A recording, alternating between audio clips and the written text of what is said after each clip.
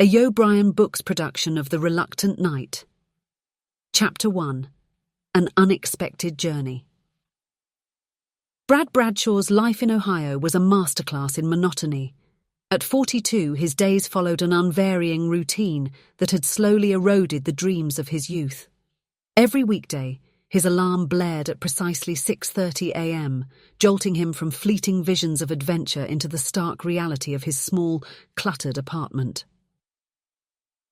The face that greeted him in the bathroom mirror each morning was a far cry from the eager young man he once was. Brad's once thick brown hair had thinned considerably, with streaks of grey prominently visible at his temples. Tired blue eyes, framed by deepening crow's feet, peered back at him from behind wire-rimmed glasses that had become a permanent fixture on his face in recent years. The youthful spark that once danced in those eyes had long since faded, replaced by a dull resignation to his mundane existence. By 7:15, Brad would be in his decade-old sedan, his slightly rounded frame squeezed into a suit that had grown a bit too tight over the years. He'd battle morning traffic to reach Midwest Mutual Insurance, the same route he'd taken for the past 15 years. The familiarity of the journey was both comforting and suffocating, a daily reminder of the rut his life had become. At work, Brad's days blurred together in a monotonous haze of paperwork and polite small talk. He'd spend 8 hours in a grey cubicle, processing claims and filling out endless forms. The fluorescent lights buzzed overhead, a constant companion to the monotonous clicking of keyboards and muffled phone conversations, casting an unflattering glow that seemed to emphasize the pallor of his skin, a testament to long hours spent indoors. Lunch was always at 12:30, a brief respite from the tedium. Brad would eat at his desk, his fingers, once calloused from rock climbing in college, now soft from years of typing. As he mechanically chewed his sad sandwich or microwaved meal, he'd scroll through travel blogs and fantasy forums, small windows into the worlds of adventure he longed to experience. These moments were bittersweet, offering a tantalizing glimpse of what could be, while simultaneously reminding him of how far he'd strayed from his youthful aspirations. Evenings and weekends, once filled with promise and possibility, now offered little respite from the monotony. Brad's after-work routine was as predictable as his daytime one. He'd stop by the local grocery store, his shoulders slightly hunched from years of desk work, picking up another frozen dinner and perhaps a 6-pack of cola. The cashiers knew him by name, their friendly greetings a mix of warmth and pity that Brad pretended not to notice. At home, Brad would microwave his dinner and eat it in front of the television, the drone of reality shows providing a numbing background to his thoughts. He'd occasionally flip through a fantasy novel or jot down ideas for stories he never seemed to start, the creative spark that once burned brightly now reduced to a faint flicker. Saturdays were for chores, laundry, cleaning, paying bills. The methodical nature of these tasks provided a sense of accomplishment, however small. On Sundays, he'd sometimes venture to the local park, watching families and couples enjoy the day, feeling like an outsider in his own life. He'd find himself envying the energy of the joggers passing by, remembering a time when he too had been fit and active. The weight of missed opportunities and unfulfilled potential seemed to press down on him, heavier with each passing week. Beneath this mundane exterior, Brad's unfulfilled dreams simmered. As a boy, he'd imagined himself as an explorer, discovering hidden temples in dense jungles or scaling treacherous mountain peaks. He'd dreamed of writing fantasy novels, crafting worlds filled with mystery and wonder. In college, he'd even planned to backpack across Europe, but the realities of student loans and job hunting had quickly derailed that ambition. Now those dreams felt impossibly distant, like faded photographs of a life he might have lived. Brad had a folder hidden in his desk drawer labelled Adventure Fund, but it contained more dust than dollars. He'd occasionally browse travel websites or writing workshops, his finger hovering over the Book Now button before reality inevitably pulled him back.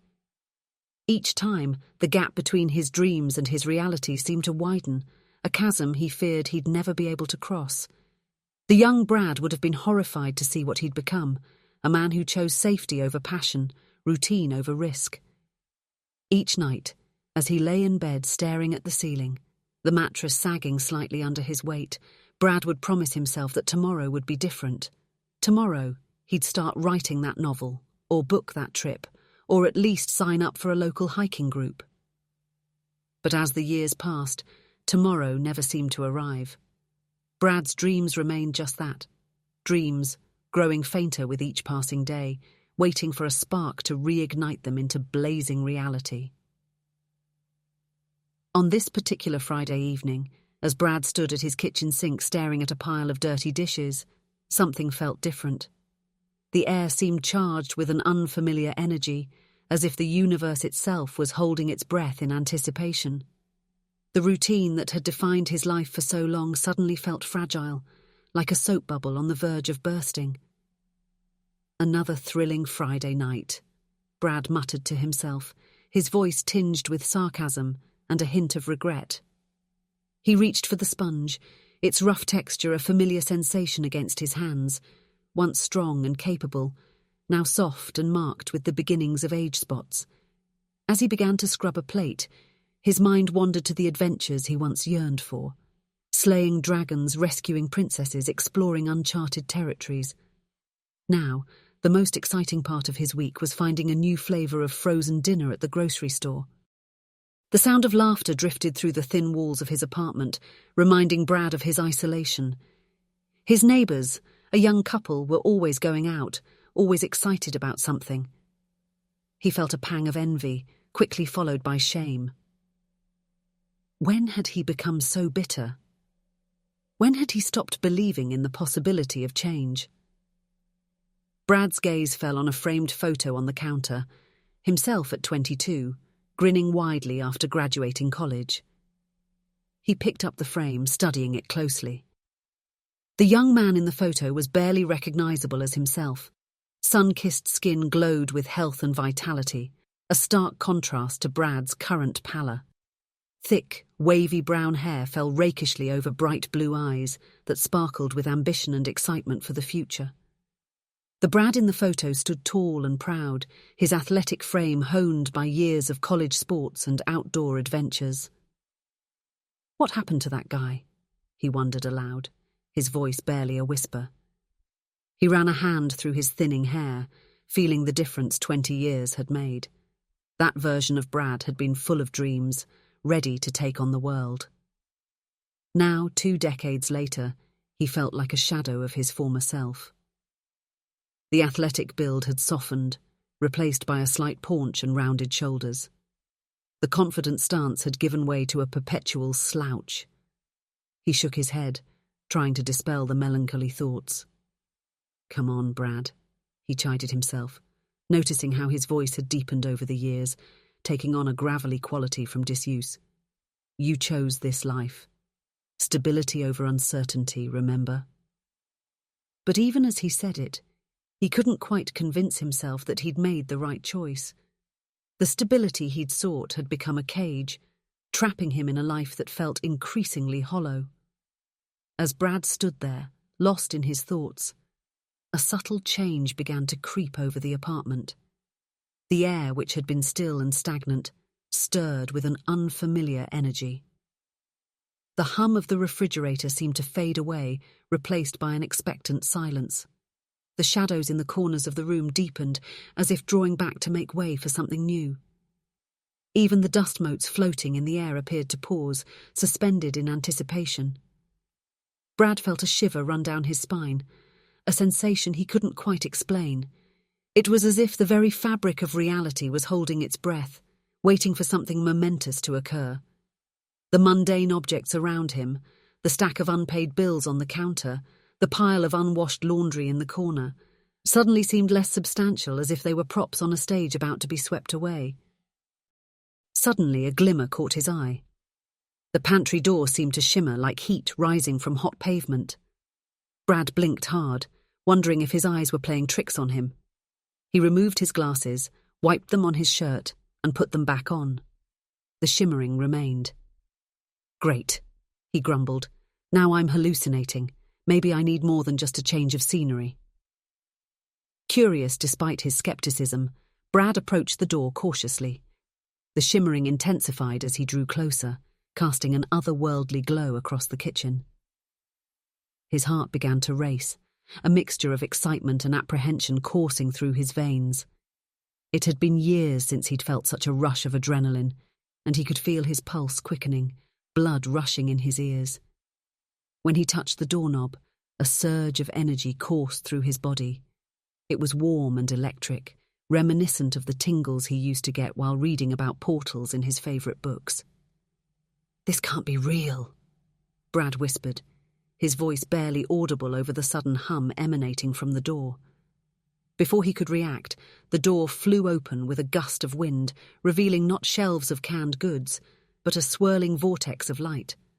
The vortex pulsed with vibrant colours, blues, purples and golds, intertwining in a mesmerising dance. Brad's eyes widened in disbelief, his mind struggling to comprehend what he was seeing. He felt a familiar ache in his eyes, the kind he used to get after staring at his computer screen for too long, but this time it was from the intensity of the light before him. "I must be dreaming," he said aloud, pinching himself hard. The pain was real and the portal remained. Part of him wanted to slam the door shut, to return to the safety of his mundane life, but a long-dormant spark had ignited within him, a yearning for the unknown that he thought he'd lost decades ago. He felt a warmth in his chest, a feeling he hadn't experienced in years. Hope. Time seemed to stand still as Brad stood before the portal, his mind racing. What lay beyond? Was this the adventure he'd always dreamed of, or a dangerous hallucination? The rational part of his brain screamed at him to call for help, to ignore this impossibility and go back to his safe, predictable life. But another voice, one he hadn't heard in years, whispered of possibilities. It reminded him of the joy he'd felt as a child, imagining fantastic worlds and heroic quests. It spoke of second chances, and the opportunity to become the person he'd always wanted to be. This voice grew stronger, drowning out the cautious whispers of his rational mind. Brad's heart pounded in his chest as he wrestled with the decision. The safe choice would be to close the door, forget this ever happened, and go back to his normal life. He had a job, a home, a routine. It wasn't exciting, but it was secure. What if he stepped through and couldn't come back? What if he was walking into danger? Yet, as these fears swirled in his mind, another thought emerged. What if this was his only chance to escape the monotony that had become his life? He thought of all the adventures he'd dreamed of, all the stories he'd longed to be a part of. If he turned away now, would he spend the rest of his life wondering what might have been? The weight of years of regret and missed opportunities pressed down on him. Brad realised that the real danger wasn't in stepping through the portal. It was in staying behind, in continuing to live a life that had long since lost its lustre.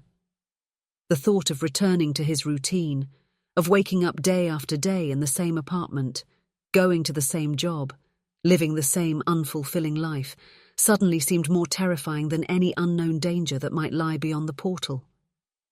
Brad tried to back away, his rational mind making one last attempt to assert control. But an invisible force pulled him forward, growing stronger with each passing second. His feet slid across the linoleum floor as he fought against the pull, his worn slippers offering little traction. "No, wait! I'm not ready!" Brad cried out, a mix of fear and exhilaration in his voice. He grabbed onto the doorframe, his knuckles turning white with the effort. But the force was too strong, and his grip began to slip. He could feel the strain in his arms, muscles long unused to such exertion protesting against the sudden demand.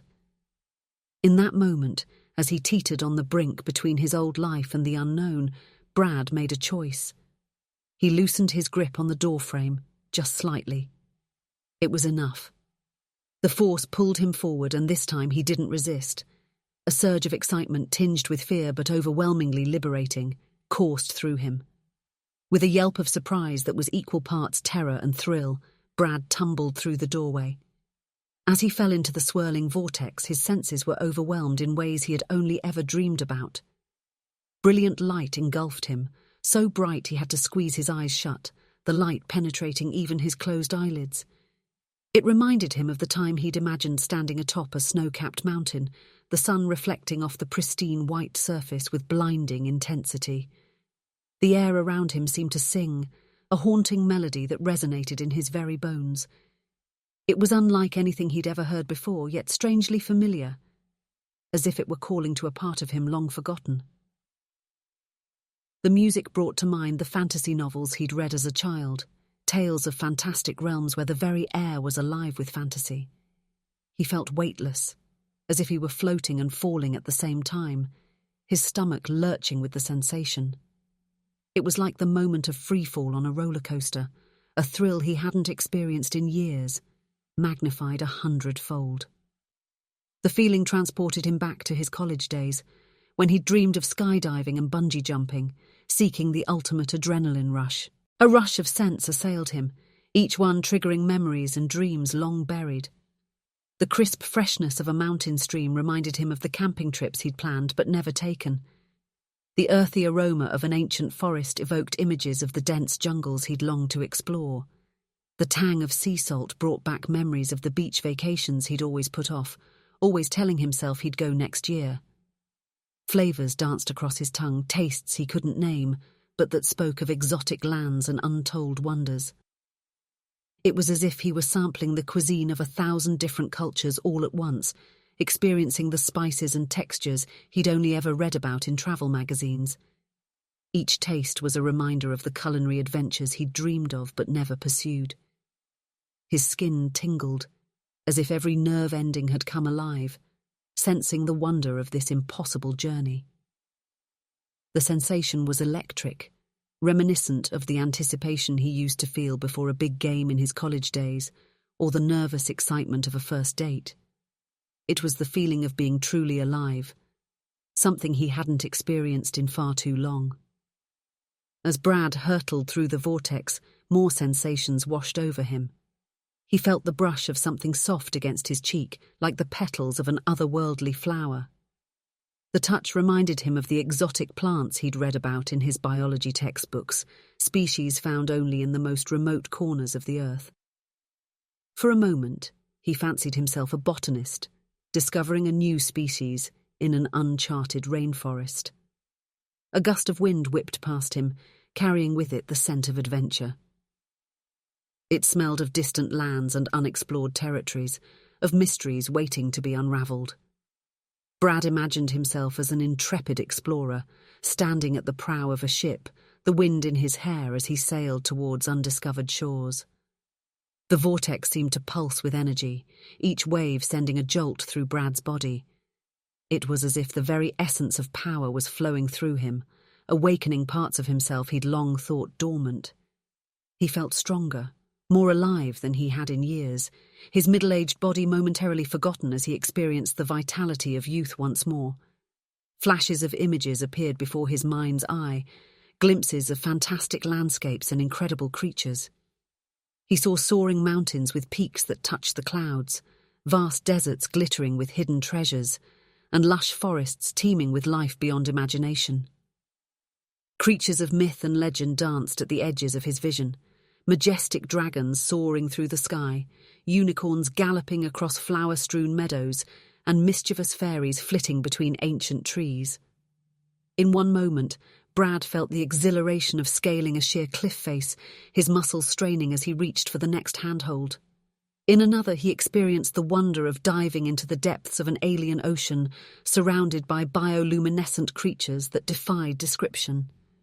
Each sensation was a vivid reminder of the adventures he'd always longed for but never dared to pursue.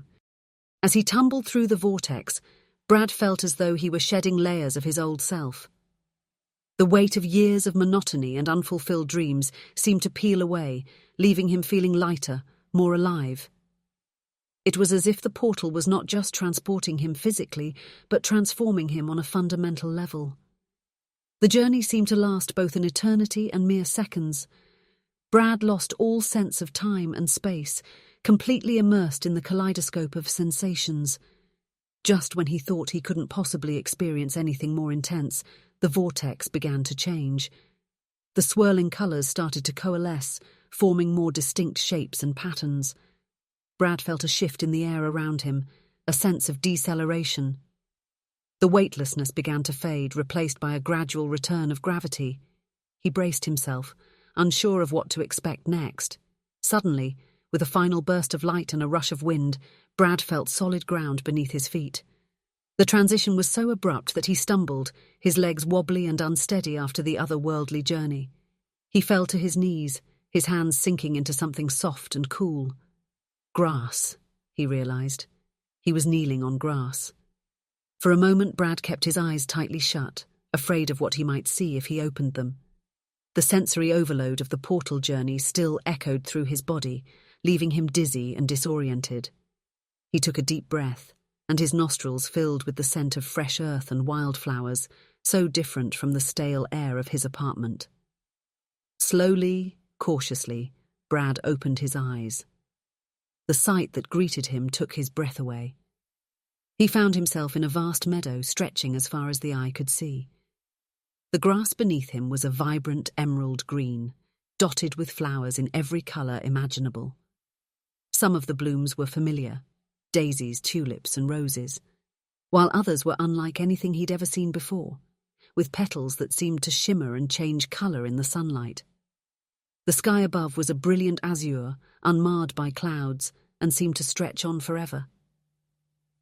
2 suns hung in the sky, one a familiar golden orb, the other smaller and with a faint bluish tinge.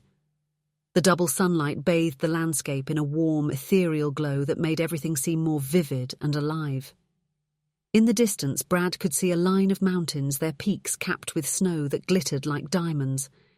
To his left, a forest of impossibly tall trees swayed gently in a breeze he couldn't feel, their leaves a mix of familiar greens and otherworldly purples and silvers.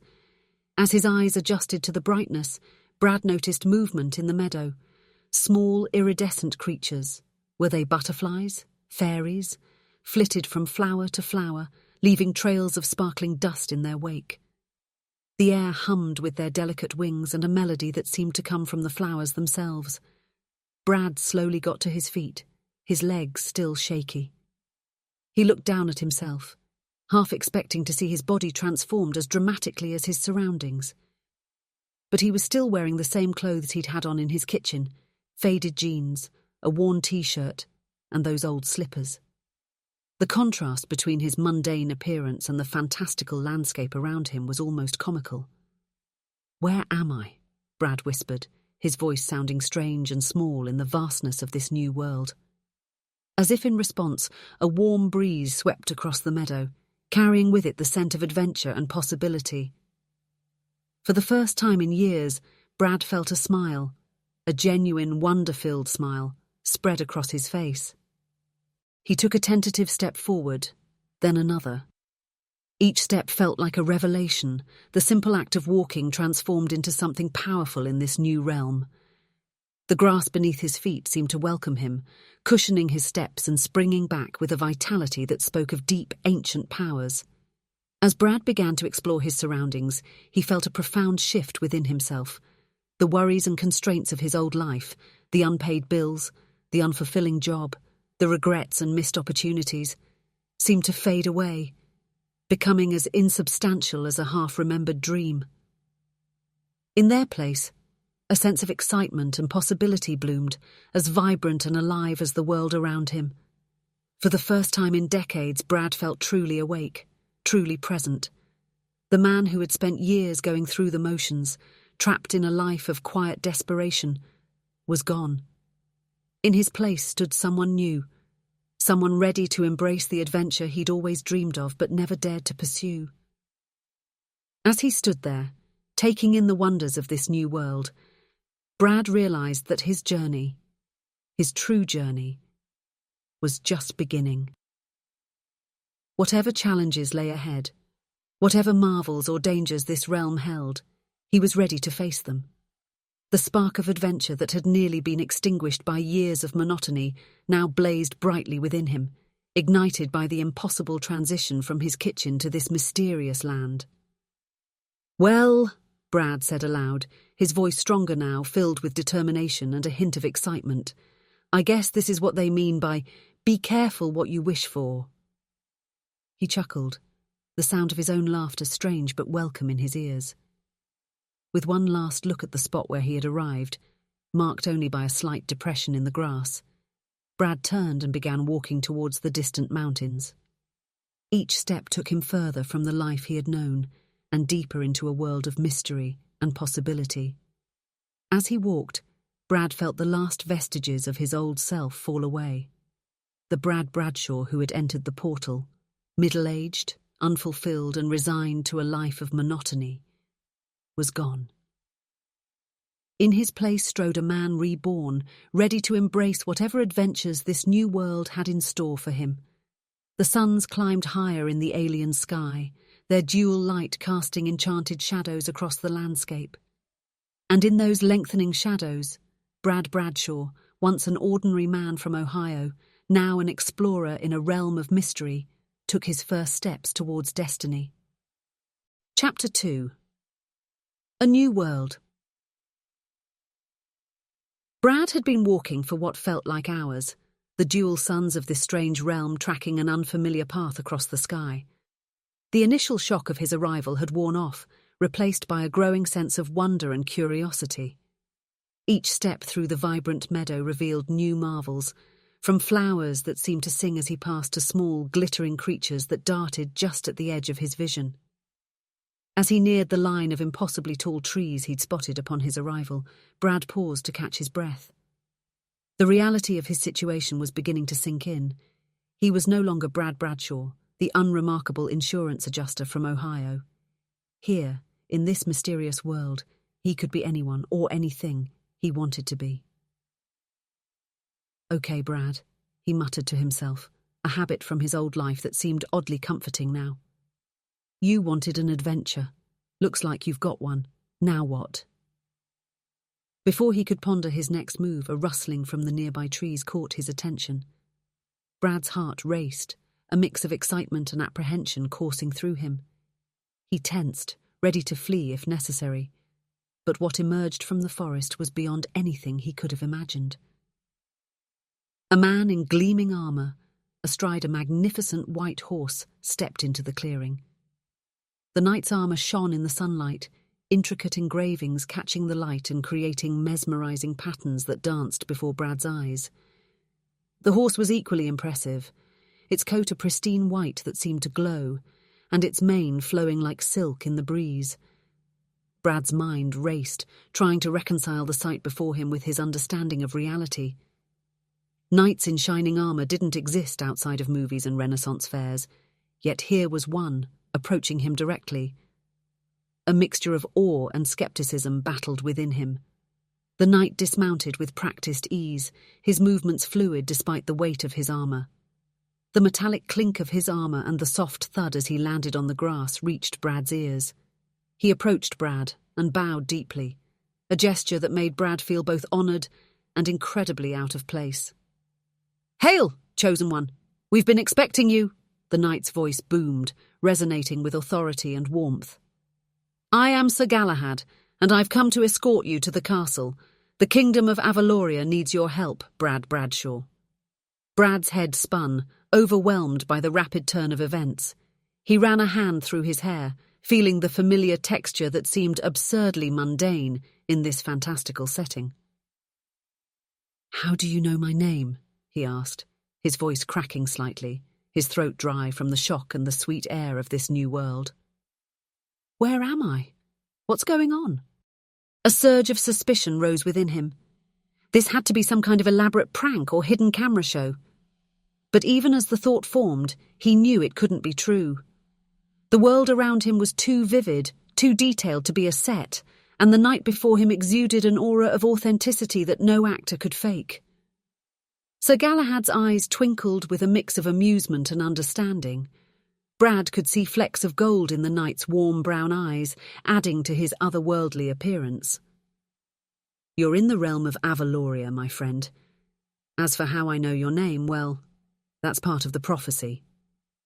"Prophecy," Brad echoed, his confusion deepening. The word felt foreign on his tongue, like something from a fantasy novel rather than his real life. "What prophecy? And what's Avaloria? Is this..." Am I in some kind of fantasy world? The knight chuckled, a warm, rich sound that somehow put Brad at ease despite his bewilderment. It reminded him of the comforting laugh of a kind uncle, a sound he hadn't heard in years. I suppose from your perspective it might seem so. Avaloria is a realm parallel to your own, separated by a thin veil of mystery. And you, Brad Bradshaw, have been foretold to be our saviour. Brad's mind reeled, trying to process this information. The world seemed to spin again, and he steadied himself against a nearby tree, feeling its rough bark beneath his fingers. But that's impossible. I'm just an ordinary guy. I work in insurance, for crying out loud. There must be some mistake. As he spoke, Brad felt a pang of something unexpected. Disappointment. For a brief moment he had allowed himself to believe in the impossible, to imagine that he might be special, destined for something greater than his mundane existence. The rational part of his mind quickly squashed that notion, but the feeling lingered. Sir Galahad's expression softened, his voice taking on a gentler tone that seemed to wrap around Brad like a warm blanket. There's no mistake, lad. The prophecy speaks of a man from another world, one who has lost his way but carries within him the spark of greatness. It speaks of you, Brad. The knight's face grew solemn as he continued. The prophecy was made centuries ago by our greatest seer, Cassandra. She foresaw a time when Avaloria would face its darkest hour, threatened by forces that could unravel the very fabric of our world. But she also saw hope, a champion from another realm who would arrive in our time of need, wielding a power long forgotten in Avaloria. Brad listened, his skepticism warring with a growing sense of fascination. What kind of threat? He asked, his curiosity getting the better of him. And what power? Sir Galahad's eyes darkened, and Brad could see a flicker of fear pass across the knight's face. Avaloria is in grave danger, he said, his voice heavy with concern. A great darkness threatens our land, and it comes in two forms, intertwined in their malevolence. Brad listened intently, trying to process this information as Galahad continued. The first threat is known as the Void, a malevolent force that seeks to consume all light and life. It has been growing in strength for years, corrupting the land and twisting creatures to its will. Even now it spreads like a cancer at the edges of our kingdom, turning lush forests into wastelands and clear streams into rivers of darkness. The knight's words painted a vivid picture in Brad's mind, and he shuddered involuntarily.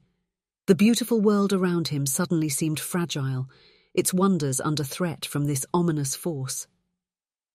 But the Void does not act alone, Galahad added, his expression grim. It has found a powerful ally in Infernus, our once great protector dragon. The Void has corrupted Infernus, turning him against us. Now, the Void and Infernus work in tandem, posing a terrible threat to Avaloria. The dragon's immense power, once used to safeguard our realm, has become a weapon of destruction in service of the Void. Brad's mind reeled at the thought of facing not only an abstract force of darkness, but also a corrupted dragon. He swallowed hard, finding his voice. And I'm supposed to stop both the Void and Infernus. Sir Galahad nodded solemnly. The prophecy speaks of you awakening a power that has been lost to our world for generations. It is said that you will wield the legendary sword Excalibur, channeling its power to push back the darkness of the Void, defeat and potentially redeem Infernus, and restore balance to Avaloria. The weight of expectation settled on Brad's shoulders like a physical burden. He looked at his hands, trying to imagine them wielding a legendary sword against such formidable foes. The task ahead seemed impossible, yet a small part of him thrilled at the challenge. But why me? Brad insisted, his voice a mix of desperation and disbelief. He could feel his heart pounding in his chest, each beat echoing in his ears. I'm not a hero. I don't know the first thing about being a superhero or saving kingdoms, let alone fighting dragons or abstract evil forces. As he spoke, Brad realized he was voicing not just his doubts about this strange situation, but the insecurities that had plagued him for years. He had always felt ordinary, unremarkable, destined for a life of quiet mediocrity.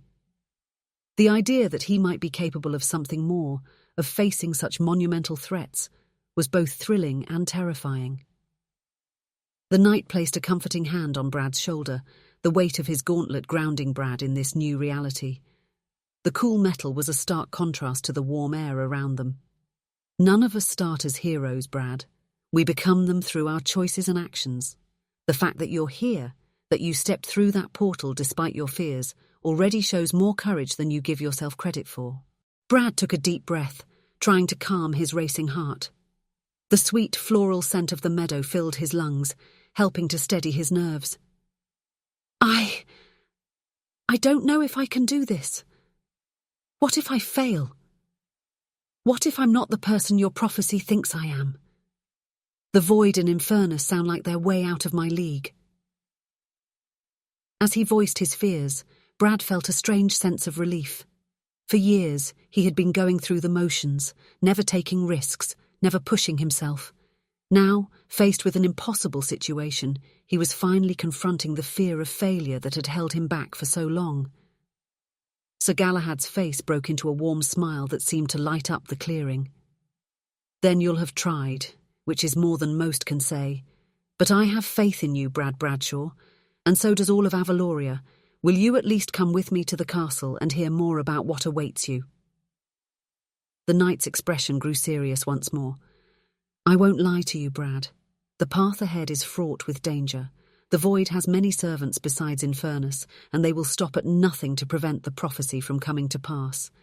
You will face challenges that will test not just your strength and courage, but your very soul. But know this, if you succeed, you will save not just Avaloria, but countless other realms that stand in the path of the void and its draconic ally. Brad looked around once more at the breathtaking landscape, then back at the patient knight.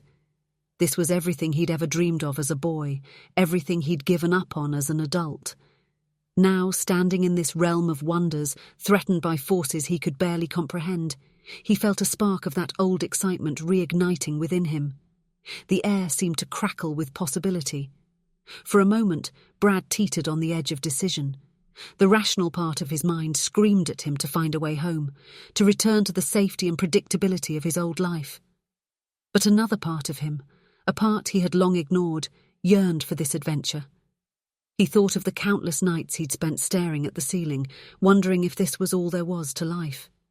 Here was a chance to find out if he was capable of more, if he could truly make a difference in the face of such overwhelming odds. I suppose I will, Brad said, his voice small but steady. It's not like I can go back to doing the dishes now, can I? And if there's even a chance I can help stop the void and Infernus, I should at least try. As he spoke the words, Brad felt something shift inside him. It wasn't acceptance, not yet, but a willingness to suspend his disbelief, to open himself up to the possibility that this might be real. And with that willingness came a flicker of determination. If there was even a chance that he could make a difference, that he could save this beautiful world and others from the threat of the void and its corrupted dragon ally, didn't he owe it to himself and to Avaloria to try? Sir Galahad let out a hearty laugh that seemed to shake the very trees around them. That's the spirit. Adventure awaits, my friend. And who knows, you might surprise yourself with what you're capable of when faced with the challenges posed by the void and Infernus. The knight chuckled and helped Brad climb onto the horse behind him. Brad could feel the animal's warmth and the powerful muscles beneath its coat. The saddle creaked slightly as he settled into it, the leather smooth beneath his hands. As they set off towards the castle, Brad couldn't help but feel a mix of terror and exhilaration. He had no idea what challenges lay ahead, what horrors the void might unleash, or what destruction Infernus might wreak, but for the first time in years, he felt truly alive. As Sir Galahad's horse carried them through the lush meadow, Brad's senses were overwhelmed by the mysterious world around him. The rhythmic clip-clop of the horse's hooves on the soft earth created a soothing melody, punctuated by the occasional snort or whinny. The wind rushed past his ears, carrying with it a symphony of nature sounds, the rustling of leaves, the chirping of unfamiliar birds, and the distant babble of a stream. With each passing moment, Brad found himself becoming more attuned to the world around him. The colours seemed brighter, the scents more vivid, the sounds clearer than anything he had experienced before. It was as if his senses, dulled by years of monotony, were finally awakening. Yet, even as he marvelled at the beauty of Avaloria, he couldn't shake the lingering dread of the threats posed by the void and Infernus. Suddenly, a flash of iridescent light caught his eye, so bright it momentarily dazzled him. "Sir Galahad, what was that?" Brad asked, pointing to a nearby cluster of flowers, his voice filled with wonder and a hint of trepidation. The knights slowed their mount, allowing Brad a better look. The horse's gait changed, and Brad could feel the shift in its muscles beneath him. "Ah, those are lumina blossoms. Watch closely." As they observed, tiny fairy-like creatures emerged from the flowers.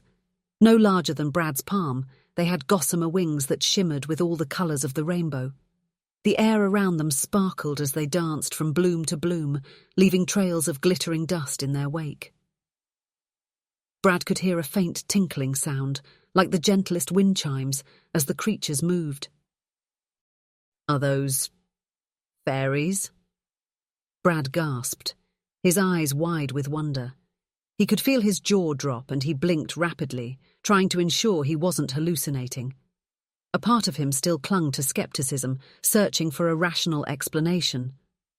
Perhaps they were some kind of exotic insect, or a trick of the light. But as he watched the luminites dance through the air, leaving trails of sparkling light in their wake, he felt his doubts beginning to crumble. Sir Galahad nodded, smiling. "Luminites, we call them. They tend to the mysterious flora of Avaloria. Their power helps the plants grow and flourish." His expression darkened slightly as he added, "They're also among the first to feel the effects of the void's corruption. In areas where the void's influence is strong, the luminites' light dims, and the plants they tend wither and die. And where Infernus has passed, not even ashes remain of these delicate creatures." Brad watched, mesmerised, as one of the luminites fluttered closer to them. He could feel the slight disturbance in the air as its tiny wings beat rapidly. The creature regarded him with curious eyes that seemed to hold the wisdom of ages, despite its diminutive size. Then, with a playful twirl that left a spiral of sparkling dust in the air, it darted back to its floral home. As they continued their journey, a low, melodious hum filled the air. The sound seemed to resonate within Brad's very bones, a haunting melody that spoke of ancient power and timeless mysteries. From behind a copse of trees, a creature that looked like a cross between a deer and a unicorn emerged. Its coat was a soft lavender that seemed to shimmer in the dappled sunlight filtering through the leaves.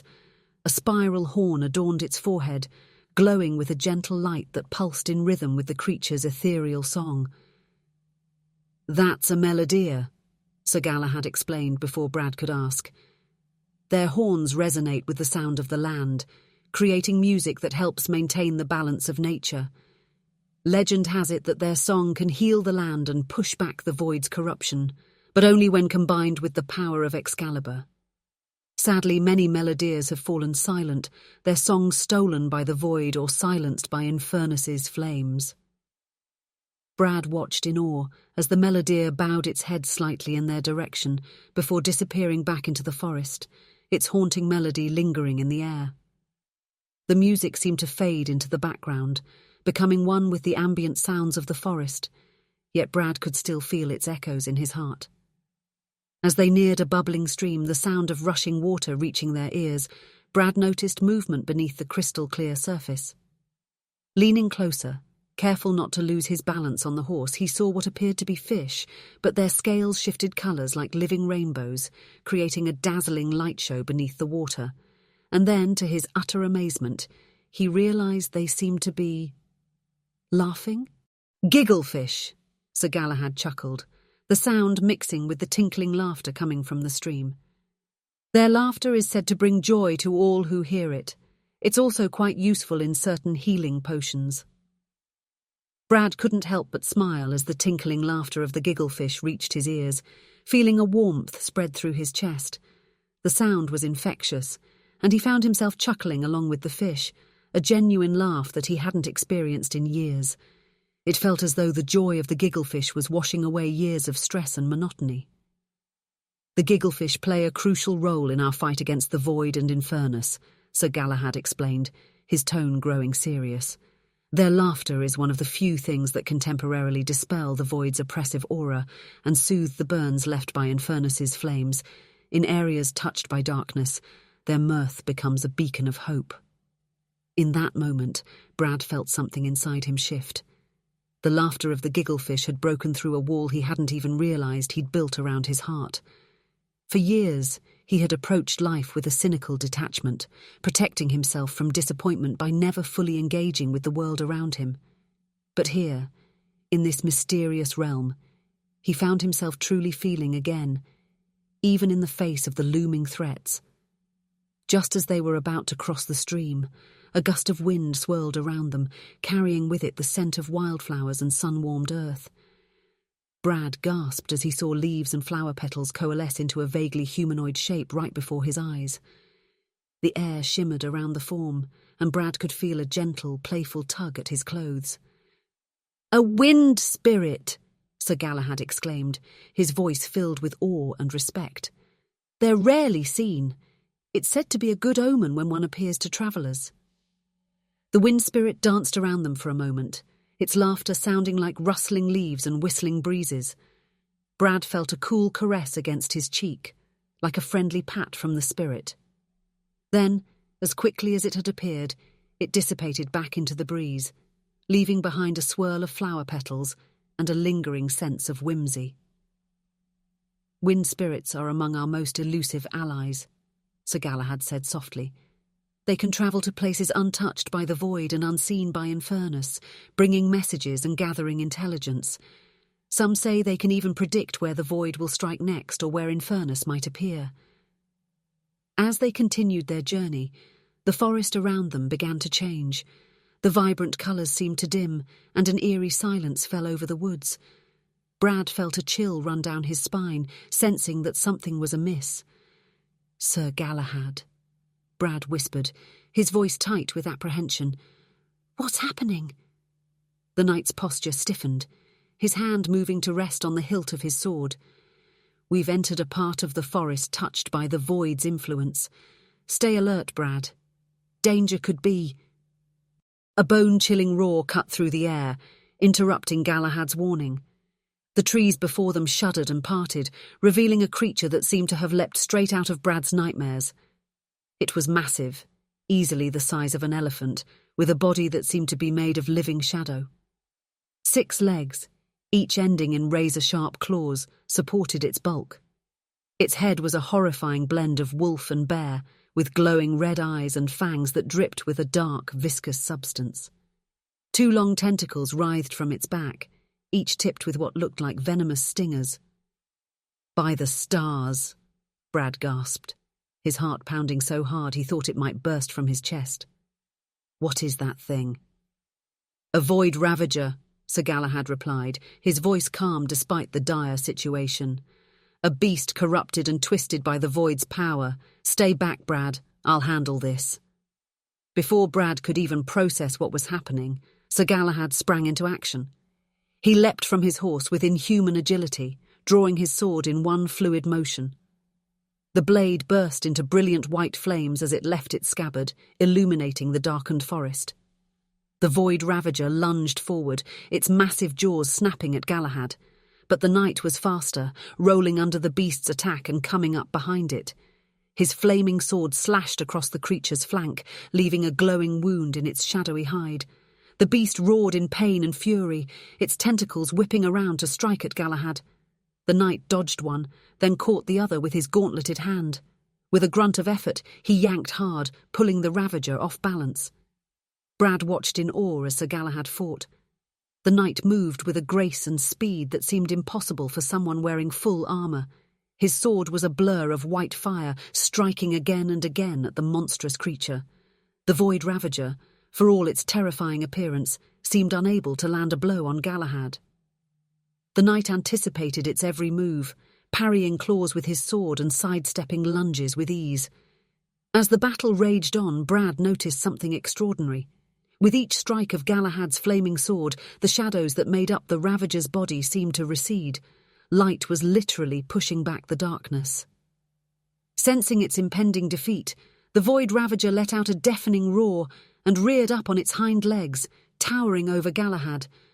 For a heart-stopping moment, Brad thought the knight would be crushed. But Sir Galahad stood his ground. As the beast came crashing down, he thrust his sword upward with all his might. The flaming blade pierced the Ravager's chest, sinking deep into its shadowy form. There was a blinding flash of light, and Brad had to shield his eyes. When he looked again, the Void Ravager was gone. In its place was a small, ordinary-looking wolf, looking dazed but no longer monstrous. Sir Galahad knelt beside the wolf, gently placing a hand on its head. "Rest easy, friend. The Void's taint is gone. You're free now." As the wolf loped away into the forest, Galahad turned back to Brad, sheathing his sword. The flames extinguished as the blade slid home, and the forest seemed to brighten, as if a dark veil had been lifted. Brad stared at the knight, his mouth agape. That was incredible," he managed to stammer. "How did you... you moved so fast, and your sword... It was on fire." Sir Galahad chuckled, climbing back onto his horse. "Years of training and a touch of Avaloria's power, my friend. What you just witnessed was a small taste of the power that resides in this realm. Power that you too will learn to wield in time." As they resumed their journey, Brad's mind raced.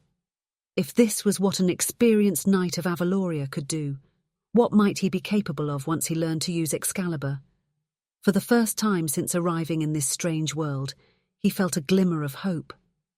Perhaps, with training and the legendary sword at his side, he might actually stand a chance against the Void and Infernus. The castle loomed ahead, and Brad straightened in his saddle, a new determination filling him. He had a long way to go before he could match Sir Galahad's skill, but he was ready to begin that journey. The path ahead would be difficult, but after what he'd just witnessed, Brad knew that with the right training and tools, even the impossible could be overcome. As they continued towards the castle, Brad's mind was reeling from all he had seen. The mysterious creatures of Avaloria were more wondrous, fantastic and mysterious than anything he had ever imagined in his wildest dreams. Every sense was engaged. The vibrant colours that seemed more vivid than any he'd seen before, the symphony of beautiful sounds that surrounded them, the myriad of new scents that told of unknown flora and fauna, the feel of the mystical air against his skin, and even the taste of power that seemed to linger on his tongue. For the first time since arriving in this strange world, he felt a genuine excitement building within him, overshadowing his fears and doubts about facing the Void and Infernus. The wonder of Avaloria was seeping into his very being, awakening a part of him that had long been dormant. With each new marvel he encountered, the walls of skepticism he had built around himself began to crumble. Brad found himself thinking back to his childhood, to the countless hours he'd spent lost in fantasy novels, imagining himself as the hero of grand adventures. Somewhere along the way he had let go of those dreams, convinced himself that mystery and wonder were childish notions best left behind. But now, surrounded by the impossible made real, he felt that long-forgotten sense of possibility stirring within him. "Sir Galahad," Brad said, his voice filled with a newfound sense of wonder and determination, "I think I'm starting to understand why this place needs protecting. It's incredible. It's like every fantasy I ever had as a kid has come to life. But it's so much more vibrant, so much more real. The thought of the Void and Infernus destroying all this, it's unthinkable." The knight nodded approvingly, and Brad could hear the smile in his voice. "Indeed it is, Brad, and that's just a small taste of the wonders Avaloria holds. Every creature, every plant, every gust of wind has its place in the delicate balance of our world. The Void and Infernus threaten to upset that balance, to extinguish the very essence of what makes Avaloria special. Are you ready to learn more about your role in safeguarding this realm from these twin threats? Brad took a deep breath, inhaling the powerful air of Avaloria. He could feel the excitement coursing through his veins, mingling with the lingering trepidation. But now, having witnessed the marvels of this world, he felt more resolved than ever. The doubts that had plagued him earlier began to recede, replaced by a growing sense of purpose. "I think I am," he replied, his voice stronger and more confident than before. I still have 1,000 questions, and I'm not entirely sure I believe all of this is real. But if there's even a chance that I can help protect something this beautiful, this majestic from the void and Infernus, I want to try." Sir Galahad reached back and clasped Brad's shoulder, the gesture both reassuring and proud. "That, my friend, is the first step on the path of a true hero. Doubt is natural, but the willingness to act in spite of it is what sets champions apart. The road ahead will be difficult, fraught with dangers from both the void and Infernus, but you won't face these challenges alone." As Brad pondered these words, his eyes fixed on the castle ahead, eager to discover what other marvels awaited him in this mysterious world. The imposing structure loomed larger as they approached, its grandeur both awe-inspiring and intimidating. Spires of gleaming white stone reached towards the sky, adorned with fluttering banners in rich hues of blue and gold. The afternoon sun caught on stained glass windows, sending cascades of coloured light dancing across the castle walls. Brad could hear the distant sound of trumpets, their clear notes carrying on the wind, heralding their arrival. The music stirred something within him, a sense of anticipation and importance that he had never felt before. For a moment he allowed himself to imagine that he truly was the hero of this story, arriving at the castle to fulfill some grand destiny, to stand against the void and Infernus and save this wondrous realm. Then, just as quickly, self-doubt crept back in. Who was he to think he could be a hero? He was just Brad Bradshaw, an unremarkable insurance adjuster from Ohio. What could he possibly offer this mighty realm in its fight against such formidable foes?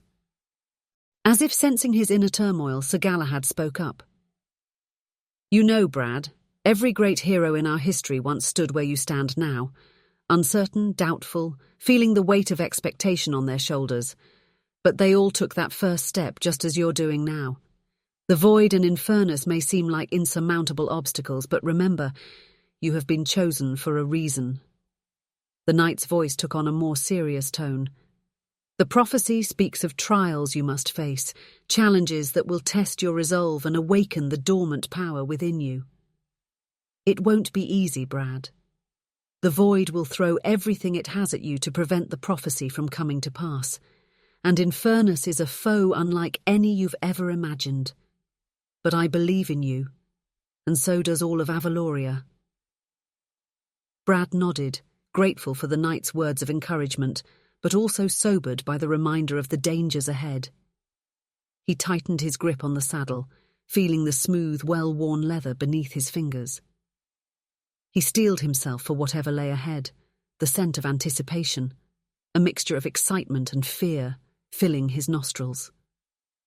Whether he was ready or not, his great adventure had begun. The taste of destiny, sweet and terrifying, lingered on his tongue as they approached the massive gates of Avaloria Castle. Brad realized that, ready or not, he had already made his choice. By stepping through that portal in his kitchen, by choosing to come to the castle instead of seeking a way home, he had set foot on a path from which there was no turning back. As they reached the castle gates, Brad marvelled at the intricate carvings that adorned the massive wooden doors. Dragons and unicorns, knights and sages, all interwoven in a tapestry of wooden artistry that seemed to move and shift as he looked at it. He could almost hear the whispers of the epic tales these carvings represented, stories of bravery, wisdom, and destiny that now, somehow, included him. "These carvings tell the history of Avaloria," Sir Galahad explained, noticing Brad's fascination. "See there? That's the first battle against the void centuries ago, and that's the forging of Excalibur, The sword you're destined to wield against both the void and Infernus, Brad. Brad's eyes widened as he took in the image of a gleaming sword, its blade seeming to glow even in the wooden carving.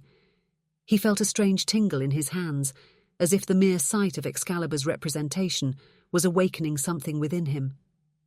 For a moment he could almost feel the weight of the legendary sword in his grip, could almost see himself standing against the darkness of the void and the fiery might of Infernus. The gates swung open silently, the well-oiled hinges barely making a sound, revealing a bustling courtyard. The sudden cacophony of sounds and explosion of colours overwhelmed Brad's senses. Knights in shining armour strode purposefully across the cobblestones, their armour clinking rhythmically with each step. Servants scurried about, carrying trays of food that wafted tantalising aromas through the air. Spices Brad had never smelled before mingled with the comforting sense of freshly baked bread. Nobles in colourful attire that put peacocks to shame strolled leisurely, their soft shoes whispering against the stone as they walked. As they entered the courtyard, Brad felt the weight of countless eyes upon him. Conversations hushed as people turned to stare at the newcomer, curiosity and speculation evident in their gazes. He heard whispers of the Chosen One and prophecy rippling through the crowd. The attention made him uncomfortable, but there was also a small part of him that thrilled at the idea of being someone important, someone special, someone who might actually have the power to stand against the void and Infernus. Sir Galahad helped Brad dismount, steadying him as his legs wobbled from the long ride. The sudden shift from horseback to solid ground made Brad's head spin momentarily, and he was grateful for the knight's strong grip. "Welcome to Avaloria Castle, Brad," the knight said with a smile, his voice nearly drowned out by the bustling activity around them. "I know it's a lot to take in, but try to relax. You're among friends here, all united in the fight against the void and Infernus." Brad nodded, his eyes wide as he took in the sights around him. A group of what appeared to be court sages walked by, their robes shimmering with mysterious words and symbols that seemed to move of their own accord. The air around them crackled with arcane energy, raising the hair on Brad's arms as they passed. In a corner, a bard played a lute that seemed to float in mid-air, the music weaving visible patterns of light that danced and swirled above the mesmerized audience.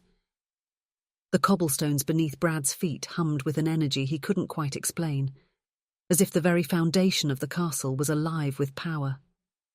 Each step he took sent tiny vibrations up through his legs, a constant reminder that he was no longer in his mundane world, but in a realm of wonder and mystery, threatened by forces of darkness and chaos.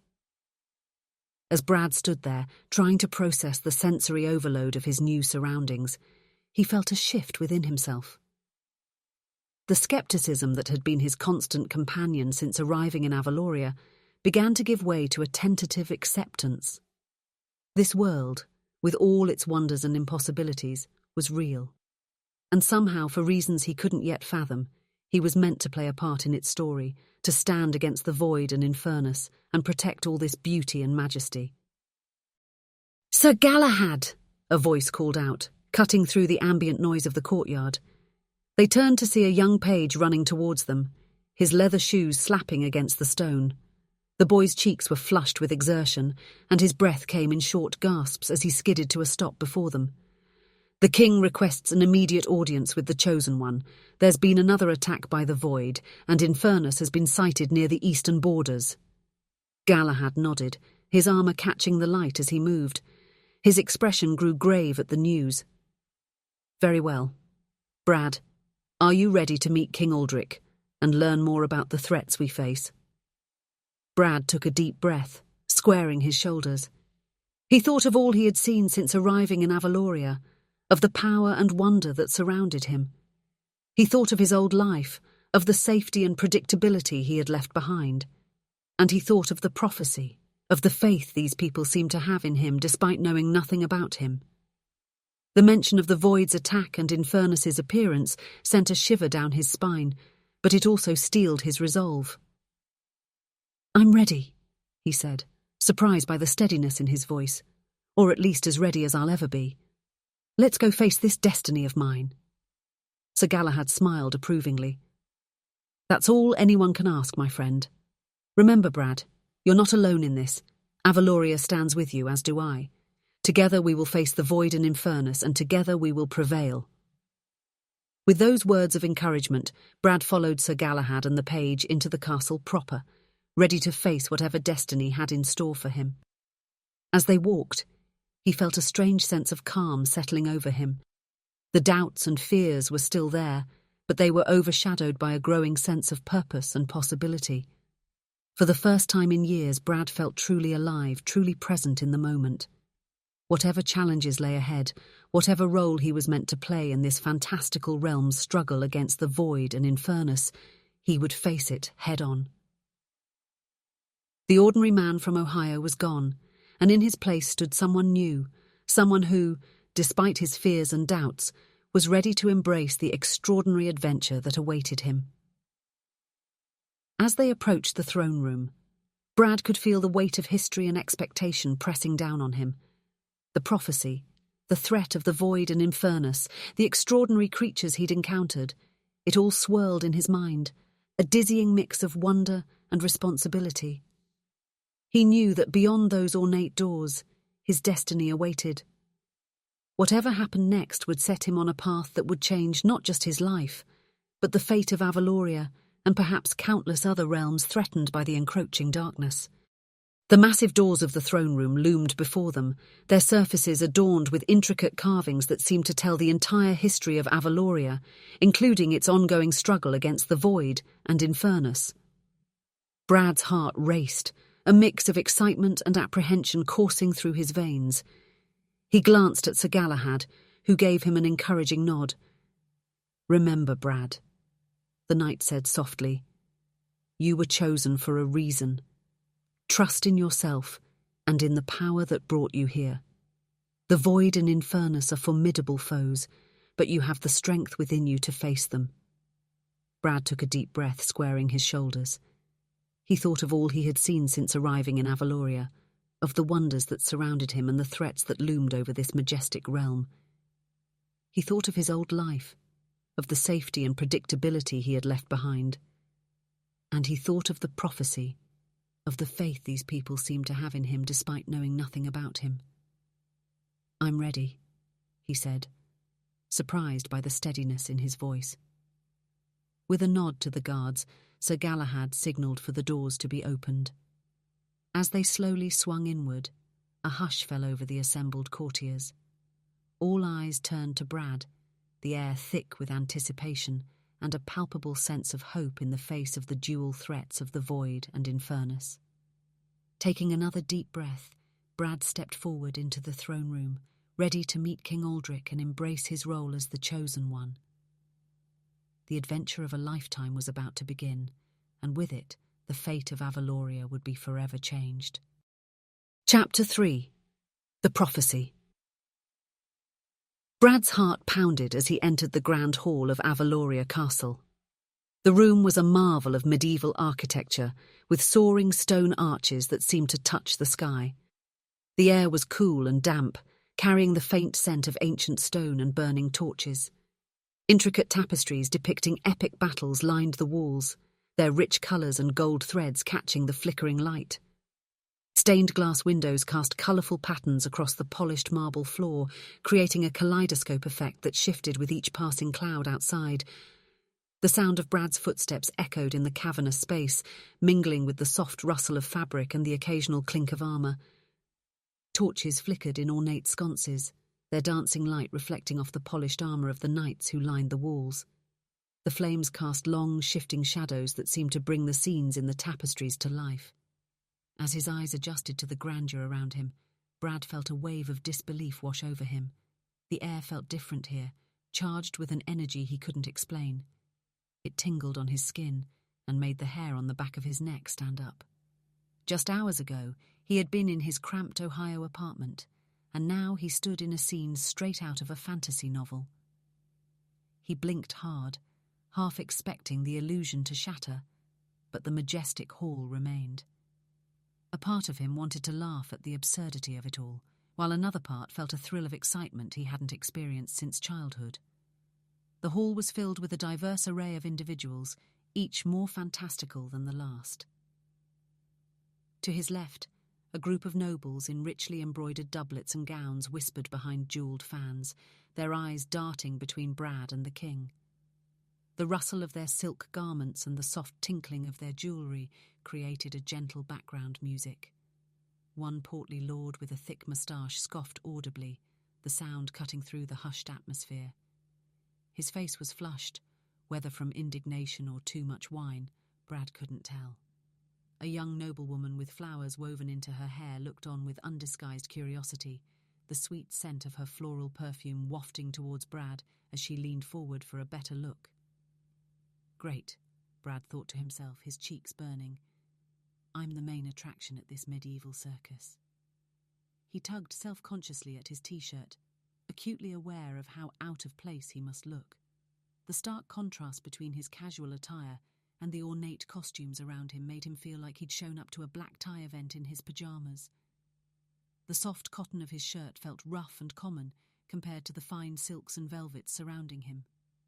On the right, a contingent of battle-hardened knights stood at attention, their scarred faces a stark contrast to the polished armour they wore. The knights' armour gleamed in the torchlight, each piece a work of art in its own right.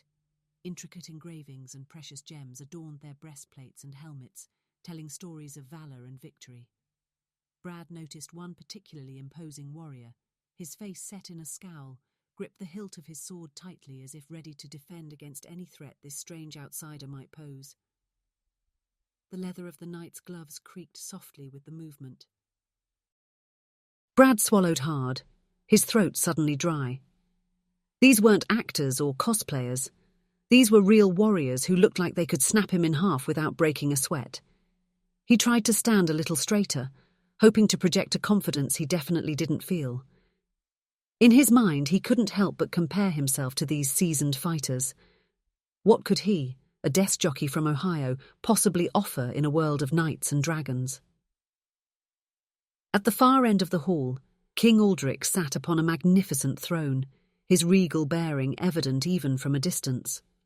The throne itself was a marvel, carved from a single piece of what looked like crystal.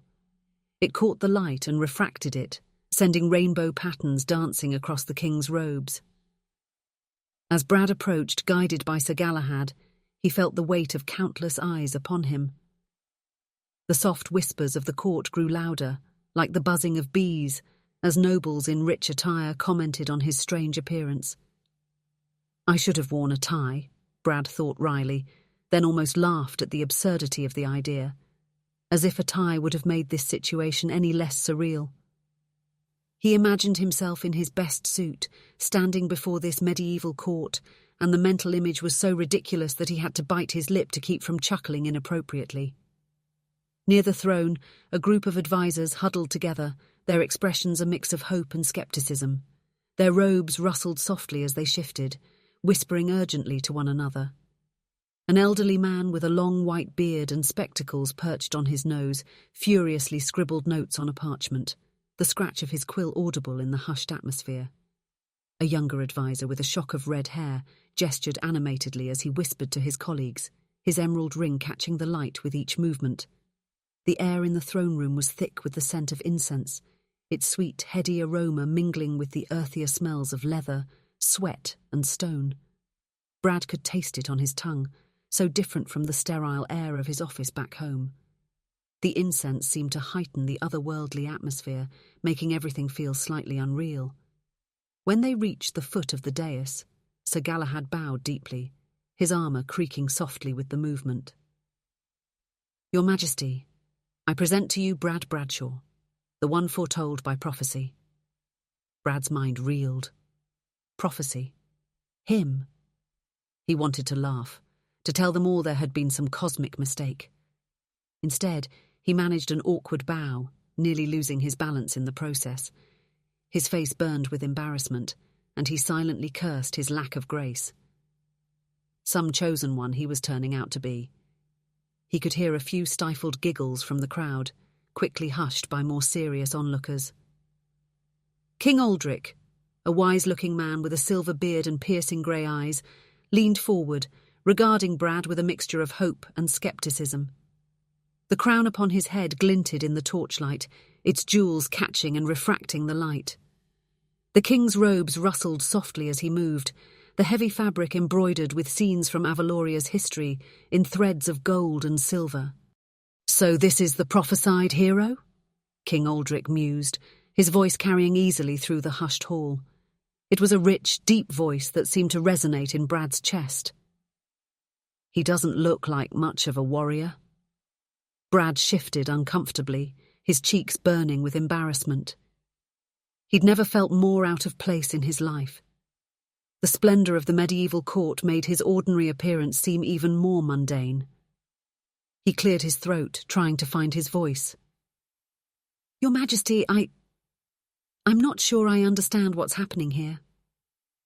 His voice sounded small and uncertain in the vast hall, so different from the confident tones of the king and Sir Galahad. In one corner, a group of what appeared to be foreign dignitaries stood out in their exotic attire. Their clothes were a riot of colours and unfamiliar styles, filling the air with the scent of foreign spices and perfumes. A tall, dark-skinned woman in flowing silks raised an eyebrow in interest, the bells on her headdress tinkling softly as she moved. Her companion, a short, stocky man with intricate tattoos covering his bald head, stroked his chin thoughtfully. The intricate patterns on his skin seemed to shift in the flickering torchlight, creating an unsettling illusion of movement. Brad felt like an exhibit in a zoo, with everyone studying him as if trying to determine what species he belonged to. He resisted the urge to wave awkwardly or make a bad joke, his usual coping mechanisms when feeling uncomfortable. Instead, he tried to focus on the details of the room, anything to distract him from the scrutiny of the crowd.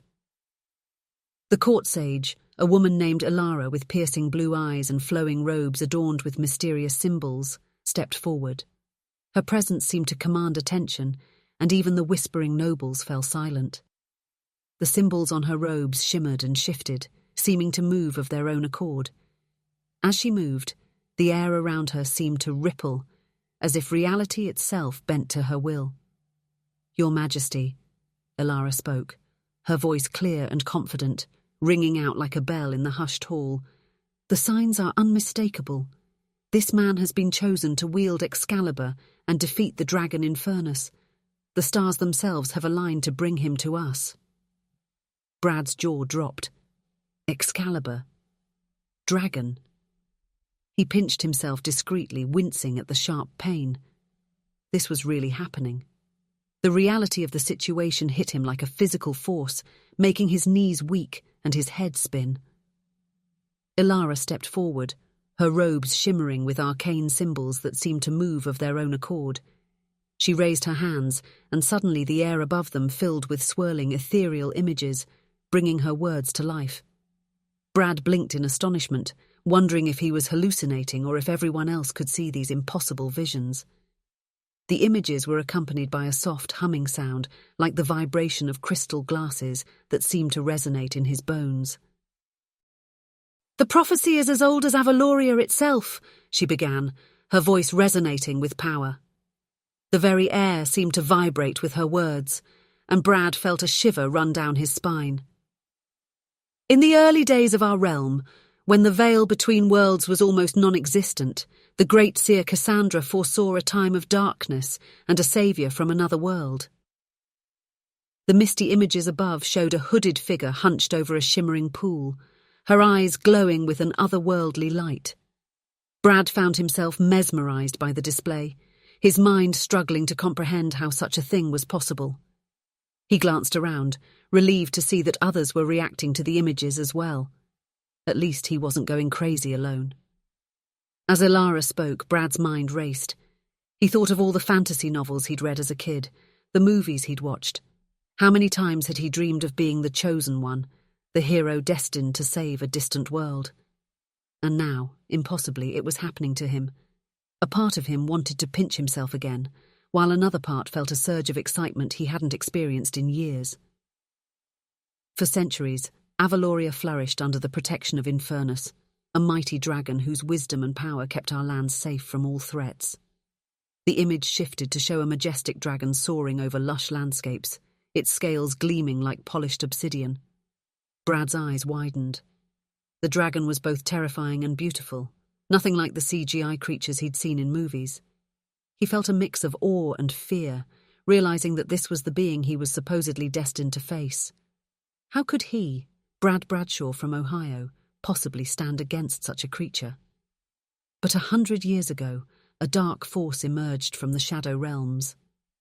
The air grew colder as the images darkened, showing writhing tendrils of blackness seeping into Avaloria. This malevolent entity, known only as the Void, sought to consume our world and all others. Brad shivered, not just from the chill in the air. The Void looked like something out of his worst nightmares, a darkness that seemed to devour light itself. He found himself taking a step closer to Sir Galahad, instinctively seeking protection. The reality of the danger facing this world began to sink in, and Brad felt a weight settle in his chest. This wasn't a game or a story. Real lives were at stake. Ilara's voice grew heavy with sorrow. Infernus, our greatest protector, confronted the Void to save our realm. The battle raged for days, shaking the very foundations of Avaloria. The mysterious display showed a titanic struggle between the dragon and a mass of swirling darkness. Brad watched, transfixed, as the battle unfolded before his eyes. He could almost hear the roar of the dragon, feel the tremors of the earth as the two forces clashed. It was like watching the most epic movie ever made, except this was real history. History he was now a part of. The enormity of it all made him feel small and insignificant. How could he possibly live up to the legacy of such powerful beings? In the end, Infernus managed to drive the Void back, but at a terrible cost. The dragon's mind and heart were corrupted by the sinister energy it had fought so valiantly against. The image of Infernus changed, its once noble form twisting into something more sinister, eyes glowing with malevolent fire. Brad felt a pang of sadness for the dragon. To go from protector to threat, corrupted by the very evil it fought against, it was a tragic fall. He wondered, with a mix of hope and trepidation, if he really could be the one to save Infernus. The idea seemed impossible, yet a small part of him yearned for the chance to try, to make a difference in a way he never could in his old life. Since that day, Infernus has been a force of destruction, its once protective flames now threatening to reduce all of Avaloria to ashes. Our greatest defender became our most fearsome enemy. The ethereal scene showed the dragon laying waste to villages and forests, leaving only scorched earth in its wake. Brad's heart raced as he watched the destruction. The enormity of the task before him began to sink in. He wasn't just being asked to save a kingdom. He was being asked to face a corrupted dragon to somehow cleanse it of this void. The very idea seemed impossible. Yet, as he looked around at the faces filled with hope and fear, he felt a strange sense of responsibility growing within him. Ilara turned her gaze directly to Brad, her eyes intense. But Cassandra's prophecy speaks of hope. It tells of a man from a world where wonder and mystery are forgotten, a man who carries within him the spark of true heroism. This man, guided by the legendary sword Excalibur, will have the power to cleanse Infernus of its corruption and restore balance to our realm. Brad felt a strange warmth in his chest at Ilara's words. A spark of true heroism. Him? He'd never thought of himself as heroic. But there was something in Ilara's voice, a certainty that made him want to believe. He thought of all the times in his life when he'd wanted to make a difference but had been too afraid to try. Could this be his chance to finally become the person he'd always wished he could be? The mysterious display shifted one last time, showing a silhouetted figure wielding a shining sword, standing before a dragon wreathed in darkness and flame. "You, Brad Bradshaw," Ilara concluded, her voice filled with conviction, "are that man. The signs are clear. Your arrival through the portal, your appearance matching the prophecy's description, even your name, Brad, which in our ancient tongue means broad sword. All of this points to you as our foretold saviour." As the fantastic images faded, a hushed silence fell over the court. The weight of history and destiny hung heavy in the air, all eyes fixed on Brad as the full magnitude of the prophecy and the task before him sank in. Brad observed the reactions rippling through the crowd. Some faces lit up with hope, while others darkened with doubt. A pair of twin girls, no more than 10 years old, peeked out from behind their mother's skirts, their eyes wide with wonder as they gazed at Brad. He could hear the soft gasps and murmurs of the crowd, feel the intensity of their stares. Brad's eyes widened, his mind struggling to process her words. "Dragon? Excalibur?" he repeated, his voice cracking slightly. "I think there's been a mistake. I'm just an ordinary guy from Ohio. I work in an office, for crying out loud." He looked around, half expecting someone to jump out and yell, "Surprise!" This had to be some elaborate prank. But the earnest faces around him, the hope and fear in their eyes, told him this was all too real. A part of him wanted to run, to find a way back to his safe, predictable life in Ohio. But another part, a part he'd almost forgotten existed, felt a thrill of excitement at the prospect of adventure. Ilara turned to him, her gaze softening with understanding. "There is no mistake, Brad Bradshaw. The ancient prophecy speaks of a man from another world who will appear in our time of greatest need. You are that man." Brad's mind raced, memories of his childhood fantasies clashing with the reality of his adult life. He'd dreamed of moments like this as a boy, imagining himself as the hero in fantastic adventures. But now, faced with the actual possibility, he felt woefully unprepared. Yet beneath the fear and doubt, a small spark of excitement began to grow. What if he could be more than just Brad from Ohio? What if he could make a real difference? King Aldrich stood, his royal robes flowing around him as he descended the steps of the dais. The soft rustle of fabric and the gentle clink of his jewelled crown filled the hushed hall. His voice resonated through the room, filled with both authority and a hint of desperation. "Our kingdom faces destruction at the claws of Infernus. This dragon, once a protector of our realm, has been corrupted by sinister energy. Its flames threaten to reduce Avaloria to ashes." When King Aldrich mentioned the threat of Infernus, a visible shudder passed through the assembly. An old knight crossed himself, muttering a prayer, while a young squire's face paled visibly. A group of merchants near the back of the hall exchanged worried glances, no doubt concerned about the impact on trade should the dragon's threat come to pass. The tension in the air was palpable, thick enough to cut with a knife. Brad felt the weight of their fear, their hope. These weren't characters in a story, they were real people facing a real threat, and somehow, impossibly, they were looking to him for salvation. The responsibility was overwhelming, but with it came a sense of purpose he'd never felt before. The king's words painted a vivid picture in Brad's mind, and he could almost hear the roar of the dragon and feel the heat of its flames. The weight of responsibility settled on his shoulders, heavy and unexpected. Yet, as he looked around at the faces filled with hope and fear, he felt a strange sense of resolve growing within him. "If you are indeed the one foretold," King Aldrich continued, now standing directly before Brad, his piercing gaze seeming to look into Brad's very soul, "you must train to become a knight and master Excalibur. Only then can you hope to defeat the dragon and save Avaloria. Will you accept this quest?" Brad's mind reeled. He looked around the grand hall, at the faces filled with hope and expectation. The air seemed to crackle with anticipation, every breath held as they waited for his response. Part of him wanted to run back to the safety of his mundane life, to the predictability of dirty dishes and TV dinners. But as he stood there, surrounded by the trappings of a world he'd only dreamed about, a long-dormant spark of adventure flickered in his heart. He thought of his life back in Ohio, of the regrets and missed opportunities. Here was a chance to be something more, to make a difference in a way he'd never imagined possible.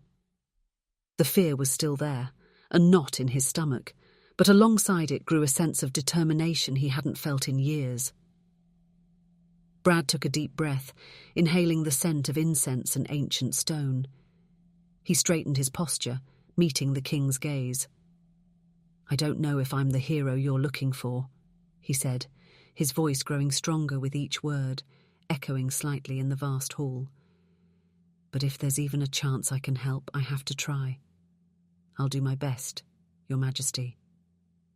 As he spoke, Brad felt something shift inside him. It wasn't confidence, not yet, but a willingness to step into the unknown. He might not be a hero, but he could at least try to become one. The thought was both terrifying and exhilarating. A collective sigh of relief swept through the hall, the sound like a gentle breeze rustling through leaves. The reactions were varied and immediate. The skeptical lord rolled his eyes dramatically, the movement almost audible in the quiet room. The curious noblewoman clapped her hands in delight, the sound sharp and clear. The grizzled knight relaxed his grip on his sword, the soft creak of leather audible to Brad's heightened senses. The twin girls bounced excitedly, tugging at their mother's dress and pointing at Brad, their excited whispers carrying in the still air. The foreign dignitaries nodded approvingly, seemingly impressed by Brad's willingness to take on such a monumental task. The advisors burst into a flurry of activity, their robes rustling as they huddled together, already beginning to plan and strategize.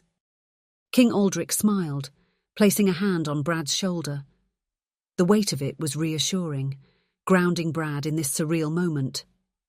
"That is all we can ask, Brad Bradshaw. Your journey begins now." As the court erupted into excited chatter, the noise level rising dramatically, Brad caught snippets of conversation. "Did you see his strange attire? Surely this must be the one. But he looks so ordinary. How can he possibly defeat Infernus? The prophecy has never been wrong before. I hope he's up to the task, for all our sakes." Brad felt a mix of terror and exhilaration. He had no idea what challenges lay ahead, but for the first time in years, he felt truly alive. The ordinary man from Ohio was about to embark on an extraordinary adventure, one that would test him in ways he could never have imagined.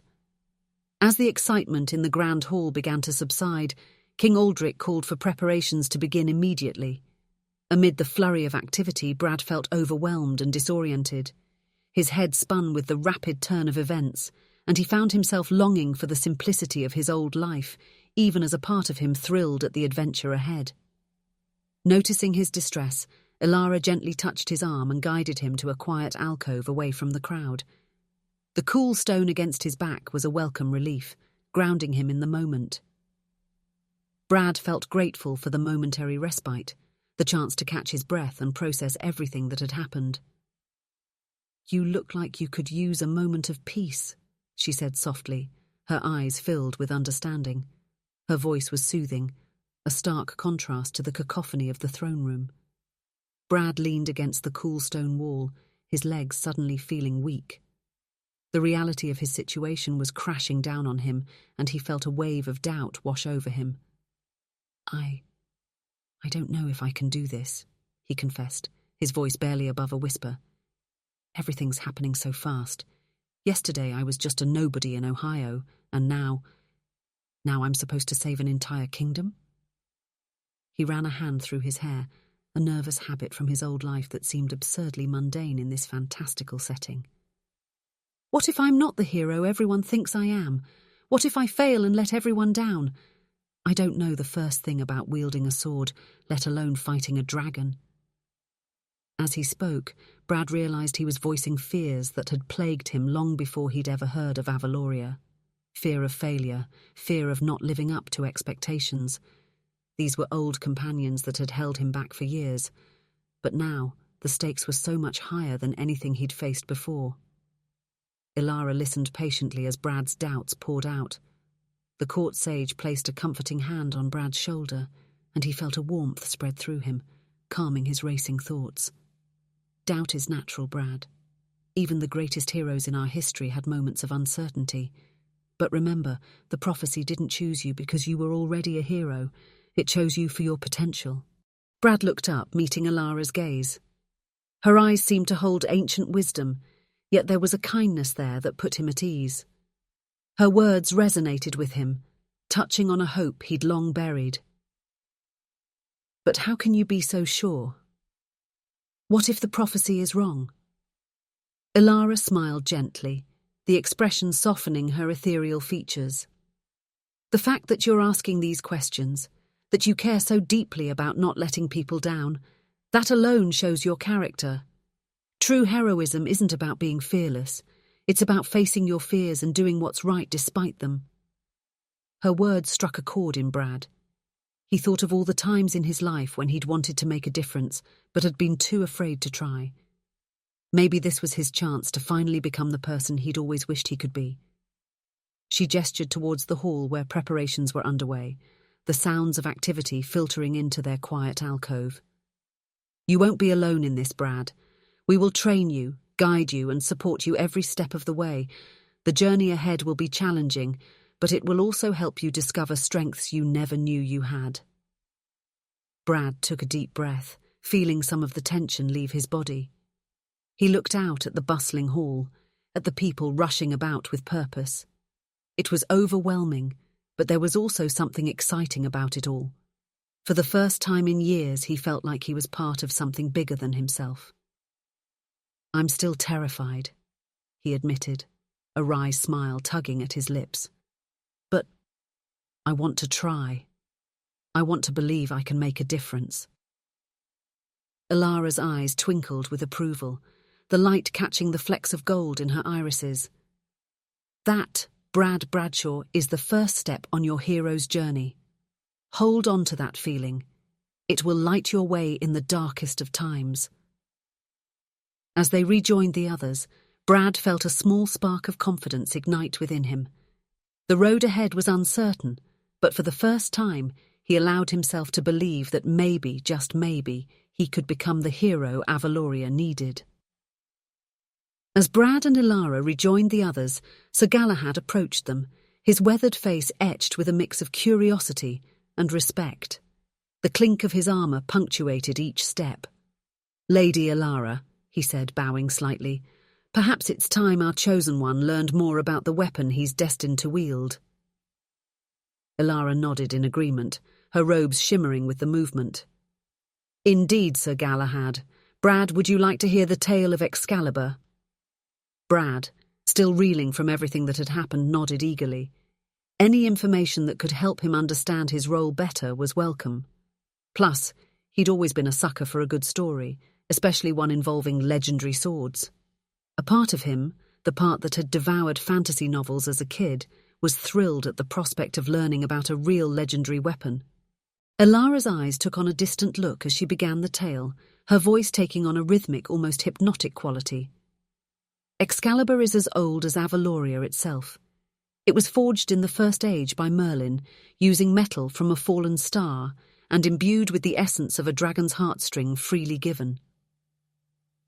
Brad's eyes widened at the mention of Merlin, his heart skipping a beat. "Wait, Merlin? As in, King Arthur's Merlin?" he interrupted, his mind struggling to reconcile the legends he knew with this new reality. The idea that there might be connections between the stories he grew up with and this world fascinated him. Sir Galahad looked confused, his brow furrowing. "I know not of this King Arthur, but Merlin was indeed our greatest sage and craftsman." Brad made a mental note to ask more about the connections between his world's legends and Avaloria's history later. For now, he focused back on Elara's tale, his curiosity piqued. Sir Galahad continued, his voice filled with reverence. "The sword was created to be a force of balance in our world. In the right hands, it has the power to vanquish darkness and restore light." Brad couldn't help but think of the lightsabers from Star Wars.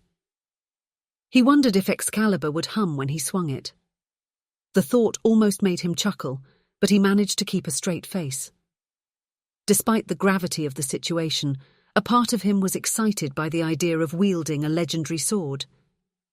"But Excalibur is more than just a weapon," Elara added, her voice dropping to an almost conspiratorial whisper. "It's a key to unlocking the wielder's true potential.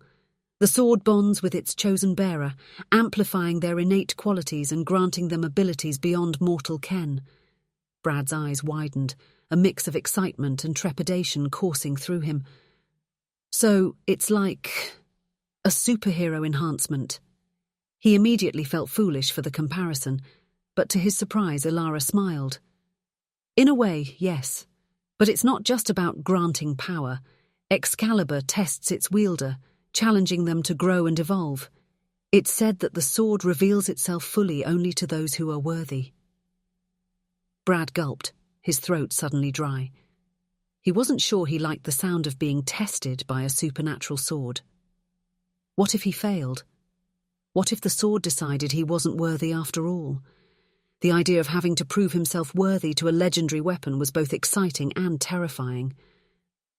Throughout history, Sir Galahad said, his voice filled with reverence, Excalibur has appeared in times of great need. It chooses its bearer based on the purity of their heart and the strength of their conviction, not their skill with a blade. Brad felt a mix of relief and anxiety at these words. On one hand, he was glad that his complete lack of sword-fighting skills wouldn't immediately disqualify him. On the other hand, purity of heart and strength of conviction sounded like pretty high bars to clear. He thought of all his flaws, his moments of weakness and selfishness. Could he really live up to such lofty standards? The last time Excalibur was wielded, Ilara continued, her voice growing somber, the air around them seeming to chill, was during the great battle against the Void, when Infernus was corrupted. The sword's chosen hero fell in that battle, and Excalibur vanished, returning to its resting place in the stone. Brad felt a chill run down his spine, goosebumps rising on his arms. And now it's supposed to choose me? The weight of history, of the lives lost in previous battles, suddenly felt very real and very heavy. He thought of the hero who had fallen, wondering if he could ever live up to such a legacy. Ilara nodded, her eyes meeting Brad's with an intensity that made him want to look away. The prophecy speaks of Excalibur and the Chosen One as two halves of a whole. The sword has been waiting for you, Brad, just as Avaloria has. Together, you have the power to heal our land and restore Infernus. Sir Galahad placed a hand on Brad's shoulder, the weight of his gauntlet surprisingly comforting. Remember, lad, Excalibur doesn't just choose based on who you are now, but on who you have the potential to become. The journey to claim the sword will be as much about proving yourself worthy as it is about physical training. As Brad absorbed this information, he felt the weight of his task grow even heavier. But along with that weight came a glimmer of hope. If Excalibur truly had the power they claimed, maybe he did have a chance of saving this world after all, and maybe, just maybe, he could become the kind of person worthy of wielding such a legendary weapon. So, Brad said, his voice steadier than he felt, a hint of his old humour creeping in, when do I get to meet this super-powerful sword? Ilara and Sir Galahad exchanged a look, a silent communication passing between them. Soon, Ilara said, her voice both reassuring and mysterious. But first, we must prepare you for the trials ahead. The path to Excalibur is not an easy one, but we believe in you, Brad Bradshaw. You are the one we've been waiting for. As he stood there, the focal point of an entire kingdom's hopes and fears, Brad realized that his life had irrevocably changed. He was no longer just Brad from Ohio. He was now a central figure in a grand adventure, surrounded by a cast of characters straight out of the fantasy novels he'd loved as a child. The reality of his new role began to sink in, both thrilling and terrifying in equal measure. Whatever lay ahead, there was no turning back now. What kind of trials are we talking about? Brad asked, his voice tinged with a mix of curiosity and apprehension. He thought of the trials he'd read about in stories, riddles, tests of strength, moral dilemmas. Would he face something similar? The idea both excited and terrified him. Sir Galahad stepped forward, his armour clinking softly. The trials of Excalibur are legendary, Brad. They test not just physical prowess, but also wisdom, courage, and character. Each chosen one faces different challenges, tailored to their own strengths and weaknesses. Brad nodded, trying to process this. He wondered what kind of challenges would be tailored to an insurance adjuster from Ohio, hopefully nothing involving complex spreadsheets or customer complaints. The thought almost made him laugh, but it also reminded him of how ill-prepared he felt for this grand adventure. Ilara nodded in agreement, her eyes twinkling with a hint of mischief. The sword doesn't just seek a skilled warrior, but a true leader, someone who can inspire hope, make difficult decisions and unite people against the darkness. Brad swallowed hard, feeling the weight of their words. That sounds like a lot. I'm not sure I'm cut out for all that. I mean, I can barely lead a team meeting at work, let alone unite a kingdom. He thought of his last team meeting, where he'd stumbled over his words and forgotten half of his presentation.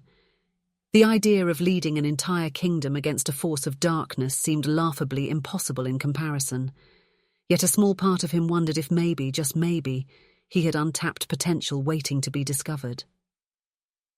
King Aldrich, who had been listening quietly, spoke up. His voice carried the weight of years of leadership, both reassuring and commanding.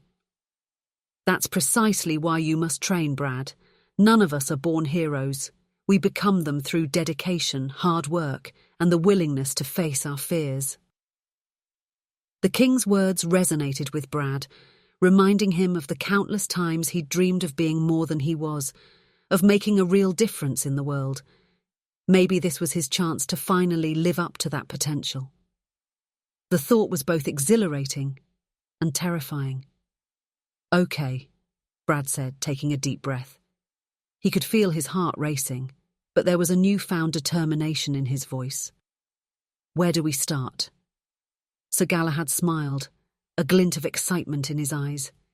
We begin with the basics: swordsmanship, strategy, the history of Avaloria. You'll train with our finest knights and scholars. Brad nodded, trying to imagine himself wielding a sword. The closest he'd ever come to swordsmanship was playing with plastic lightsabers as a kid. He hoped the knights of Avaloria were patient teachers. Despite his apprehension, he felt a thrill of excitement at the prospect of learning these new skills. And, Ilara added, her voice soft but intense, you'll need to learn about the land itself. Avaloria is vast and varied, with many wonders and dangers. Understanding our realm will be crucial in your quest. As they spoke, Brad's mind whirled with the enormity of the task ahead.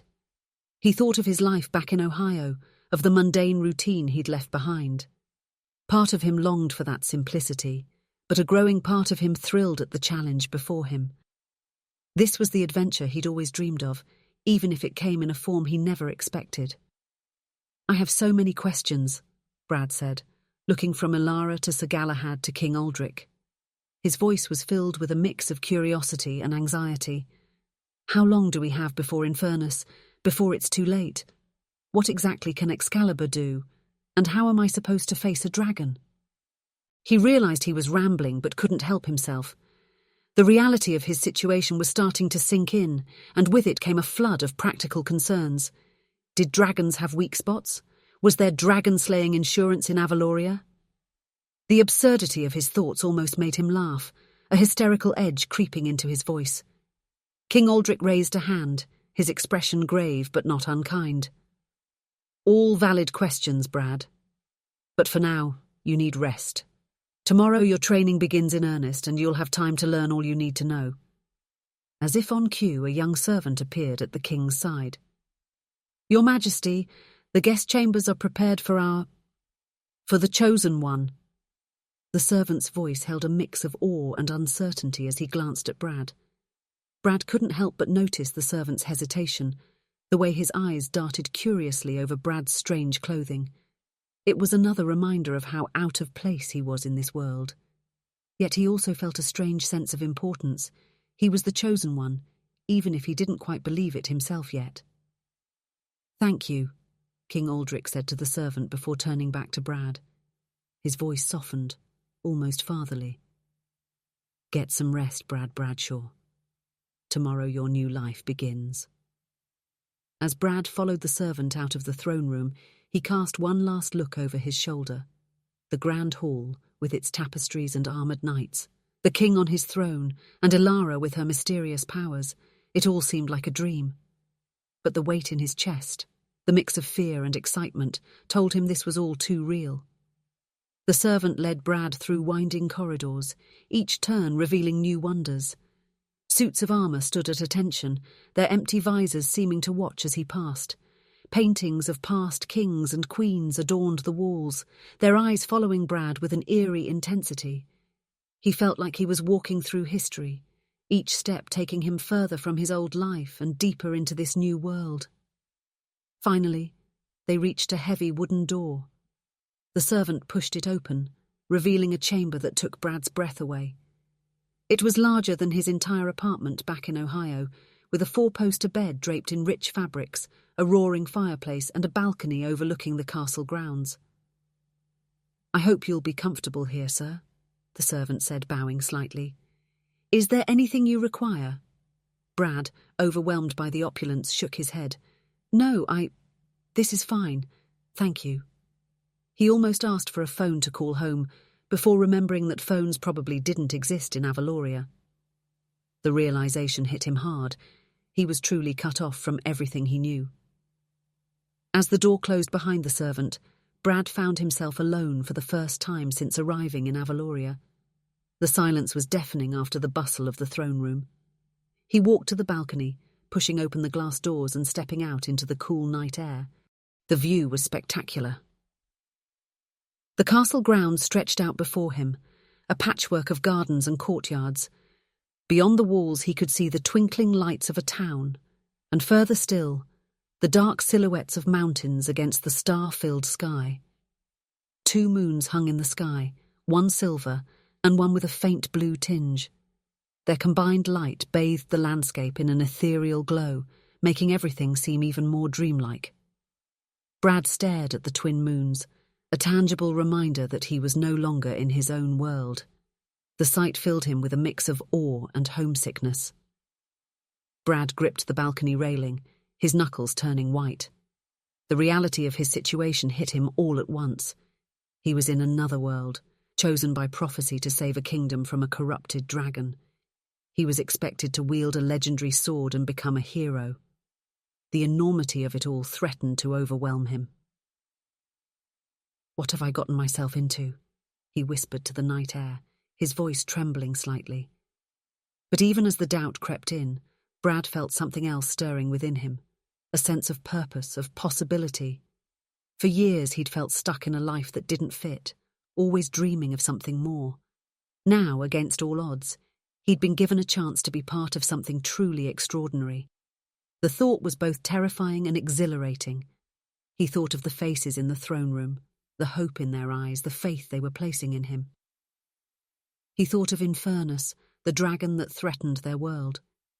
He thought of Excalibur, waiting for him to prove himself worthy. The weight of responsibility was immense, but with it came a strange sense of excitement he hadn't felt in years. Brad took a deep breath, filling his lungs with the crisp, clean air of Avaloria. It smelled different from Ohio, fresher, with hints of unfamiliar flowers and a faint metallic tang. Whatever challenges lay ahead, whatever doubts plagued him, he knew one thing for certain. He had to try. He owed it to these people, to this world that had chosen him, to give everything he had. As he turned back to his room, ready to face whatever tomorrow might bring, Brad caught a glimpse of his reflection in a mirror. For a moment, he saw not the ordinary office worker from Ohio, but the potential of the hero he might become. The man in the mirror looked scared, yes, but there was also a determination in his eyes that Brad hadn't seen in a long time.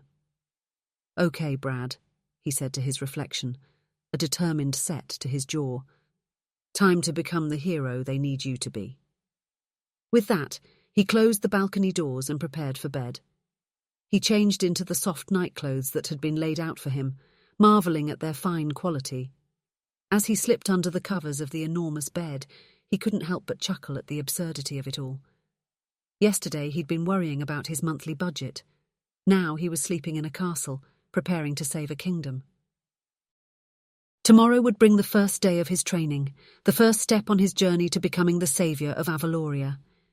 As he drifted off to sleep, his dreams were filled with shining swords, noble quests, and the roar of a dragon waiting to be faced. But mixed in with these grand visions were smaller, more personal hopes. The hope of finding courage he didn't know he had, of making a difference, of finally becoming the person he'd always wanted to be. In the quiet of the night, as Brad slept, the castle seemed to hold its breath. The fate of Avaloria now rested on the shoulders of this unlikely hero from another world. Only time would tell if Brad Bradshaw could rise to the challenge and fulfill the ancient prophecy. Outside Brad's window, a gentle breeze stirred the leaves of the ancient trees in the castle garden. It carried with it the whispers of the wind spirits, their ethereal voices blending with the soft rustling of leaves. "The chosen one has arrived," they seemed to say, spreading the news across the land. In the depths of the castle, the knights prepared their training grounds, polishing armor and sharpening swords. They spoke in hushed tones of the stranger from another world, wondering if he could truly be the hero they had waited for. In her chambers, Ilara pored over ancient texts, seeking any information that might help Brad in his quest. She felt the weight of her responsibility keenly, knowing that her guidance could make the difference between success and failure. And far away, in the darkest corners of Avaloria, the forces of the void stirred. They sensed a shift in the balance, a new player entering the game. The corruption that had claimed Infernus pulsed with malevolent energy, preparing for the battle to come. As the first light of dawn began to creep over the horizon, Brad stirred in his sleep, his brow furrowed as if already facing the challenges ahead. The new day would bring the beginning of his training, the first step on his path to becoming a hero. In the courtyard below, the clang of metal on metal rang out as knights began their morning drills. The sound filtered into Brad's room, a stark reminder of the martial skills he would soon need to master. On a distant tower, a horn sounded, its low, mournful note carrying a warning of dark forces gathering at the kingdom's borders. Inside the castle's vast library, Ilara's fingers traced ancient runes in a forgotten tome, her eyes widening as she uncovered a cryptic passage about Excalibur's true power. The words seemed to shimmer on the page, hinting at abilities beyond even the legends Brad had heard. Deep in the castle forge, a master craftsman worked tirelessly, preparing special armor for the chosen one. The metal sang as it was shaped, imbued with protective enchantments that would guard Brad against both physical and mystical threats. And far beyond the castle walls, in a cave shrouded in perpetual twilight, the corrupted dragon Infernus stirred. Its eyes, glowing with malevolent fire, opened as it sensed a shift in the world's balance. A low growl rumbled through the cave, shaking loose stones and sending small creatures scurrying for safety. The final battle was drawing near. As the sun's rays finally touched Brad's face, he awoke with a start, the weight of his destiny pressing down on him. Today, his training would begin in earnest. He would need to transform from an ordinary man into a hero capable of wielding Excalibur and facing a dragon. The challenges ahead were daunting, but as Brad rose and looked out over Avaloria, he felt a surge of determination. "I may not be ready," he murmured to himself, clenching his fists, "but I'm willing to try." With that, Brad Bradshaw, the reluctant hero from Ohio, stepped out of his room and into legend. The fate of Avaloria now rested in his hands, and the greatest adventure of his life was about to unfold. Chapter 4. The training begins. Brad's first day of training began at dawn, with Sir Galahad pounding on his chamber door. Groggy and disoriented, Brad stumbled out of bed, his muscles already sore from the previous day's journey. "Rise and shine, chosen one," Galahad's voice boomed. "Your path to knighthood begins now." Still in his pyjamas, Brad was ushered to the castle courtyard. The crisp morning air bit at his skin, a stark contrast to the climate-controlled comfort of his Ohio apartment. Other knights in training, already assembled and warming up, cast curious glances his way. "First lesson," Galahad announced, tossing Brad a wooden practice sword. "Basic stance and grip." Brad fumbled with the weapon, nearly dropping it. He awkwardly mimicked Galahad's pose, his arms already trembling from the unfamiliar weight. No, Galahad sighed, adjusting Brad's posture. "Feet shoulder-width apart. Sword up, elbow in. You're holding a weapon, not a feather duster." For the next hour, Brad struggled to maintain the proper stance. His arms ached, his back screamed in protest, and sweat soaked through his clothes despite the cool morning air. Each time he thought he had it right, Galahad would find another flaw to correct. Next came footwork drills. Brad, who had never been particularly graceful, found himself tripping over his own feet as he tried to follow Galahad's instructions. "Forward! Back! Sidestep! Lunge!" Galahad called out. Brad lurched awkwardly, colliding with another trainee and sending them both sprawling. Sorry, Brad mumbled, his face burning with embarrassment as snickers erupted around him. Galahad helped him up, his expression a mix of patience and exasperation. "Again, Brad, and this time, try not to take out your fellow trainees." By midday, Brad was exhausted, sore, and thoroughly demoralized. His hands were blistered from gripping the practice sword, and he had a growing collection of bruises from his many falls. Lunch brought a new challenge: Avalorian cuisine. Brad stared at his plate, filled with unfamiliar meats and vegetables, his stomach churning with a mix of hunger and apprehension. "Eat up," Galahad encouraged. "You'll need your strength for the afternoon." Brad took a tentative bite, only to gag on the unexpectedly spicy flavour. Water did little to quell the burn, and he spent the rest of the meal picking at his food, acutely aware of the amused glances from those around him. The afternoon brought no respite. Brad was introduced to Thunderbolt, the horse he would be training with. The massive stallion eyed Brad warily, clearly unimpressed with his new rider. "Up you go," Galahad said, giving Brad a boost. Brad scrambled awkwardly into the saddle, clinging to the horse's mane. Before he could get settled, Thunderbolt decided he'd had enough of this novice rider. With a snort and a buck, the horse sent Brad flying, landing him unceremoniously in a muddy puddle. Laughter erupted from the onlookers as Brad sat there, covered in mud, wondering what he had gotten himself into. Galahad extended a hand, pulling him to his feet.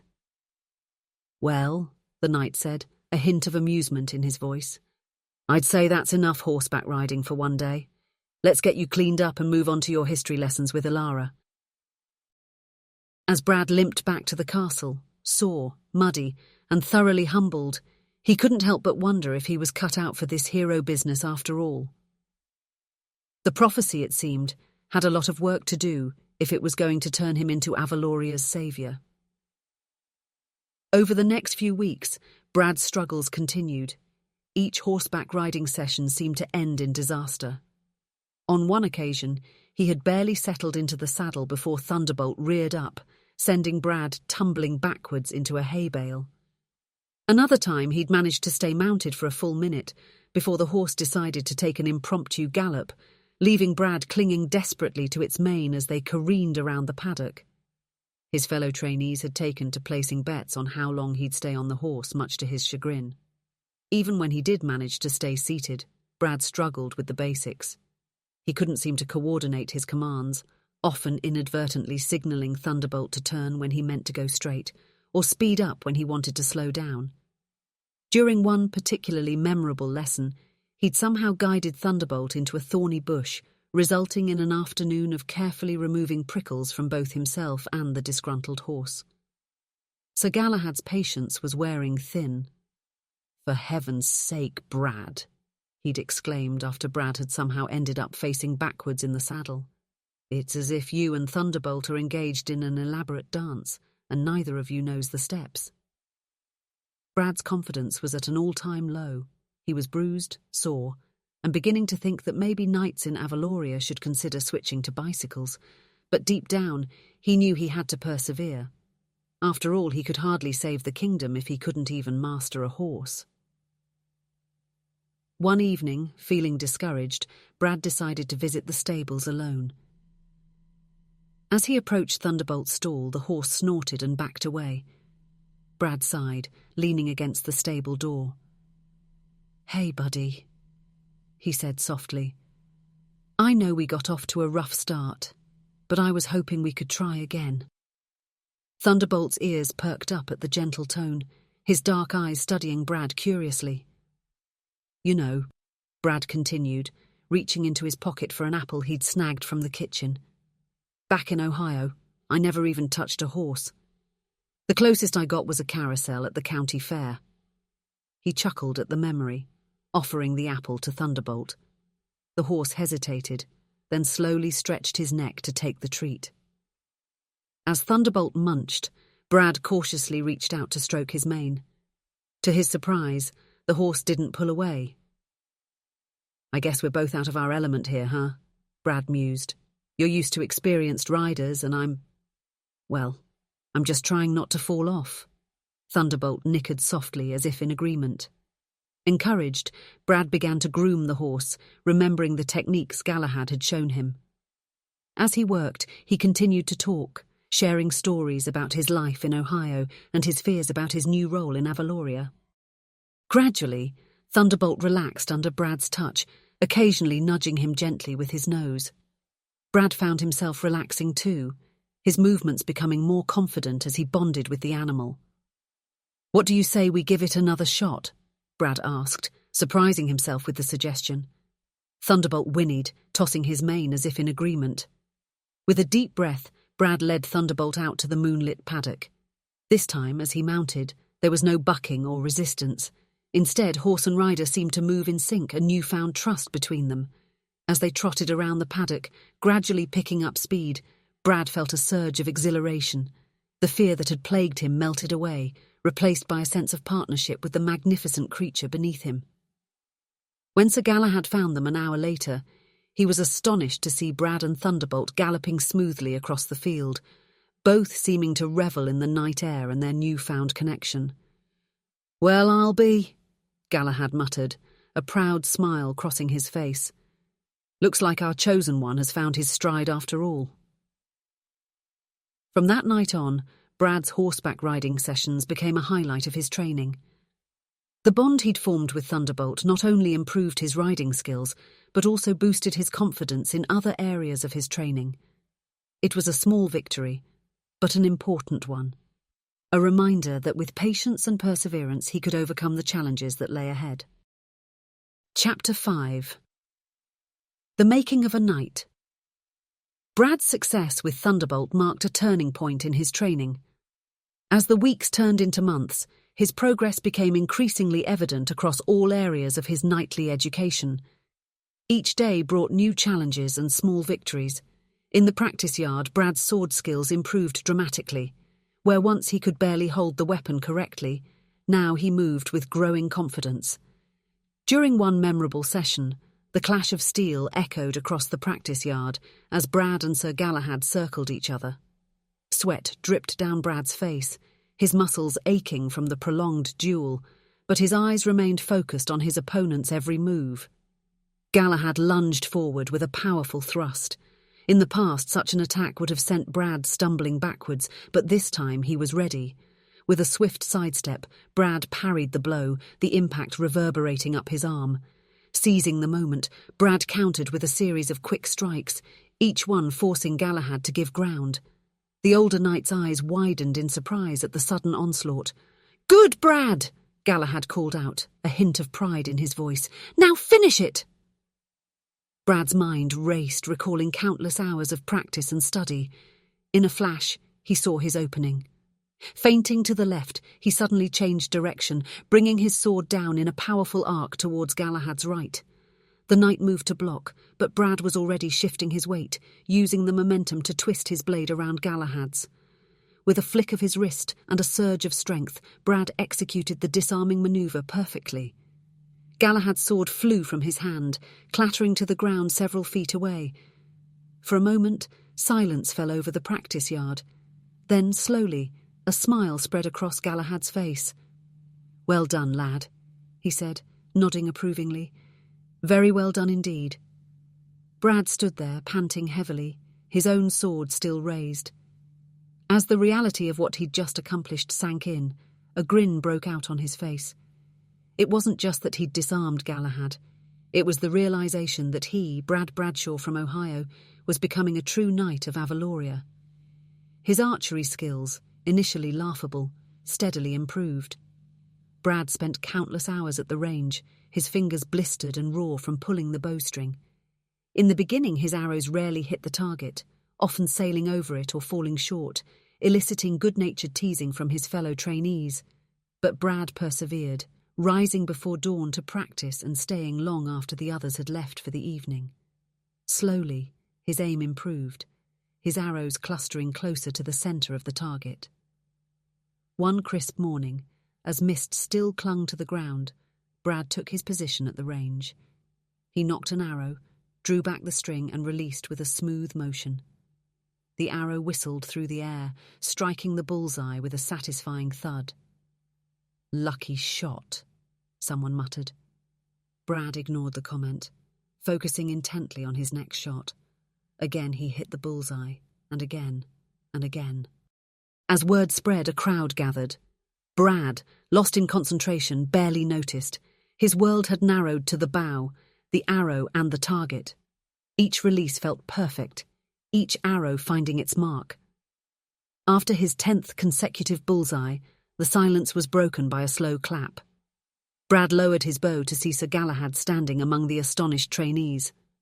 "Well, I'll be," Galahad said, a smile tugging at his lips. "Looks like our Ohioan has found his eye." A cheer erupted from the crowd. Brad's fellow trainees surged forward, clapping him on the back and examining the target in disbelief. As the excitement washed over him, Brad felt a surge of pride. Each callus on his fingers, each hour of practice, had led to this moment. Endurance training proved to be one of Brad's greatest challenges.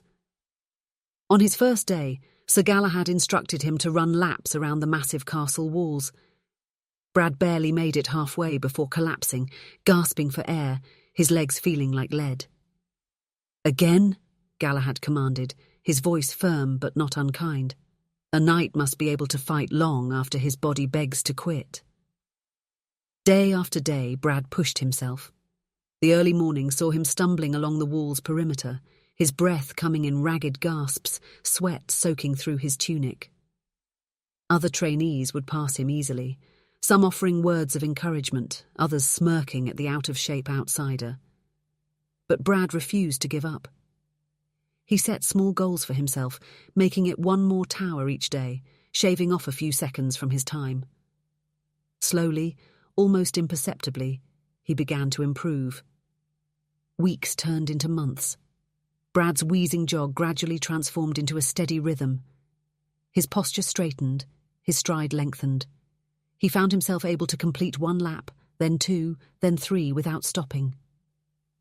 One crisp autumn morning, as leaves swirled around his feet, Brad realized something had changed. The burn in his muscles was no longer a source of dread, but a welcome sensation. His breathing, once labored, now came in controlled, even breaths. He felt strong, capable, alive. As he rounded the final tower, completing his 10th lap, Brad noticed Sir Galahad watching him. The knight's expression was unreadable, but there was a glint of approval in his eyes. "Well, Bradshaw," Galahad called out, "since you seem to have energy to spare, how about we add some weight to that run?" Brad, expecting to feel dread at the prospect of a harder challenge, was surprised to find himself grinning. "Bring it on, sir," he replied, realizing he meant it. Galahad nodded, a small smile tugging at his lips. "That's what I like to hear. Tomorrow you run in full armor." As Brad cooled down, stretching his muscles and enjoying the view of Avaloria from the castle walls, he marveled at how far he'd come. The man who had once been winded by a flight of stairs was gone. In his place stood a warrior in the making, ready to face whatever challenges lay ahead. Between physical training sessions, Brad's education in Avalorian law progressed under Ilara's guidance. In the castle's vast library, surrounded by weathered manuscripts and intricate astronomical instruments, Brad delved into the rich history and unique features of his new home. One afternoon, Ilara unrolled a large, detailed map of Avaloria. "These are the Whispering Peaks," she explained, pointing to a range of jagged mountains. "The wind currents there create sounds that seem to carry messages from miles away. Our ancestors used them to predict weather and detect approaching armies." Brad's fascination grew with each lesson. He learned about the luminous woods, where minerals in the soil cause plants to glow at night, and the ancient civilizations that had shaped Avaloria's history. As Brad pored over old texts and celestial charts, he noticed an illustration of a strange astronomical event. "What's this?" he asked. "That's the convergence," Ilara explained gravely. "When our planet aligns with others in our system, causing significant disturbances. It's during these times that Infernus is most dangerous." Brad absorbed this information, realizing that understanding Avaloria was just as crucial to his mission as his physical training. Even Brad's palate adapted to his new home. The spicy Avalorian dishes that once made him gag became favorites. He developed a particular fondness for thunderroot soup and fireberry tarts, flavors unlike anything he'd known in Ohio. "You know," Sir Galahad remarked one evening, watching Brad enthusiastically dig into a plate of spiced pheasant, "there's an old saying in Avaloria. The warrior who embraces our food embraces our land. Looks like you're becoming a true Avalorian, Bradshaw." Brad nodded, realizing the truth in Galahad's words. His growing appreciation for Avalorian cuisine was more than just a change in diet. It was a sign of how deeply he had immersed himself in this new world. As weeks of intense training turned into months, a subtle but significant change came over Brad. The hesitant, self-doubting man from Ohio began to fade away, replaced by someone more assured and purposeful. This transformation didn't go unnoticed by those around him. During one group training session, Brad found himself facing Aldrich, a nobleman's son who had once sneered at the idea of an outsider becoming a knight. "Ready, Bradshaw?" Aldrich asked, a hint of his old condescension in his voice. Brad simply nodded, settling into his stance with a calm that surprised even himself. As Aldrich launched his attack, Brad moved with a fluidity born of countless hours of practice. He parried Aldrich's blows effortlessly, then countered with a series of strikes that left the other trainee reeling. Within minutes, Aldrich's practice sword clattered to the ground. The training yard fell silent as everyone turned to stare. "Well done, Brad," Sir Galahad said, breaking the silence. "Perhaps you'd like to demonstrate that disarming technique for the others?" Without hesitation, Brad stepped forward. "Of course, Sir Galahad." He began to explain the move, his voice clear and confident. As he spoke, he noticed his fellow trainees listening intently, some even taking notes. Later that day, as Brad was leaving the practice yard, he felt a tap on his shoulder. It was Eric, one of the younger trainees who often struggled with sword work. Brad?" Eric said hesitantly. "I was wondering if you could help me with that disarming move. I can't quite get the hang of it." Brad smiled, remembering his own early struggles. "Sure, Eric. Let's go through it step by step." As they practiced, more trainees drifted over, asking questions and seeking advice. Brad found himself at the center of an impromptu training session, patiently guiding his peers through the technique. From the edge of the yard, Sir Galahad watched with approval. "Well, well," he murmured to Ilara, who had joined him. "It seems our Ohioan has found his place after all." Ilara nodded, her eyes twinkling. "Indeed. They're no longer seeing him as an outsider, but as one of their own, perhaps even as a leader." As the sun began to set, Brad finally called an end to the session.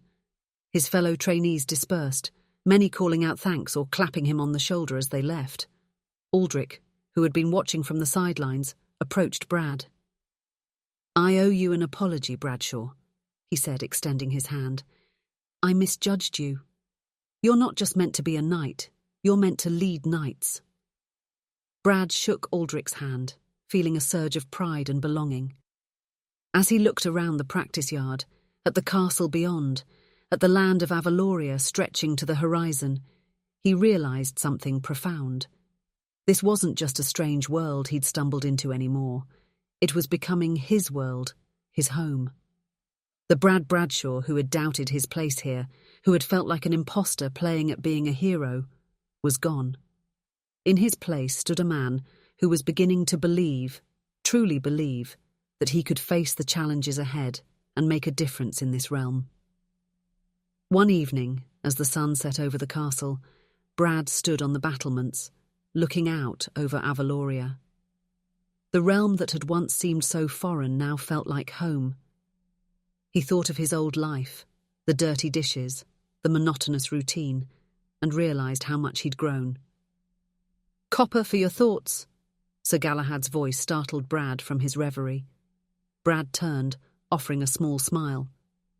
"Just thinking about how much has changed.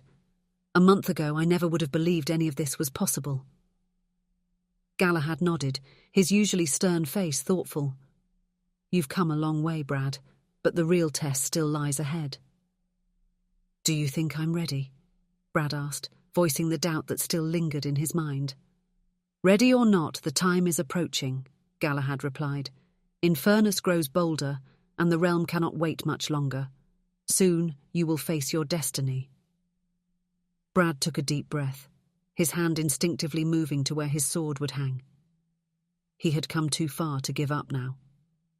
Whatever challenges lay ahead, he would face them. "Then I'll keep training," Brad said, determination setting in, "until I'm ready to face Infernus and save Avaloria." Galahad clapped him on the shoulder, a rare smile crossing his face.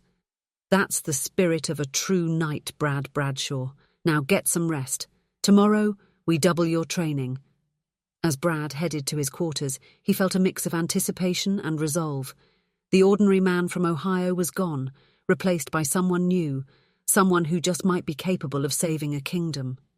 Whatever trials awaited him, Brad knew he would face them not just as a trainee, but as a future knight and leader of Avaloria.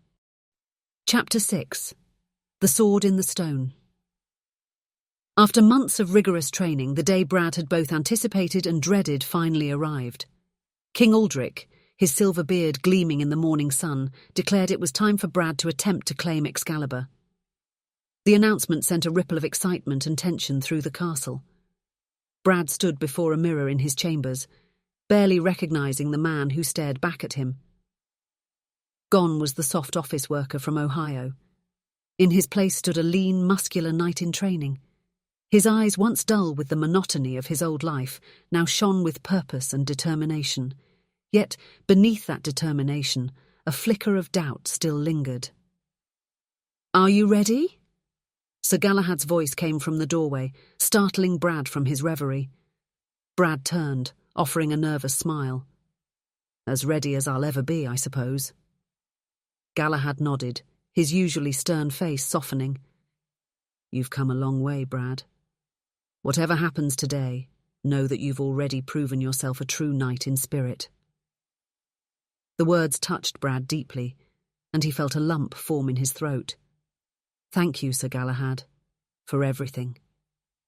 Galahad stepped forward, placing a hand on Brad's shoulder. "Remember, lad, Excalibur isn't just about physical strength. It's about the strength of your character, your determination, your heart. Trust in yourself, as we trust in you."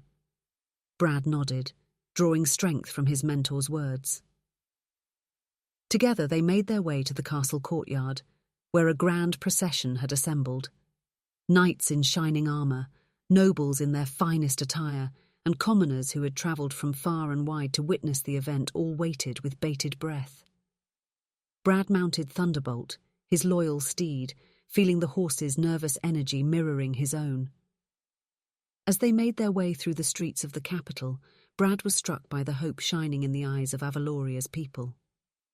Children waved and cheered, while adults bowed respectfully. The weight of their expectations settled heavily on Brad's shoulders, a constant reminder of the monumental task that lay ahead. In the market square, an elderly woman pushed through the crowd, offering Brad a small pouch. "Herbs for luck and protection, Sir Brad," she said, her wrinkled face beaming. Brad accepted the gift with a grateful nod, touched by the gesture. The pouch smelled of lavender and rosemary, reminding him of the countless hours he'd spent with Ilara, learning about Avaloria's natural remedies. As they passed through the city gates, children ran alongside the procession, their laughter a stark contrast to the gravity of the occasion. One small boy, no more than 6, shouted, "Sir Brad, will you slay the dragon?" Brad paused, considering his words carefully. "I'll do what's best for Avaloria," he replied, earning approving nods from the adults nearby. The child's innocent question weighed on Brad's mind, reminding him of the complex task ahead, not just to confront Infernus but to potentially save him. The journey to the Whispering Woods took them through rolling countryside. Farmers paused in their fields, bowing respectfully as the procession passed. In one village, the entire population had gathered, holding aloft banners bearing Brad's name and the crest of Avaloria. The sight filled Brad with a mix of pride and humility, reinforcing the responsibility he carried. As they neared the woods, the landscape began to change. The air grew cooler, filled with the scent of ancient trees and damp earth. Brad noticed strange, luminescent flowers blooming along the path, their petals seeming to glow with an inner light. He recalled Ilara's lessons about these rare blooms, said to only appear when great events were about to unfold. At the edge of the Whispering Woods, a group of forest dwellers awaited them. These were people Brad had only heard about in Ilara's lessons, individuals who lived in harmony with the mysterious forest. Their leader, a woman with leaves woven into her hair, approached Brad. "Welcome, Chosen One," she said, her voice as soft as rustling leaves. "The forest has long awaited your coming. May its wisdom guide your hand." As they entered the woods proper, Brad was struck by the change in atmosphere. The sounds of the procession seemed muffled, replaced by an otherworldly quiet broken only by occasional whispers that seemed to come from the trees themselves. Shafts of sunlight pierced the canopy, creating a dappled, dreamlike effect. The path wound through massive trunks and over gnarled roots. Brad noticed eyes watching from the shadows. Forest creatures, both familiar and strange, observing their passage. At one point, a magnificent stag crossed their path, pausing to fix Brad with an almost knowing gaze before disappearing into the undergrowth. Brad couldn't shake the feeling that these creatures were not just watching but judging, assessing whether he was truly worthy of the task ahead. Finally, they emerged into the clearing where the stone awaited. The transition was sudden. One moment they were in the dim, green-tinged light of the forest. The next they were bathed in brilliant sunshine. The clearing itself seemed to hum with energy, the very air thick with anticipation. As Brad dismounted Thunderbolt, he took a moment to absorb the scene. The journey here had shown him the breadth of Avaloria's hope and the depth of its power. Now, standing before the stone that held Excalibur, he felt the full weight of his responsibility, not just to the kingdom, but to every individual he had encountered along the way. The procession wound its way to the center of the clearing. Ancient trees towered overhead, their leaves rustling with whispers of ages past. In the center, bathed in a shaft of golden sunlight that seemed to defy the forest's canopy, stood a massive stone, and there, embedded in its center, gleamed Excalibur. As Brad approached the stone, the assembled crowd fell into a reverent hush. The clearing was packed with a diverse array of Avalorians, each with their own hopes and expectations for this momentous occasion. King Aldrich stood at the forefront, his regal bearing tempered by the weight of responsibility he carried. Beside him, the members of his court watched with a mix of anticipation and skepticism. Some, like the portly Lord Darius, still seemed doubtful of Brad's capabilities, while others, such as the young Baroness Lyra, looked on with unbridled excitement. Sir Galahad and his knights formed a protective circle around the stone, their armour gleaming in the dappled sunlight. Brad could see the pride in Galahad's eyes, tinged with a hint of worry for his pupil. Ilara stood with a group of sages and scholars, their robes adorned with symbols of arcane knowledge. They whispered among themselves, debating the finer points of the prophecy and what Brad's success or failure might mean for Avaloria. Behind them, commoners from all walks of life jostled for a better view. Farmers stood shoulder to shoulder with merchants, while children perched on their parents' shoulders, wide-eyed at the unfolding spectacle. As Brad reached the stone, a hush fell over the crowd. King Aldric stepped forward, his voice ringing out clear and strong. "People of Avaloria, we gather here today to witness the fulfillment of an ancient prophecy. Sir Brad Bradshaw, chosen from another world, will now attempt to draw Excalibur from the stone. Let us all lend him our strength and hope." Ilara approached next, carrying a silver bowl filled with clear water. "As is tradition," she announced, "the chosen one must first be purified." She dipped her fingers in the water and traced a symbol on Brad's forehead. The water was cool against his skin, and Brad felt a sense of calm wash over him. Sir Galahad then presented Brad with a red cloak, embroidered with gold thread in intricate patterns.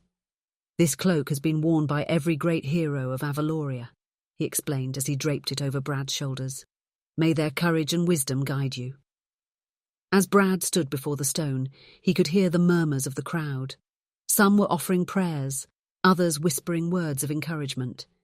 He caught snippets of conversation. "Do you think he can do it? The prophecy has never been wrong before. But he's not even from our world. Look at how far he's come. If anyone can do it, he can." Brad took a deep breath, feeling the weight of their expectations. He knew that in this moment he wasn't just Brad from Ohio anymore. He was the embodiment of Avaloria's hopes and dreams. With a nod from King Aldric, Brad stepped forward to grasp Excalibur's hilt. The air seemed to crackle with energy, and a hush fell over the clearing so profound that Brad could hear his own heartbeat. As his hands closed around the sword, he felt a warmth spread through his body. In that moment, all his doubts and fears melted away. He was exactly where he was meant to be, doing exactly what he was meant to do. With newfound determination, Brad prepared to pull the sword from the stone, ready to embrace his destiny and the challenges that lay ahead. Brad dismounted, his legs feeling like jelly as he approached the sword. The blade shimmered with an otherworldly light, its hilt adorned with intricate engravings and jewels that seemed to pulse with inner fire. Ilara stepped forward, her blue eyes intense as she placed a hand on Brad's arm. "Remember," she whispered, her voice carrying the weight of ancient wisdom. "Excalibur responds to the purity of one's heart and the strength of one's conviction. It's not just about physical strength, Brad. Believe in yourself, in your journey, in the goodness you wish to protect." Brad nodded, swallowing hard. He thought of his old life, of the man he used to be, and of all he had become in Avaloria. He thought of the friends he'd made, of Sir Galahad's gruff but genuine care, of Ilara's patient guidance. He thought of the people of Avaloria, their hopes and fears, their trust in him. As Brad stood before the stone, Excalibur gleaming in its grasp, a whirlwind of emotions surged through him. The weight of the moment pressed down on his shoulders, heavier than any armor he'd worn during training. His mind raced, replaying every step of his journey in Avaloria. The initial disbelief and fear when he first arrived, the grueling training sessions with Sir Galahad, the quiet moments of doubt in the dead of night. He remembered the faces of every person he'd met along the way, from the cheering children in the streets to the forest dwellers who'd welcomed him at the edge of the whispering woods. A voice in the back of his mind, one that sounded suspiciously like his old self from Ohio, whispered insidiously, "Who are you kidding, Brad? You're no hero. You're just an ordinary guy who stumbled into this world. What makes you think you're worthy of wielding Excalibur?" Brad's hand trembled slightly as he reached for the sword. He thought of his life back in Ohio, the monotony, the unfulfilled dreams, the sense of being trapped in a life that didn't fit. Was he really ready to leave that all behind? To fully embrace this new identity as a knight of Avaloria? But then, unbidden, other memories surfaced. The the pride in Sir Galahad's eyes when Brad mastered a difficult technique. The warmth of Ilara's smile as she guided him through Avaloria's history. The trust and hope shining in the eyes of Avaloria's people. The connection he'd formed with Thunderbolt, a partnership born of mutual trust and respect. He thought of the prophecy, of the faith these people had placed in him. Was he worthy of that faith? Could he bear the responsibility of being Avaloria's champion? As his fingers brushed the hilt of Excalibur, Brad felt a warmth spread through him. In that moment he realized that worthiness wasn't about being perfect or fearless. It was about choosing to face challenges head-on, about striving to be better, about caring deeply for others. He may not have been born in Avaloria, but this realm had become his home. These people had become his people, and he would do everything in his power to protect them. With a deep breath, Brad steeled his resolve. The doubts didn't vanish entirely, perhaps they never would, but they were overshadowed by a newfound determination. He wasn't just Brad from Ohio anymore, he was Sir Brad, Knight of Avaloria, and he was ready to embrace his destiny. Gripping Excalibur's hilt firmly, Brad prepared to pull. Whatever happened next, he knew one thing for certain: he would face it with courage, compassion, and the unwavering support of those around him. Taking a deep breath, Brad wrapped his hands around the sword's hilt. The metal was warm to the touch, almost alive. He closed his eyes, centering himself as Ilara had taught him.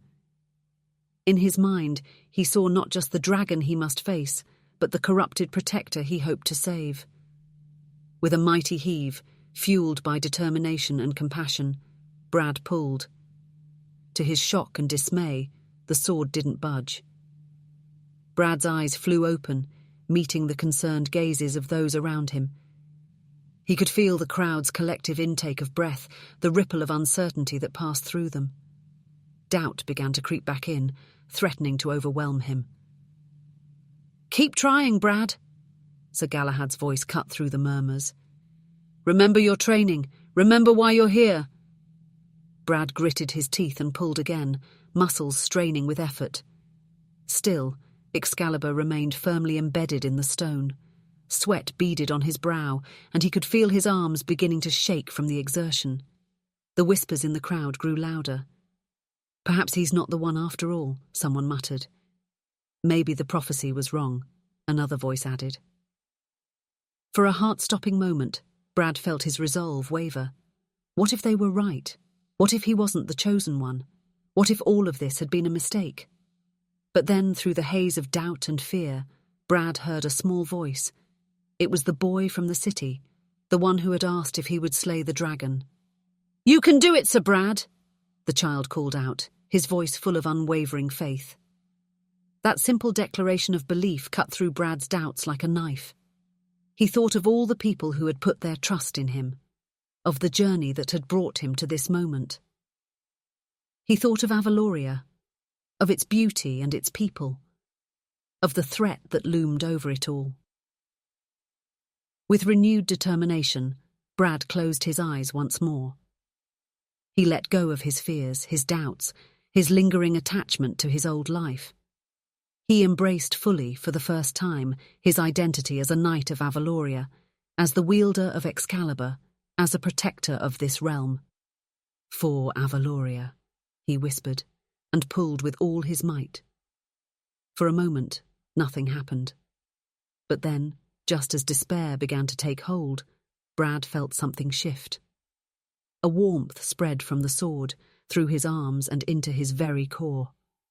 The resistance he had felt before suddenly gave way.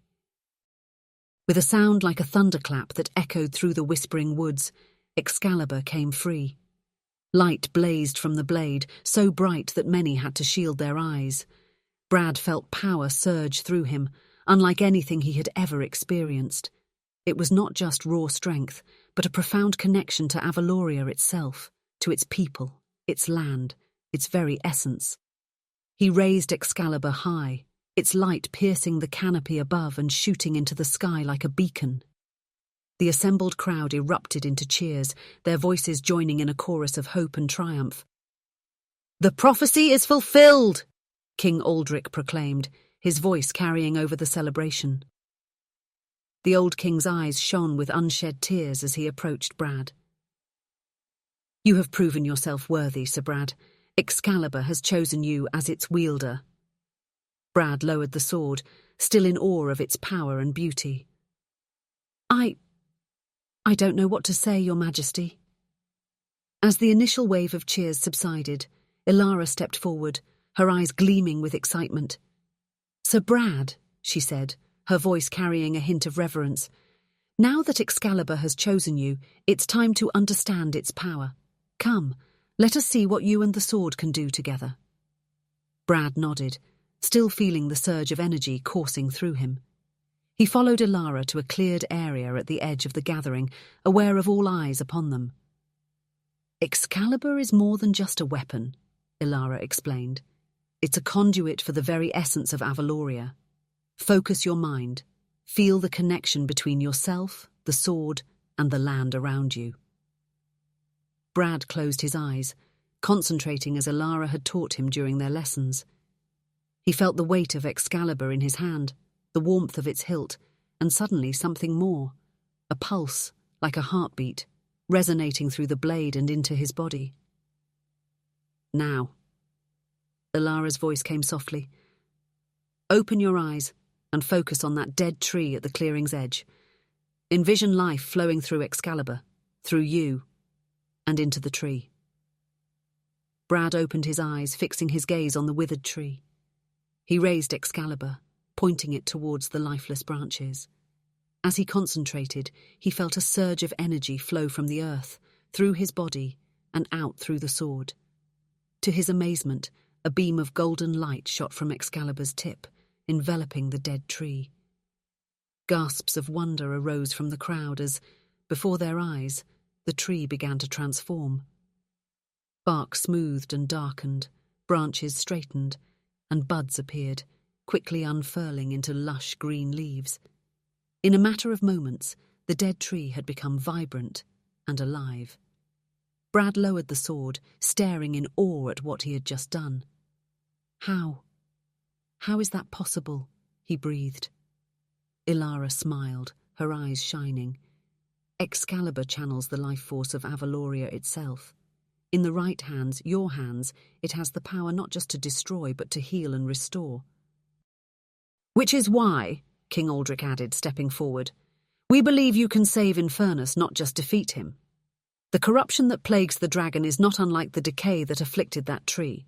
With Excalibur, you have the power to cleanse and renew." Brad looked down at the sword in his hand with newfound reverence.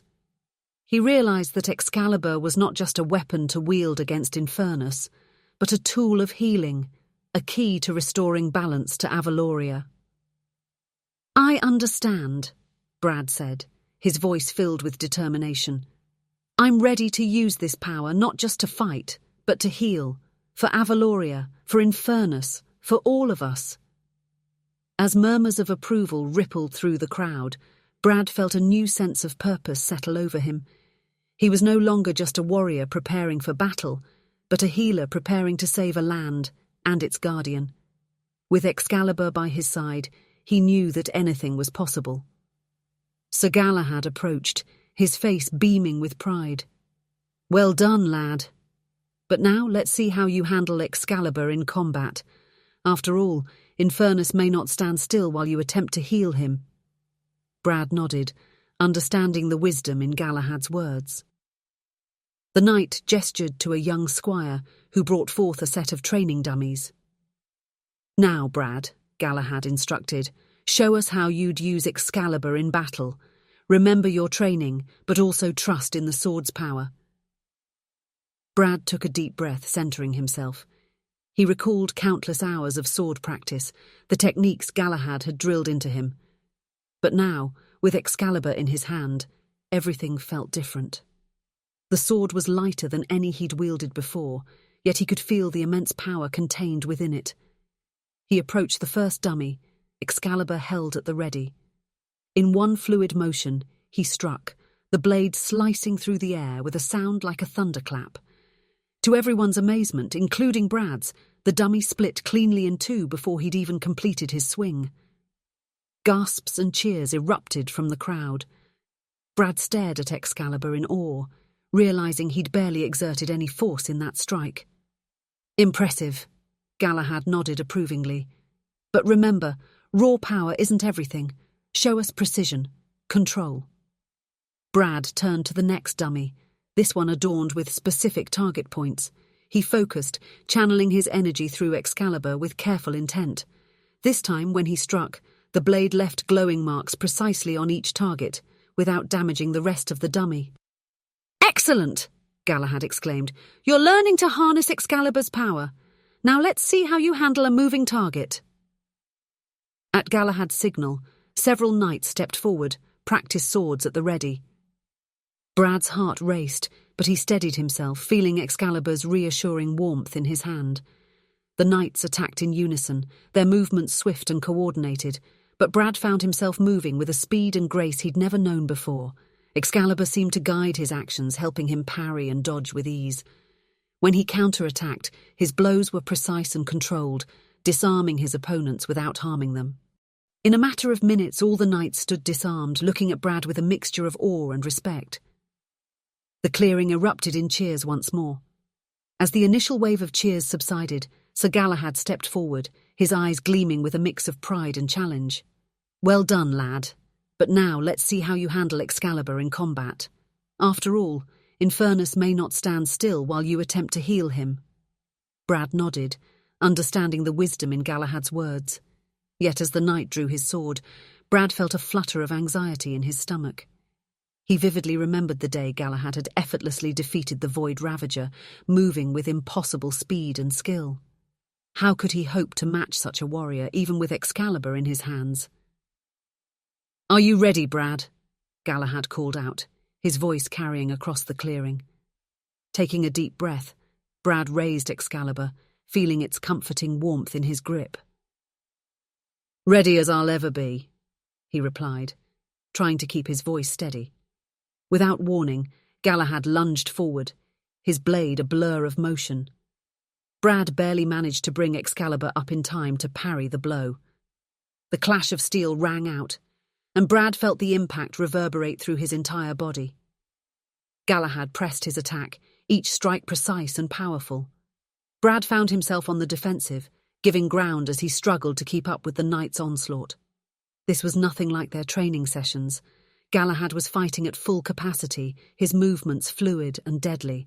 As Brad narrowly avoided a thrust that would have ended the duel then and there, he saw Galahad's sword begin to glow with an inner fire. The knight's next swing left a trail of flames in its wake, the heat searing the air between them. "Come now, Brad," Galahad called out, a note of challenge in his voice. "Show me what Excalibur can really do." Those words sparked something within Brad. He felt Excalibur pulse in his hands, as if responding to his need. Suddenly, the sword felt lighter, more a part of him than ever before. As Galahad's next attack came, Brad found himself moving with a speed he didn't know he possessed. He parried Galahad's flaming blade and in the same motion launched a counterattack. Excalibur left a trail of shimmering light as it cut through the air, forcing Galahad to leap back. The tide of the battle began to turn. Brad found himself matching Galahad's speed, his strikes growing more confident with each passing moment. Excalibur seemed to guide his movements, helping him anticipate Galahad's attacks and find openings in the knight's defense. As they fought, Brad began to notice patterns in Galahad's technique. The slight shift of weight before a lunge, the almost imperceptible tightening of his grip before a powerful swing. He realized he could use this knowledge, combined with Excalibur's power, to gain the upper hand. The duel became a dazzling display of skill and mystical energy. Galahad's flaming sword clashed against Excalibur's shimmering blade, sending sparks and pulses of light across the clearing. The assembled crowd watched in awe as their chosen one held his own against Avaloria's greatest knight. Brad felt a surge of energy coursing through him, unlike anything he'd experienced before. Without consciously willing it, he found Excalibur channeling this power. His next strike left a trail of golden light that momentarily blinded Galahad, creating an opening. Seizing the opportunity, Brad feinted to the left, then spun to the right, a move Galahad himself had taught him. But enhanced by Excalibur's power and Brad's newfound speed, it caught the knight off guard. With a flick of his wrist, Brad sent Galahad's sword flying from his hand. The blade embedded itself in a nearby tree, its flames extinguishing as it left Galahad's grip. For a moment, silence reigned. Then Galahad broke into a wide grin. "By the stars, lad, you've done it," he said, his voice filled with pride and a touch of awe. "When I think of the man who could barely lift a practice sword all those months ago, you've truly mastered Excalibur."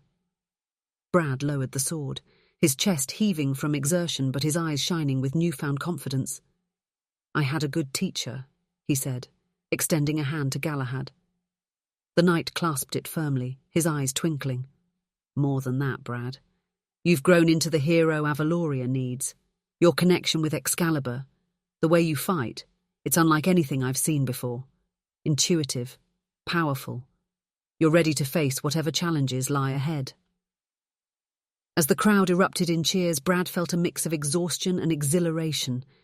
He looked down at Excalibur, still humming with energy in his grip, and then back at Galahad. He realized how far he'd come since that day in the forest, when he'd watched in awe as Galahad defeated the Void Ravager. Now, he stood as Galahad's equal. No, perhaps even more. With Excalibur at his side and the knowledge he'd gained, Brad felt truly prepared to face the trials ahead. The path to confronting the Void and Infernus would be perilous, but for the first time, he believed he might actually succeed. King Aldric stepped forward, his eyes shining with pride and hope.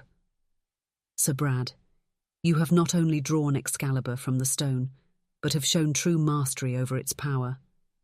You have demonstrated the strength to fight and the wisdom to heal. I believe you are ready to face the challenges that lie ahead." Brad bowed his head, feeling the weight of the king's words and the responsibility that came with them. "Thank you, Your Majesty. I swear to use this power wisely, for the good of Avaloria and all its people."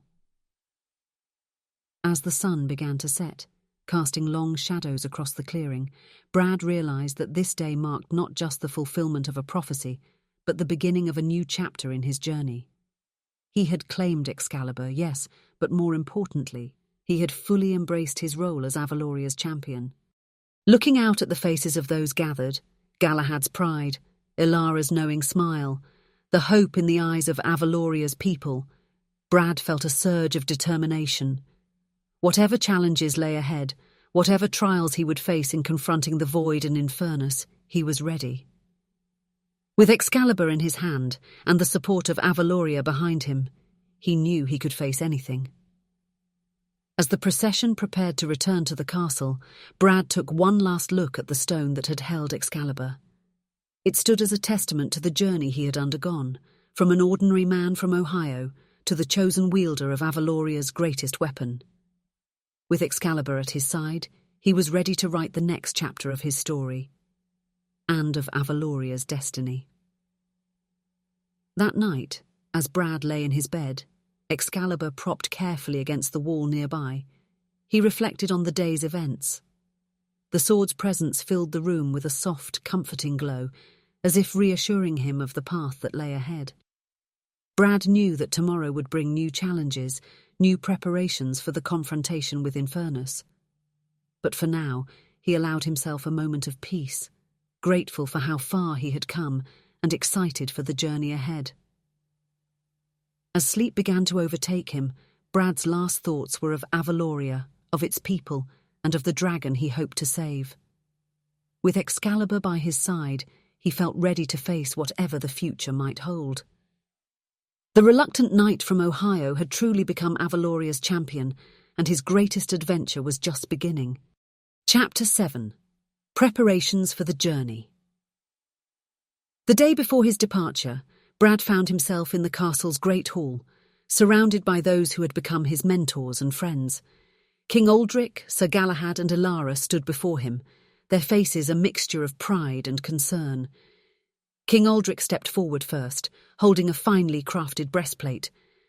"This armour," he said, his voice solemn, "has been worn by Avaloria's greatest champions. May it protect you as you face our realm's greatest threat." As Brad donned the breastplate, he felt its weight, not just physical, but the weight of history and expectation it carried. The metal was cool against his skin, but it quickly warmed, as if embracing him.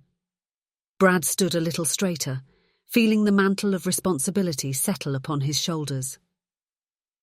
Sir Galahad approached next, a weathered map in his hands.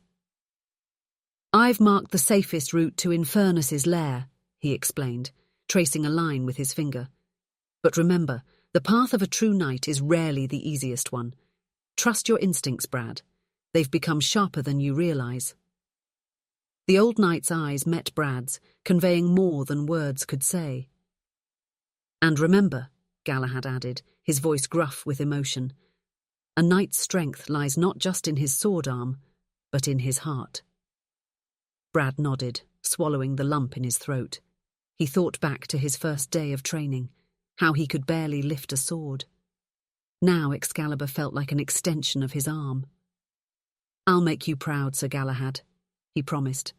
Lastly, Elara came forward, carrying a small, intricately carved wooden box. "Within this box," she said, opening it to reveal a glowing blue crystal, "is an essence distilled from the waters of the luminous woods. It has powerful healing properties. Use it wisely, for you carry with you the hopes of all Avaloria." As Brad carefully tucked the crystal into a pouch at his belt, Elara placed a hand on his shoulder. "The bond between you and Excalibur grows stronger each day," she said softly. "Listen to the sword, Brad. It is more than a weapon. It is a key to unlocking the very essence of our realm." Brad looked at each of them in turn, feeling a swell of gratitude and determination. "I won't let you down," he promised. "I won't let Avaloria down." As he turned to leave, Brad caught sight of his reflection in a polished shield. The man staring back at him was a far cry from the office worker who had stumbled into this world. His eyes held a determination he'd never seen before, his posture that of a knight ready to face his destiny. After receiving the gifts from his mentors, Brad made his way to the knight's training grounds. As he approached, he heard the familiar sounds of clashing swords and shouted instructions.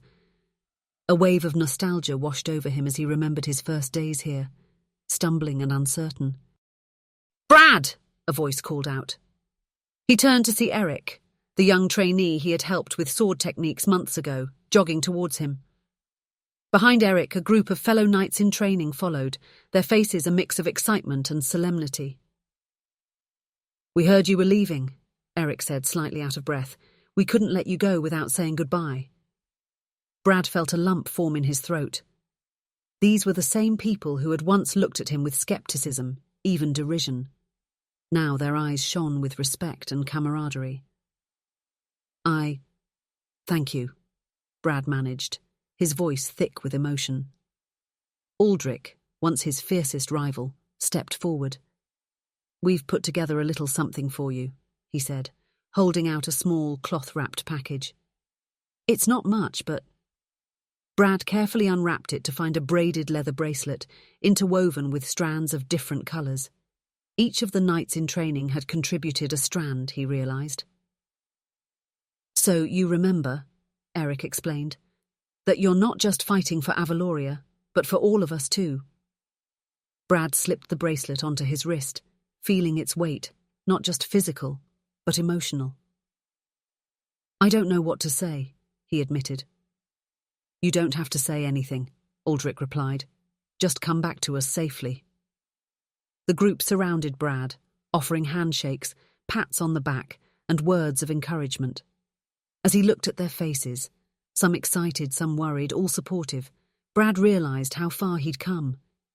He was no longer the outsider, the man from another world struggling to fit in. He was one of them, a knight of Avaloria. "I'll do my best," Brad promised, his voice steady despite the emotion welling up inside him. "For all of us." As he turned to leave, The knights in training formed 2 lines, creating an aisle for him to walk through.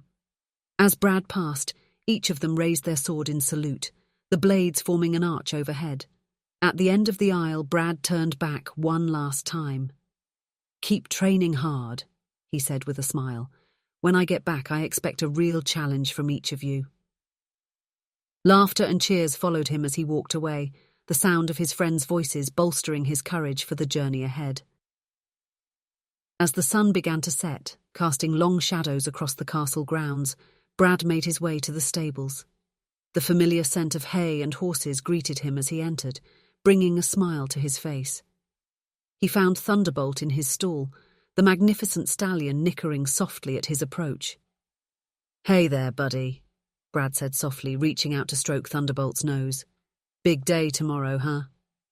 Thunderbolt snorted as if in agreement. Brad chuckled, remembering their first encounter, how he'd been unceremoniously thrown into the mud, a far cry from the partnership they now shared. Brad set about preparing Thunderbolt for the journey ahead. He brushed the horse's coat until it gleamed, his movements sure and confident. As he worked, he spoke softly to Thunderbolt, reminiscing about their training together. "Remember when I couldn't even get the saddle on right?" Brad mused, securing the girth with practiced ease. "Sir Galahad thought we were both hopeless cases." Thunderbolt nudged Brad's shoulder gently, eliciting another laugh. "Yeah, we showed him, didn't we?" Brad moved on to checking Thunderbolt's hooves, a task that once would have intimidated him. Now, he lifted each leg with care, examining the shoes and clearing any debris. "We've come a long way, you and I," Brad said, his voice growing serious. "I couldn't ask for a better companion for this journey." As if sensing Brad's mood, Thunderbolt lowered his head, resting it against Brad's chest. Brad wrapped his arms around the horse's neck, drawing comfort from the warmth and strength of his loyal steed. "I'm scared, Thunderbolt," Brad admitted in a whisper. "I don't know what we're going to face out there, but I'm glad you'll be with me." Thunderbolt whinnied softly, nuzzling closer to Brad. In that moment, Brad felt their bond more strongly than ever, not just rider and horse, but true partners, ready to face whatever challenges lay ahead. Finally, Brad stepped back, giving Thunderbolt a final pat. "Get some rest, buddy. We've got a long road ahead of us." As he turned to leave the stable, Brad felt a renewed sense of confidence. He and Thunderbolt had overcome so much together already. Whatever the journey held, they would face it as one. As night fell over Avaloria, Brad found himself unable to sleep. His mind raced with thoughts of the journey ahead, replaying every lesson, every challenge he'd faced since arriving in this world. The weight of expectation pressed down on him, making rest impossible. Unable to bear the confines of his chamber any longer, Brad slipped out into the quiet corridors of the castle. His feet carried him, almost of their own accord, to the practice yard. The cool night air kissed his skin as he stepped outside, Excalibur a comforting weight at his side. Brad drew the sword, its familiar hum resonating through his body. He began to move through the forms Sir Galahad had drilled into him over countless hours of training. Thrust, parry, sidestep, lunge, each movement flowed into the next with a grace that would have astonished him just months ago. As he trained, memories flooded his mind. His first clumsy attempts at swordplay, the bruises and frustrations, the small victories that had led to this moment. Excalibur's glow intensified with each passing minute, casting long, dancing shadows across the yard. "You've come a long way from that bewildered man who first stumbled into our world," a voice called out, startling Brad from his reverie. He turned to see Alara approaching, her silver hair gleaming in the moonlight. There was a knowing smile on her face, tinged with a hint of concern. "Couldn't sleep," Brad admitted, lowering Excalibur. "I thought some practice might help, but the thoughts won't quiet, will they?" Alara finished for him, her voice gentle. She gestured for him to sit on a nearby bench, joining him as he sheathed Excalibur. "I'm afraid," Brad confessed after a moment of silence. "What if I'm not ready? What if I fail?" Alara placed a comforting hand on his shoulder. Fear is natural, Brad. Even the greatest heroes feel it. But remember, courage isn't the absence of fear. It's acting in spite of it. She waved her hand and the air before them shimmered. Images appeared. Brad's first day of training, his triumph over the obstacle course, the moment he drew Excalibur from the stone. "Look at how far you've come," Elara said softly.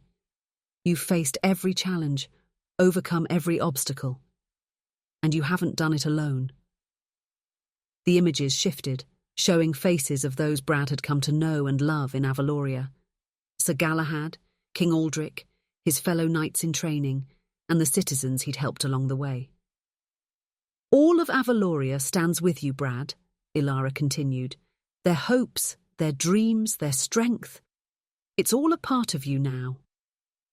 As if in response to her words, Excalibur began to glow at Brad's hip. He felt a surge of warmth flow through him, chasing away the chill of doubt. "You're right," Brad said, his voice growing stronger. "I'm not alone in this." Elara smiled, her eyes twinkling in Excalibur's light. "No, you're not, and you're more ready than you know." As they sat together, watching the stars wheel overhead, Brad felt a sense of calm settle over him. The fear wasn't gone, but it no longer paralyzed him. Instead, it sharpened his resolve, reminding him of all he fought to protect. When the first light of dawn began to paint the sky, Brad stood, feeling refreshed despite the sleepless night. He was ready to face whatever challenges lay ahead, carrying with him the strength and hope of all Avaloria. After his conversation with Elara, Brad found himself drawn to a secluded corner of the castle gardens. The pre-dawn air was cool and still, filled with the sweet scent of night-blooming flowers. He sat cross-legged on the soft grass, Excalibur laid across his knees. "Okay," Brad whispered, feeling slightly foolish. "Elara said to listen to you, so I'm listening." He closed his eyes, trying to clear his mind as Elara had taught him. At first nothing happened, but then gradually he became aware of a faint humming. It seemed to emanate from Excalibur, growing stronger with each passing moment. Suddenly the world around Brad fell away. He found himself standing on a misty plain, Excalibur glowing brightly in his hand. In the distance, he could make out a massive dark shape. Infernus, he realized with a start. But as he watched, the dragon's form seemed to flicker. For brief moments, Brad could see another shape superimposed over the fearsome beast, a noble, majestic creature, its scales shimmering with an inner light. A voice, neither male nor female, echoed in his mind. "Remember, chosen one, appearances can be deceiving. Look beyond the corruption to the truth that lies beneath." The scene shifted. Brad saw flashes of his journey, treacherous mountain paths, dark forests, raging rivers. But in each vision, Excalibur glowed, illuminating the way forward. "The path will be hard," the voice continued, "but you do not walk it alone. Trust in yourself, in your training, in the bonds you have forged." One final image appeared, Brad standing before Infernus, Excalibur raised high. But instead of striking the dragon down, the sword's light enveloped both of them, dispelling a dark mist that had surrounded the creature. "Your greatest strength lies not in your ability to destroy," the voice said, fading away, "but in your power to heal and restore." With a gasp, Brad's eyes flew open. He was back in the garden, the first light of dawn breaking over the castle walls. Excalibur lay quiet in his lap, but he could still feel a residual warmth from the blade. Brad stood slowly, his mind reeling from the vision. He didn't understand everything he had seen, but he felt a new sense of purpose, a clearer understanding of the task ahead. "Thank you," he murmured, running his hand along Excalibur's hilt. The sword hummed softly in response, a reassuring presence at his side. As Brad made his way back to the castle, he felt more prepared than ever for the journey ahead. Whatever challenges awaited him, he knew now that he had the strength and the wisdom to face them. As dawn broke, Brad stood at the castle gates, Thunderbolt at his side and Excalibur at his hip. The gifts from his mentors were with him, but he knew his greatest strengths were the skills he'd honed and the wisdom he'd gained during his time in Avaloria. A small crowd had gathered to see him off. Sir Galahad stood at attention, his weathered face set in a proud smile. Ilara's eyes shimmered with unshed tears, and King Aldric, regal as ever, gave Brad a solemn nod. With a final look back at the castle that had become his home, Brad mounted Thunderbolt. The horse nickered softly, as if sensing the importance of their journey. "For Avaloria," Brad said, his voice carrying across the quiet morning. "For Avaloria," the crowd echoed. And with that, Brad set off, the first light of day illuminating the path before him, the path that would lead him to Infernus and his destiny. As he rode away from the castle, Brad felt a mix of emotions: fear, excitement, determination. But above all, he felt ready. Whatever challenges lay ahead, he would face them with courage, wisdom, and the support of all those he'd come to love in Avaloria. Chapter 8. The Path to Destiny. The first rays of dawn painted the sky in hues of pink and gold as Brad set out from the castle gates. Excalibur hung at his side, its weight both reassuring and daunting. Thunderbolt's hooves clattered against the cobblestones, the sound echoing in the quiet morning air. The cool breeze carried the scent of fresh bread from the bakeries, mingling with the earthy aroma of dew-covered grass. As they left the city behind, the landscape opened up before them. Rolling hills covered in lush grass stretched as far as the eye could see, dotted with vibrant wildflowers in shades of purple, yellow and white. Brad breathed deeply, savouring the crisp morning air and the scent of dew-covered earth. The sun climbed higher, warming his face and casting long shadows across the verdant fields. By midday, the gentle hills gave way to rockier ground. The air grew cooler, and Brad pulled his cloak tighter around him. In the distance, he could see the looming peaks of the mountains he would need to traverse, their snow-capped summits disappearing into wisps of cloud. The vegetation changed, becoming sparser and hardier, with gnarled trees clinging tenaciously to the increasingly steep slopes. As evening approached on this first day, Brad made camp in a small clearing. The chirping of crickets and the soft hooting of an owl provided a soothing backdrop as he tended to Thunderbolt and prepared a simple meal. The stars emerged, brilliant and numerous in the clear mountain air, reminding Brad of how far he was from the familiar skies of Ohio. The second day dawned crisp and clear. As Brad and Thunderbolt navigated a particularly treacherous stretch of path, loose rocks skittered under the horses' hooves. The sound echoed ominously in the quiet mountain air. Thunderbolt whinnied nervously, and Brad felt him start to lose his footing. "Whoa, easy boy," Brad soothed, patting Thunderbolt's neck. Almost instinctively, his other hand went to Excalibur's hilt. As his fingers closed around it, he felt a surge of energy flow through him and into Thunderbolt. The horse steadied, finding sure footing where there seemed to be none. Brad blinked in surprise. "Did you do that?" he murmured to the sword. Excalibur hummed softly in response, and Brad couldn't help but smile. It seemed he and the legendary weapon were still discovering new ways to work together. As the sun began to dip towards the horizon on this second day, Brad caught the scent of smoke on the wind. Rounding a bend in the path, he came upon a sight that made his heart sink. A small village lay in ruins before him, many of its buildings reduced to charred husks. Fields that should have been green with crops were instead black and barren, the acrid smell of burnt vegetation hanging heavy in the air. In the centre of the devastation, a group of villagers huddled near a collapsed well, their faces etched with worry and fatigue. Brad dismounted, approaching them cautiously. The crunch of ash and debris under his boots seemed unnaturally loud in the eerie quiet. "What happened here?" he asked, though the destruction spoke for itself. An elderly woman stepped forward, her eyes red-rimmed from tears and smoke. "Infernus," she said, her voice quavering. "The dragon's flames not only destroyed our homes but collapsed our well. Without water, we cannot rebuild or survive. Brad's heart ached for these people, victims of the very creature he was setting out to face. He remembered Ilara's lessons about the land's hidden waterways and how Excalibur could channel Avaloria's essence.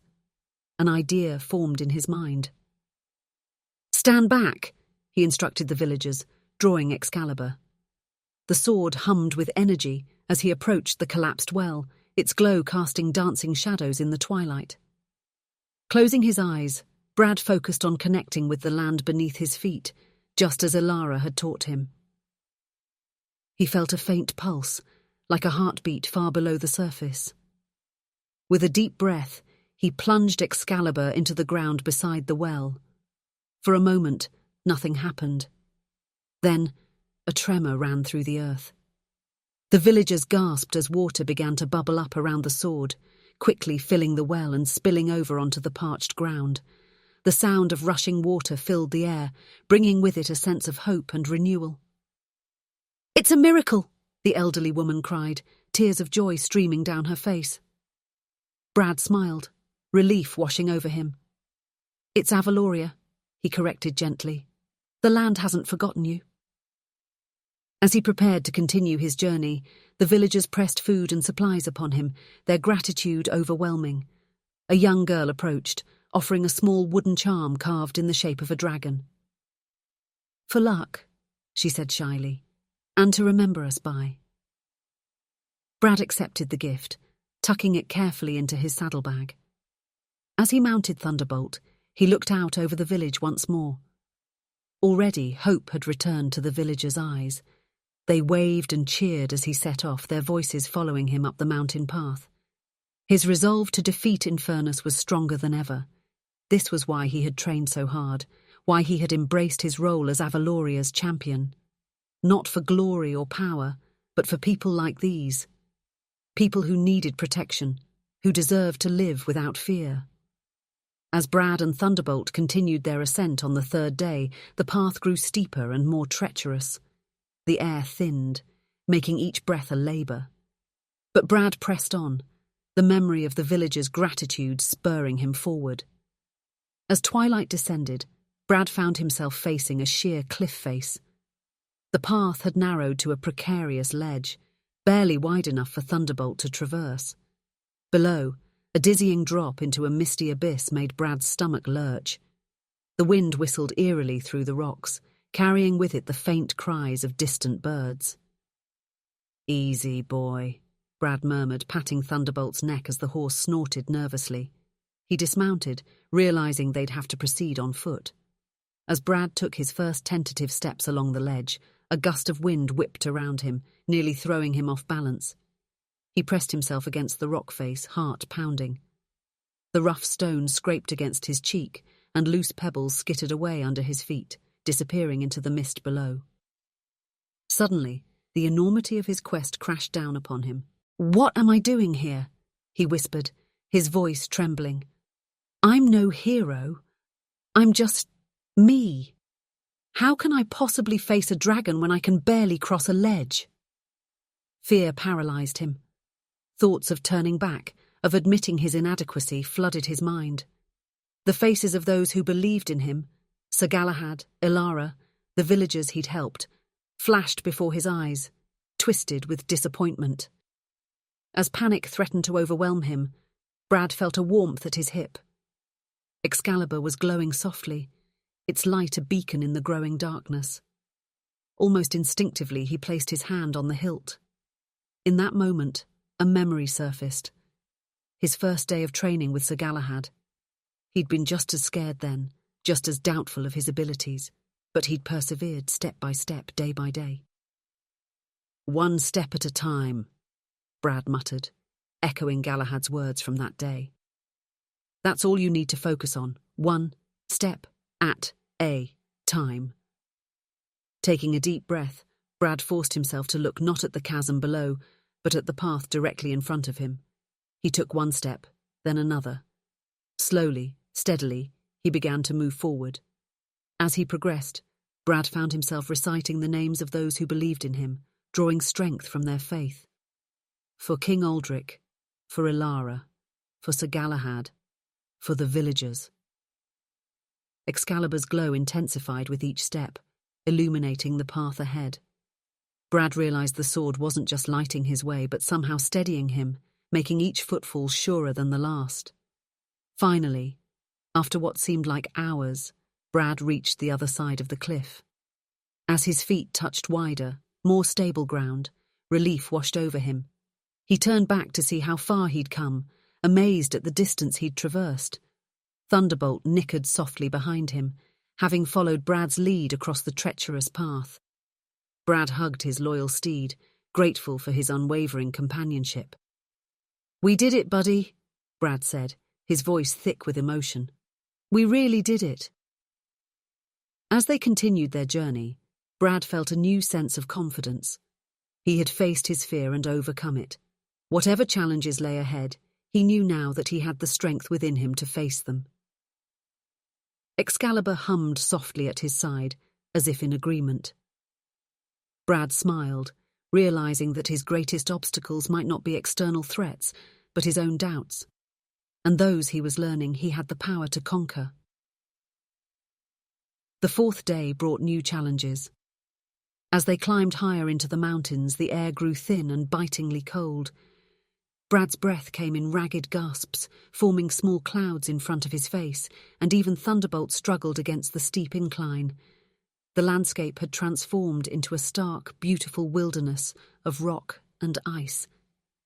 Midway through the morning, they encountered a field of ice and snow, treacherous and slippery. Brad dismounted, leading Thunderbolt carefully across the hazardous terrain. The crunch of snow under their feet was the only sound in the eerie stillness of the high altitude. Suddenly, a loud crack echoed through the air. Brad looked down to see the ice splintering beneath his feet, a web of fissures spreading rapidly. Acting on instinct, Brad drew Excalibur. As the ice gave way, he plunged the sword into the frozen ground. Energy surged through him and into the blade. The cracking stopped, and a layer of frost spread out from Excalibur, reinforcing the weakened ice. The air around them seemed to crystallize for a moment, sparkling in the sunlight. Brad stood there, panting, amazed at what had just happened. He hadn't consciously called upon Excalibur's power, yet the sword had responded to his need. Their connection was growing stronger, more instinctive. As night fell, Brad made camp in the shelter of a small cave. The wind howled outside, but inside it was surprisingly quiet. He sat by the fire, Excalibur across his lap, reflecting on the day's events. The flickering flames cast dancing shadows on the cave walls, and the smell of wood smoke mingled with the crisp mountain air. Gently, he ran his fingers along the blade, feeling the power thrumming within it. "We're quite a team, aren't we?" he murmured to the sword. In response, Excalibur's glow pulsed gently, as if in agreement. Brad closed his eyes, focusing on that connection. He could feel the sword's energy intertwining with his own, becoming an extension of his will. With each passing day, he was learning to harness its power more effectively. As he drifted off to sleep, Brad's dreams were filled with visions of Infernus.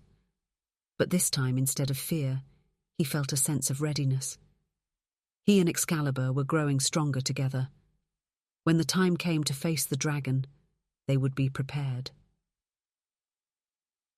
The fifth day of their journey dawned clear and cold.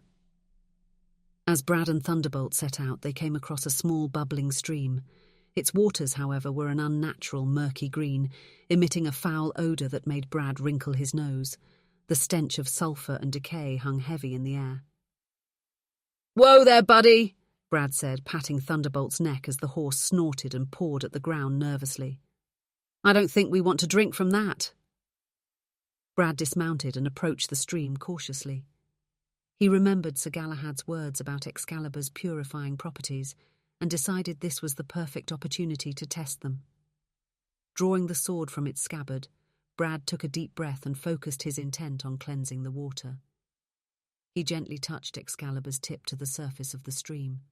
The foul liquid seemed to recoil from the blade, creating small ripples. At first, nothing happened.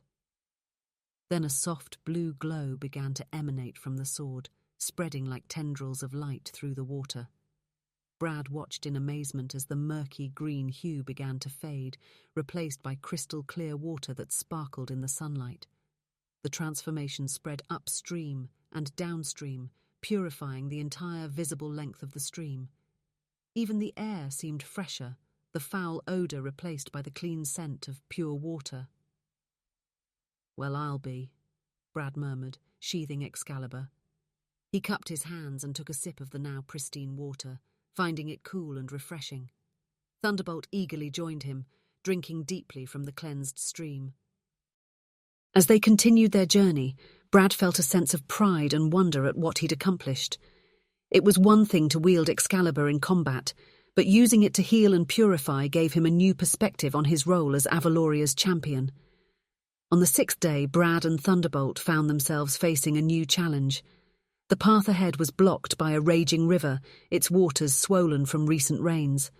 The current looked far too strong for them to safely cross.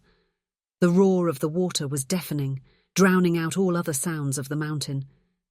Brad dismounted, approaching the riverbank cautiously. The ground was soft and muddy under his feet, threatening to give way with each step. He could see the path continuing on the other side, but the gap seemed insurmountable. "What do you think, Thunderbolt?" Brad asked, patting his horse's neck. "Any ideas?" Thunderbolt nickered softly, nudging Brad's shoulder. The young knight's hand instinctively went to Excalibur's hilt. "You're right," Brad said, drawing the sword. "Let's see what we can do." Remembering how Excalibur had calmed the waters in the village well, Brad took a deep breath and focused his thoughts on the raging river before him. He raised the sword high, then plunged it into the muddy bank at the water's edge. For a moment, nothing happened. Then, a ripple of energy seemed to pulse from the sword, spreading out across the water's surface. The churning waves began to slow, the roaring of the current diminishing to a gentle burble. Before Brad's astonished eyes, a path of calm water formed across the river, as if an invisible bridge had been laid down. The water on either side continued to rush by, but this narrow strip remained perfectly still and peaceful, reflecting the sky like a mirror. "Incredible," Brad breathed. He tentatively stepped onto the calm water, finding it as solid as if he were walking on land. "Come on, Thunderbolt, let's cross while we can." Horse and rider made their way across the river, the path of calm water holding steady beneath their feet. As soon as they reached the other side, Brad felt the energy fade, and the river returned to its turbulent state. Brad patted Excalibur's hilt gratefully. "You never cease to amaze me," he said to the sword, feeling a warm pulse of energy in response. With each new use of Excalibur's power, Brad felt his connection to the legendary weapon growing stronger. As they continued their journey, Brad found himself reflecting on Sir Galahad's words during a particularly challenging training session. A knight's greatest weapon is not his sword but his mind. When brute force fails, seek creative solutions. These words would prove prophetic as Brad faced his next challenge on the 7th day of his journey. As the sun climbed higher in the sky, Brad and Thunderbolt found themselves confronted by a massive chasm splitting the mountain in two. The gap yawned before them, a black void that seemed to hunger for their fall. The opposite edge was barely visible, shrouded in mist and snow. No human could hope to jump such a distance, and no alternate path was visible. For a moment, despair threatened to overwhelm Brad. The wind's mournful howl seemed to mock his efforts, urging him to give up, to accept defeat. Then he remembered Sir Galahad's words about creative solutions. Inspired, Brad raised Excalibur high. The sword's light intensified, cutting through the swirling snow like a beacon. He felt a surge of power course through him, the combined strength of Avaloria and his own determination. With a mighty swing, he brought the blade down, channeling energy into the mountain. The ground shook violently, nearly throwing Brad off his feet. Rocks tumbled into the chasm, and for a heart-stopping moment, he feared he had made a terrible mistake. Then, miraculously, a stone bridge began to form across the gap. Massive boulders rose from the depths, interlocking like pieces of a giant puzzle. The bridge creaked and groaned as it took shape, ice cementing the stones together. Panting heavily, Brad stepped onto the newly formed bridge. Each footfall sent tremors through the structure, loose pebbles skittering off into the abyss below. He didn't dare look down, focusing instead on the far side, willing himself forward one precarious step at a time. As he reached the other side, Brad allowed himself a small, grim smile. He had come so far from the man who once struggled to lift a practice sword, but he knew the true test still lay ahead. As the sun began to set on their 7th day of travel, Brad was carefully picking his way down a rocky slope when disaster struck. A loose stone shifted under his foot, sending him tumbling down the incline. The world spun around him in a blur of sky and stone. He felt a sharp pain as his leg caught on a jagged rock, tearing through his trousers and leaving a deep gash. Brad came to a stop at the bottom of the slope, grimacing in pain. The metallic scent of blood filled his nostrils, and he could feel the warm stickiness spreading across his leg. Thunderbolt whinnied in concern, carefully making his way down to his fallen rider. "I'm okay, boy," Brad reassured the horse, though he winced as he tried to stand. The gash on his leg was bleeding freely, and Brad knew it would slow their progress significantly if left untreated. Then he remembered how Excalibur had healed the villagers' burns. Could it work on his own injuries as well? With a shaky hand, Brad drew Excalibur from its scabbard. The sword seemed to glow brighter, as if sensing his need. He hesitated for a moment, then gently touched the flat of the blade to his injured leg. A warm, soothing sensation spread from the point of contact, like sunlight on a cool day. Brad watched in amazement as the edges of the wound began to knit together, the bleeding slowing and then stopping altogether.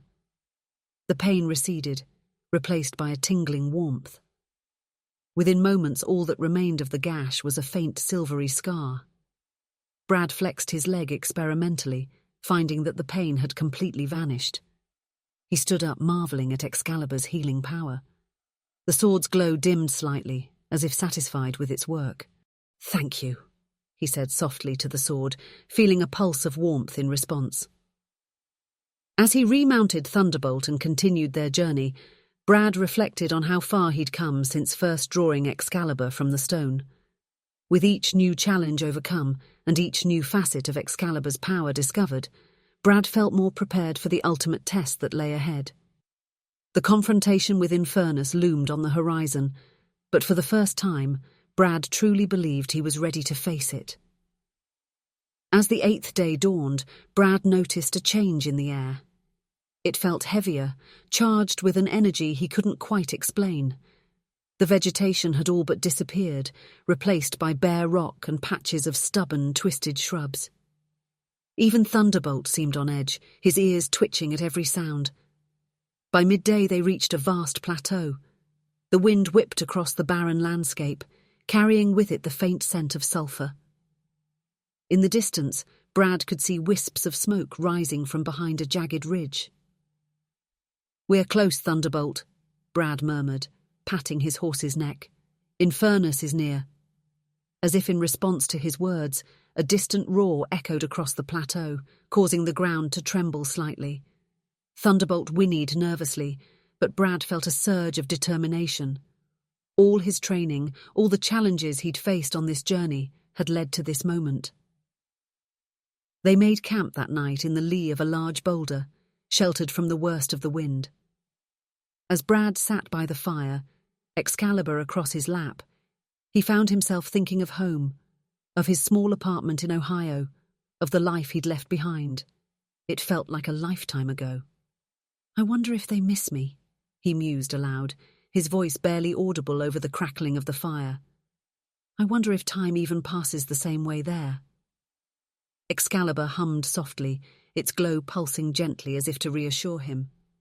Brad smiled, running his fingers along the blade. "You're right," he said. "No use worrying about that now. We have a job to do." As he drifted off to sleep that night, Brad's dreams were filled with visions of fire and flight, of battles yet to come. But instead of fear, he felt a sense of readiness, of purpose. Whatever tomorrow might bring, he would face it head-on. The 9th day broke with an ominous red sunrise. As Brad and Thunderbolt crested a final ridge, they saw their destination looming before them. Infernus's lair, a massive cave mouth set into the side of the tallest peak, belched smoke and steam into the crimson sky. The air was thick with the smell of brimstone, and waves of heat distorted the air around the cave entrance. Brad dismounted, patting Thunderbolt's neck. "You've been a true friend, buddy," he said softly, his voice thick with emotion. "But this last part, I have to do alone." As if understanding, Thunderbolt nuzzled Brad's shoulder before retreating to a safe distance. The horse's eyes, usually so calm, were wide with a mix of fear and what Brad could swear was pride. Brad turned to face the cave, Excalibur held firmly in his grasp. The sword glowed brightly, its light seeming to push back against the oppressive atmosphere. He could feel its energy resonating with his own determination, their connection stronger than ever. Taking a deep breath, Brad began the final ascent towards the dragon's lair. The rocky ground was hot beneath his feet, and he could hear a deep, rumbling sound coming from within the cave. Infernus's breathing, he realized with a start. As he approached the cave mouth, Brad paused for a moment. He thought of all the people counting on him. King Aldrich, Sir Galahad, Ilara, the villagers he'd helped along the way. He thought of Avaloria, this beautiful, majestic land that had become as much his home as Ohio ever was. "Well, Excalibur," Brad said, his voice steady despite the pounding of his heart. "I guess this is it. Ready to face a dragon?" The sword pulsed with light, warm and reassuring in his hand. Brad nodded, a small smile playing on his lips despite the gravity of the situation. "Yeah, me too." With that, Brad Bradshaw, once an ordinary man from Ohio, now strode forward as Avaloria's champion. The prophecy, his training, his journey, it had all led to this moment. Whatever challenges Infernus might pose, Brad knew he was ready to face them. As he stepped into the dragon's lair, Excalibur's light illuminating the way, Brad felt a sense of destiny settling over him. This was why he had been brought to Avaloria. This was his purpose, his calling, and he was ready to fulfill it. Chapter 9. The Battle with Infernus. The journey to Infernus's lair pushed Brad to his absolute limits. As he ascended the treacherous mountain paths, each step became a battle against nature itself. Icy winds howled around him, threatening to tear him from the narrow ledges. Jagged rocks tore at his armor, the screech of metal against stone a constant reminder of the perilous climb. Brad's lungs burned in the thin air, his breath coming in ragged gasps. Frost formed on his eyelashes, and his fingers, numb with cold, struggled to maintain their grip on the icy rocks. More than once, he nearly lost his footing, heart pounding as he teetered on the edge of oblivion. Midway through his climb, Brad encountered a field of razor-sharp ice shards, glinting menacingly in the pale sunlight. The crystalline spikes jutted out at all angles, some as tall as a man, creating a deadly maze. One wrong step could mean impalement or a lethal fall. Brad closed his eyes, remembering Ilara's lessons on channeling the land's energy. He focused on connecting with the mountain itself, feeling its ancient power thrumming beneath the surface. Excalibur began to glow, its warmth spreading through Brad's body like liquid fire. As he stepped forward, the ice responded to his will. It melted and reformed beneath his feet, creating a safe path through the treacherous field. The sound of cracking ice echoed around him, a symphony of destruction and creation with each step he took. Just as Brad thought he had overcome the worst, he faced his greatest obstacle yet, a massive chasm splitting the mountain in two. The gap yawned before him, a black void that seemed to hunger for his fall. The opposite edge was barely visible, shrouded in mist and snow. No human could hope to jump such a distance, and no alternate path was visible. For a moment, despair threatened to overwhelm him. The wind's mournful howl seemed to mock his efforts, urging him to give up, to accept defeat. Then, a memory surfaced. Sir Galahad's voice during a particularly challenging training session. A knight's greatest weapon is not his sword but his mind. When brute force fails, seek creative solutions. Inspired, Brad raised Excalibur high. The sword's light intensified, cutting through the swirling snow like a beacon. He felt a surge of power course through him, the combined strength of Avaloria and his own determination. With a mighty swing, he brought the blade down, channeling energy into the mountain. The ground shook violently, nearly throwing Brad off his feet. Rocks tumbled into the chasm, and for a heart-stopping moment he feared he had made a terrible mistake. Then, miraculously, a stone bridge began to form across the gap. Massive boulders rose from the depths, interlocking like pieces of a giant puzzle. The bridge creaked and groaned as it took shape, ice cementing the stones together. Panting heavily, Brad stepped onto the newly formed bridge. Each footfall sent tremors through the structure, loose pebbles skittering off into the abyss below. He didn't dare look down, focusing instead on the far side, willing himself forward one precarious step at a time. As he reached the other side, Brad allowed himself a small, grim smile. He had come so far from the man who once struggled to lift a practice sword, but he knew the true test still lay ahead. Finally, Brad stood at the mouth of Infernus's cave. The acrid smell of brimstone assaulted his senses, making his eyes water and his throat burn. Waves of heat rolled out of the cavern, a stark contrast to the icy world outside. He could hear the dragon's rumbling breaths echoing from within, each exhalation sending a gust of scorching air rushing past him. The mountain itself seemed to tremble in anticipation of the coming battle. As he stared into the yawning darkness of the cave, Brad's mind raced through everything that had led him to this moment. The mundane life he'd left behind, the grueling training with Sir Galahad, Ilara's wisdom, and the faith of an entire kingdom now rested on his shoulders. "You can do this," he muttered to himself, his knuckles white as he gripped Excalibur's hilt. "You've trained for this.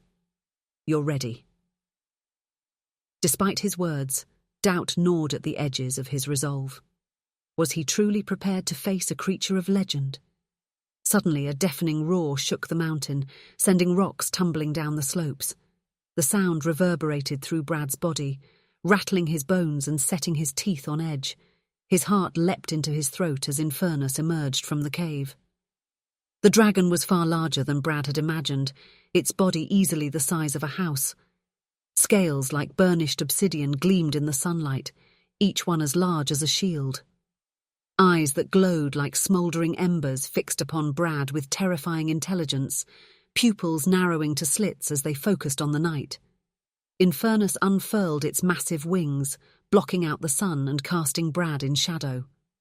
The membrane between the wing joints was like living flame, flickering and pulsing with an inner fire. As the dragon moved, muscles rippled beneath its armoured hide, a testament to its incredible strength. Infernus regarded Brad with a mixture of amusement and disdain, smoke curling from its nostrils. When it spoke, its voice was like grinding boulders, each word dripping with malice. "So," the dragon rumbled, "the prophesied hero has come at last. You are but an insect to me, human.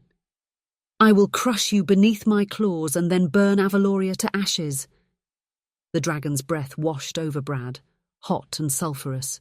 He fought the urge to gag, raising Excalibur before him. The sword hummed with energy, its blade glowing brighter in response to the threat. Brad remembered Ilara's words about the dragon's corruption and steeled himself. "Infernus," he called out, his voice steadier than he felt. "I know you were once a protector of this realm. The darkness that controls you can be broken. Let me help you." For a brief moment, the dragon's eyes flickered. Something passed across its face, recognition, doubt, but it was quickly replaced by rage. "Foolish human!" Infernus snarled, baring teeth as long as swords. "Your words are as meaningless as your life." With shocking speed for a creature of its size, the dragon lunged. Its jaws snapped shut mere inches from Brad's face, the rush of air nearly knocking him off his feet. He rolled aside, feeling the ground shake as Infernus's head smashed into the spot where he had stood. Brad brought Excalibur up in a defensive stance, muscle memory from countless hours of training taking over. His heart raced, adrenaline surging through his veins. This was it, the moment everything had been leading to. The battle raged on, a deadly dance of flame and steel. Infernus unleashed a torrent of fire, the heat so intense it melted the rocks around them. The air shimmered, distorted by the extreme temperature. Brad dove behind a large boulder, the flames licking at his heels. He felt the heat through his armor, his skin blistering despite the protection.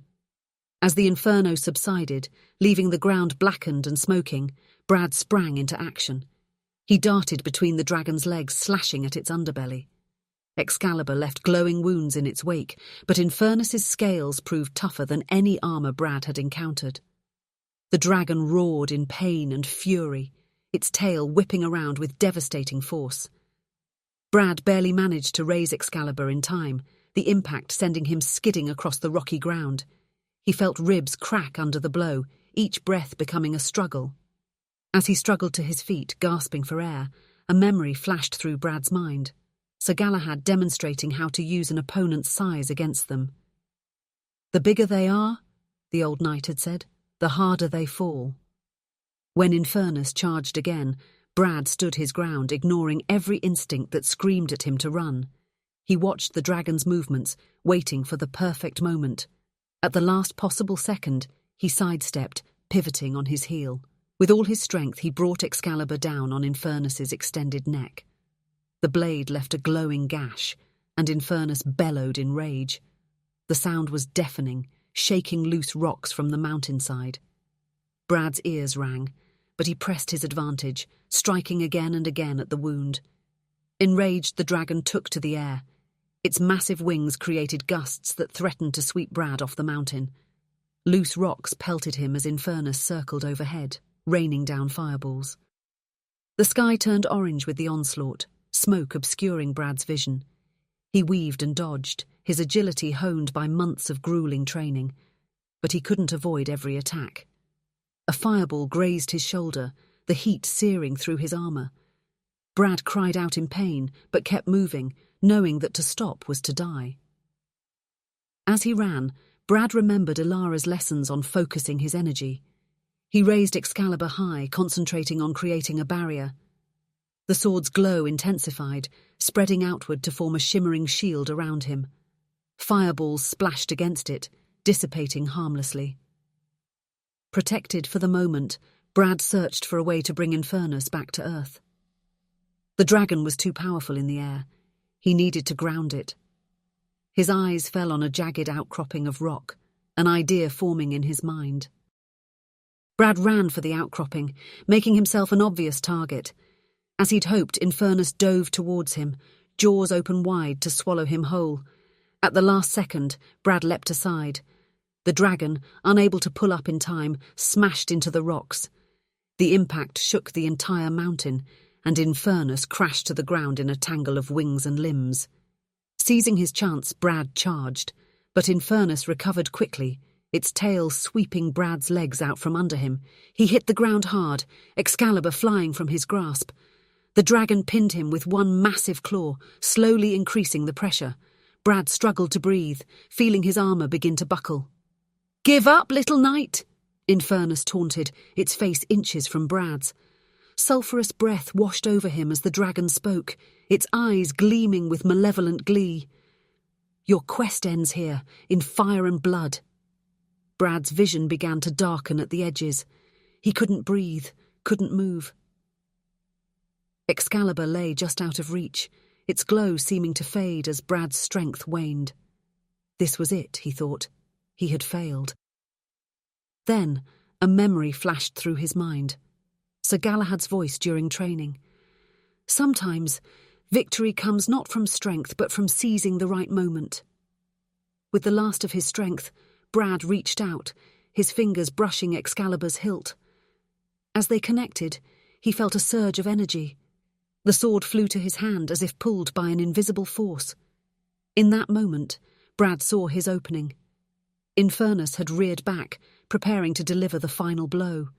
Its chest was exposed, scales glowing red-hot as it summoned its fiery breath.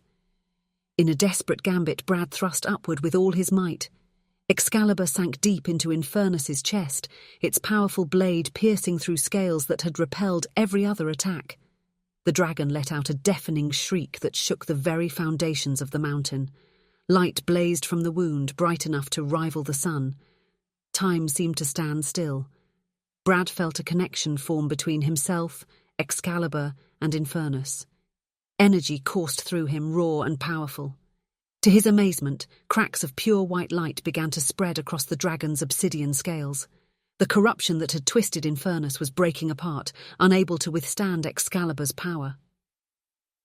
What is happening to me? Infernus's voice had changed, the malevolence replaced by confusion and a hint of its former nobility. The pressure on Brad's chest eased as the dragon staggered backward. Brad felt a surge of hope. He stood, keeping Excalibur firmly in place. "You're being freed," he gasped, his voice hoarse. "Remember who you truly are." As the light intensified, Brad caught glimpses of Infernus's memories.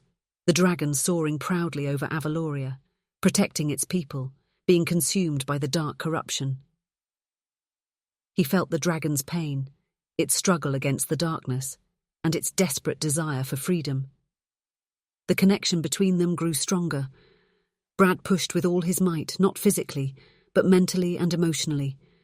He poured everything he had into Excalibur, his determination, his compassion, his belief in Infernus's true nature. With a blinding flash that forced Brad to shield his eyes, Infernus exploded into a shower of harmless sparks.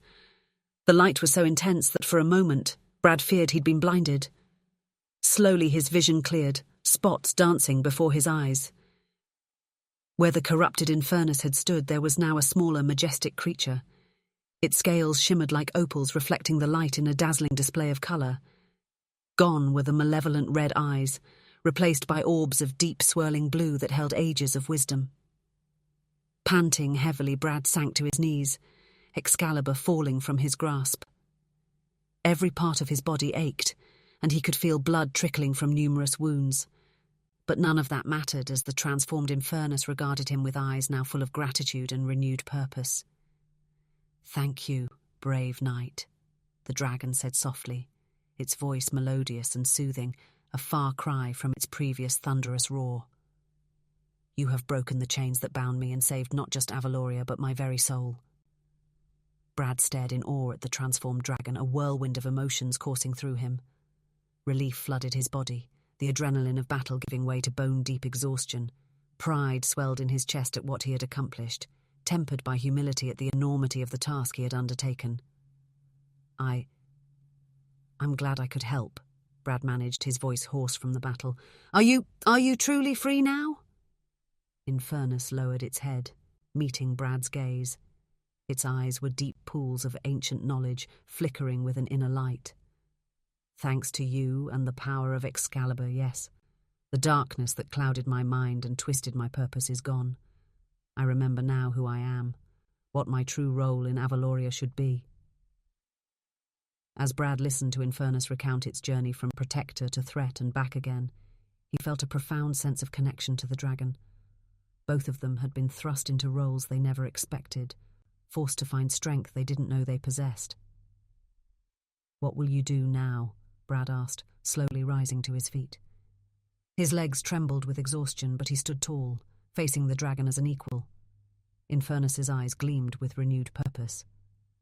"I will return to my role as Avaloria's protector. There is much damage to undo, much trust to rebuild, but thanks to you I have that chance." As the realization of his victory washed over him, Brad felt a complex mix of emotions: relief, exhaustion, pride, and a touch of sadness for the life he'd left behind. But above all, there was a sense of fulfillment. He had done it. Against all odds, the reluctant hero from another world had saved Avaloria and redeemed its greatest protector. With the last of his strength, Brad raised his head to look out over the kingdom he'd come to love. Avaloria stretched out before him, bathed in the warm light of the setting sun. The land seemed to pulse with renewed vitality, as if it too had been freed from a great burden. Brad Bradshaw, former office worker turned knight, had found his true calling. As he stood there, Excalibur in hand and the redeemed Infernus by his side, he knew that his greatest adventure was just beginning. The battle was won, but the journey of healing and rebuilding was only just beginning. As the sun dipped below the horizon, painting the sky in brilliant hues of orange and purple, Brad and Infernus began their descent from the mountain. They moved slowly, both bearing the scars of their epic battle, but their hearts were light with the promise of a new dawn for Avaloria. Chapter 10. A Hero's Farewell. The news of Infernus's defeat and redemption spread across Avaloria like wildfire. From the bustling capital to the smallest village, the kingdom erupted in joyous celebration. Each region marked the victory in its own unique way, reflecting the diverse cultures of the realm. In the coastal towns, fishermen adorned their boats with colourful streamers and sailed in festive processions, their vessels forming the shape of a dragon in honour of the restored Infernus. The mountain clans lit great bonfires on the peaks, their flames visible for miles around, signalling the dawn of a new era of peace. In the whispering woods, the enigmatic forest dwellers held a moonlit ceremony, their ethereal songs echoing through the ancient trees. The melody spoke of Brad's journey, his trials, and his ultimate triumph over darkness. The capital itself was transformed into a riot of colour and sound. Banners bearing Brad's likeness fluttered from every tower, and the streets were alive with music and laughter. Minstrels composed ballads of Brad's heroic deeds, their songs filling taverns and town squares alike. For days, feasts and festivals were held in Brad's honour. People from all corners of the realm flocked to the capital to catch a glimpse of the prophesied knight who had saved them all. Children played at being Brad and Infernus, reenacting the epic battle with wooden swords and dragon masks. At first, Brad revelled in the adulation. The shy, unassuming office worker from Ohio had become a legend, and part of him could scarcely believe it. He regaled eager listeners with tales of his battle against Infernus, demonstrated his swordsmanship to aspiring young knights, and basked in the warmth of a job well done. Yet, as the days turned to weeks, Brad felt a growing unease. The constant attention began to wear on him, and he found himself seeking solitude more often. During one such moment of quiet reflection atop the castle battlements, Sir Galahad found him. "You seem troubled, Sir Brad," the older knight observed, coming to stand beside him. Brad sighed, gazing out over the realm he had saved. "I am grateful for everything, truly. It's just... You miss your home," Galahad finished for him, understanding in his eyes. Brad nodded, feeling a pang of guilt. "Is that wrong of me, after everything that's happened?" Galahad placed a comforting hand on Brad's shoulder. "There is no shame in longing for one's home, lad. You have given Avaloria more than we could have ever asked for. Perhaps it's time you thought about what you need." They stood in companionable silence for a moment, watching the sun set over the kingdom. "Tell me about your world, Brad," Galahad said softly. "What is it that calls to you?" Brad found himself speaking of things he hadn't realised he missed. The hum of traffic, the convenience of modern technology, the familiar faces of family and friends. As he spoke, he felt a weight lifting from his shoulders. "It sounds very different from Avaloria," Galahad mused. "But I can hear the longing in your voice. You've changed much since you came to us, Brad. Perhaps it's time for you to take those changes back to your world." The conversation with Galahad gave Brad the courage to seek out King Aldrich. He found the king in the royal gardens, tending to a bed of vibrant flowers that Brad had never seen before. "Your Majesty," Brad began hesitantly, "I need to speak with you about something important." King Aldrich straightened, his wise eyes studying Brad's face. "You wish to return to your world," he said, not a question but a statement. Brad's eyes widened in surprise. "How did you know?" The king smiled gently. "I have seen it in your eyes these past days, the same look of longing I once saw in my own reflection, many years ago when I was far from home." "I feel terrible," Brad confessed, the words tumbling out. "After everything Avaloria has given me, everything we've been through together. But I can't shake this feeling that my journey here is complete." King Aldrich listened patiently as Brad poured out his conflicted feelings. When Brad finished, the king placed a hand on his shoulder. "Brad," he said warmly, "you have fulfilled your destiny here, and more. You came when we needed you most, saved our realm from destruction, and even redeemed our oldest protector. You've earned the right to choose your own path now." "But what about Avaloria?" Brad asked. "What if you need me again?" The king's eyes twinkled. "A true hero's impact lasts long after they've gone, Brad. The changes you've brought to Avaloria, the hope, the unity, the renewed spirit of our people, these will endure. And should we ever truly need you again, I have faith that you will find your way back to us." Relief washed over Brad, along with a bittersweet sadness. "Thank you, Your Majesty, for everything." As Brad turned to leave, King Aldrich called out, "Remember, Sir Brad, once a knight of Avaloria, always a knight of Avaloria. Our realm will always be a home to you." The news of Brad's impending departure spread quickly. Before the grand farewell ceremony, Brad sought out Ilara. He found her in the castle library, surrounded by ancient tomes. "I thought I might find you here," Ilara said, looking up with a sad smile. "Come to say goodbye?" Brad nodded, suddenly at a loss for words. Ilara stood and embraced him tightly. "Oh, Brad," she said softly.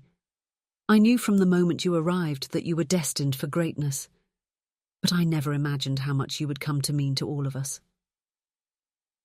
They spent hours talking, reminiscing about Brad's journey from bewildered outsider to Avaloria's champion. Ilara shared stories of the realm's history, ensuring Brad would carry the knowledge with him. As their conversation drew to a close, Ilara's eyes grew serious. "Brad, the connection you've formed with Excalibur, with Avaloria itself, it's part of you now. Even in your world, that power, that potential, remains within you. Use it wisely." Before the farewell ceremony, Brad had one last important goodbye to make. He journeyed to the mountain where he had faced Infernus, now transformed into a peaceful sanctuary. The dragon, its scales shimmering like opals in the sunlight, greeted Brad with a gentle rumble. "I sensed you were coming, Sir Brad," Infernus said, its voice melodious and warm. Brad approached, placing a hand on the dragon's snout. "I couldn't leave without saying goodbye, old friend." They spoke of their shared journey, of the battle that had nearly destroyed them both, and of the redemption they had found together. "In a way," Brad mused, "we saved each other." Infernus nodded sagely. "Indeed. And though our paths may diverge, the bond we share will remain. You have left an indelible mark on Avaloria, Brad Bradshaw. Never forget that." As Brad turned to leave, Infernus added, "Should you ever wish to return, call my name to the winds. I will hear you wherever you are." The grand farewell ceremony was held in the town square, packed with well-wishers from across the realm.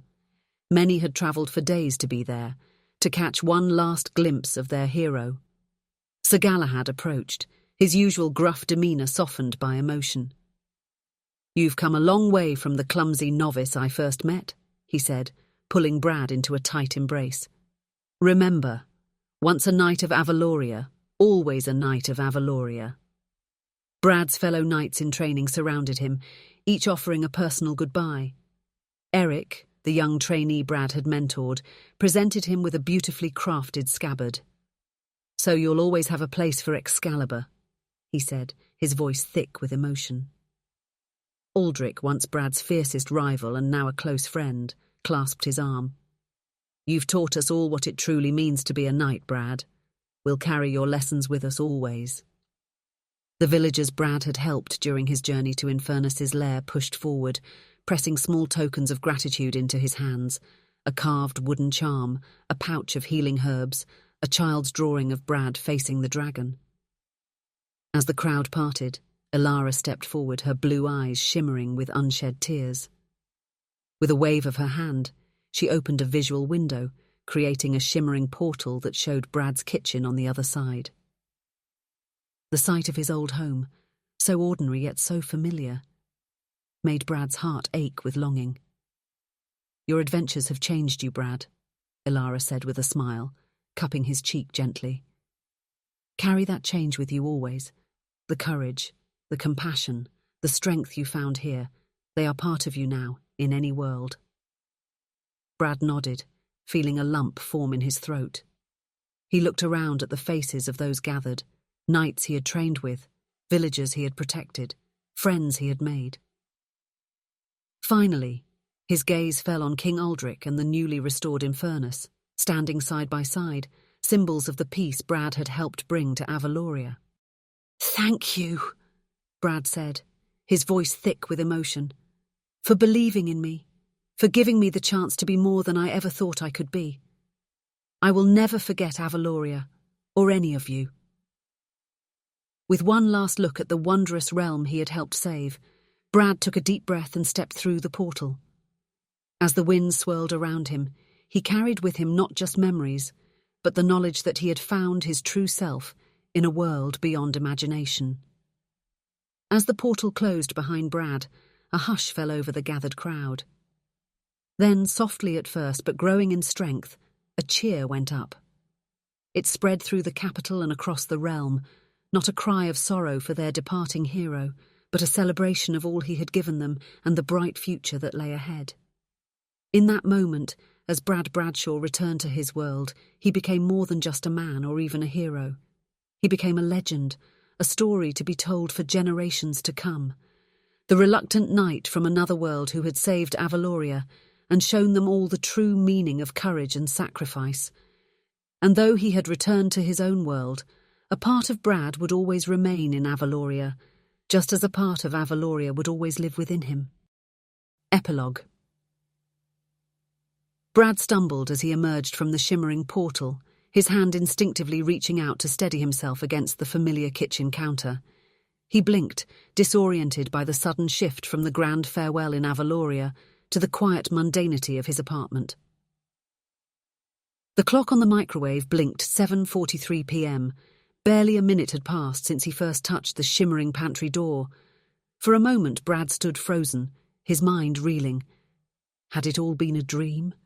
A vivid hallucination born from years of suppressed longing for adventure? But as he flexed his fingers, he felt the phantom weight of Excalibur.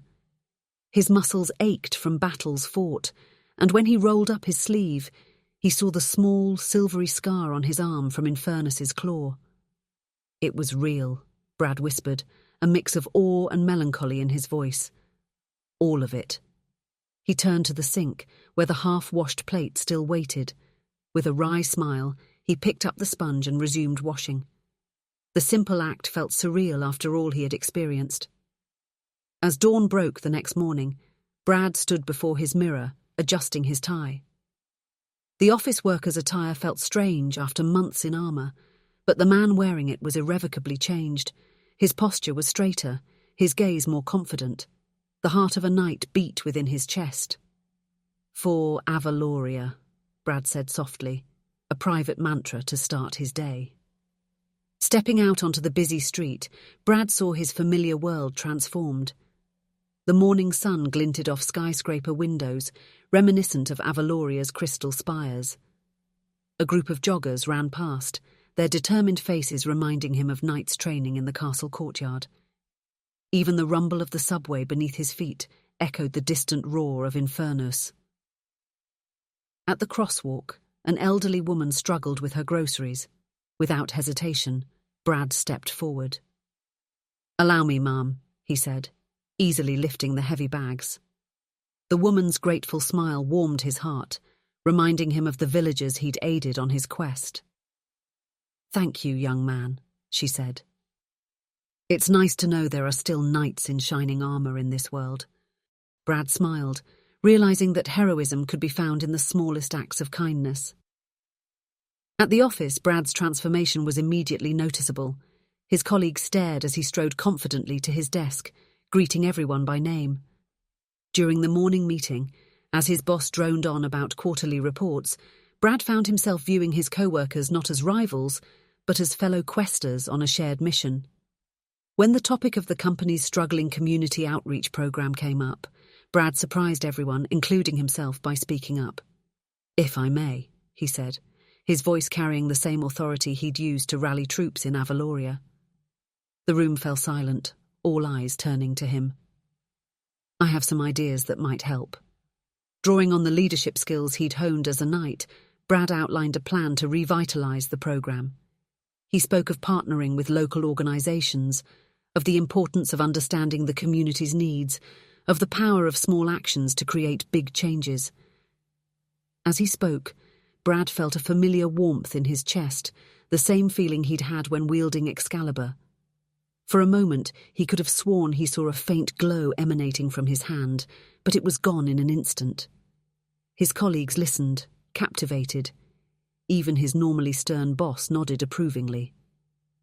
By the end of the meeting, Brad had been appointed to lead the revamped outreach program.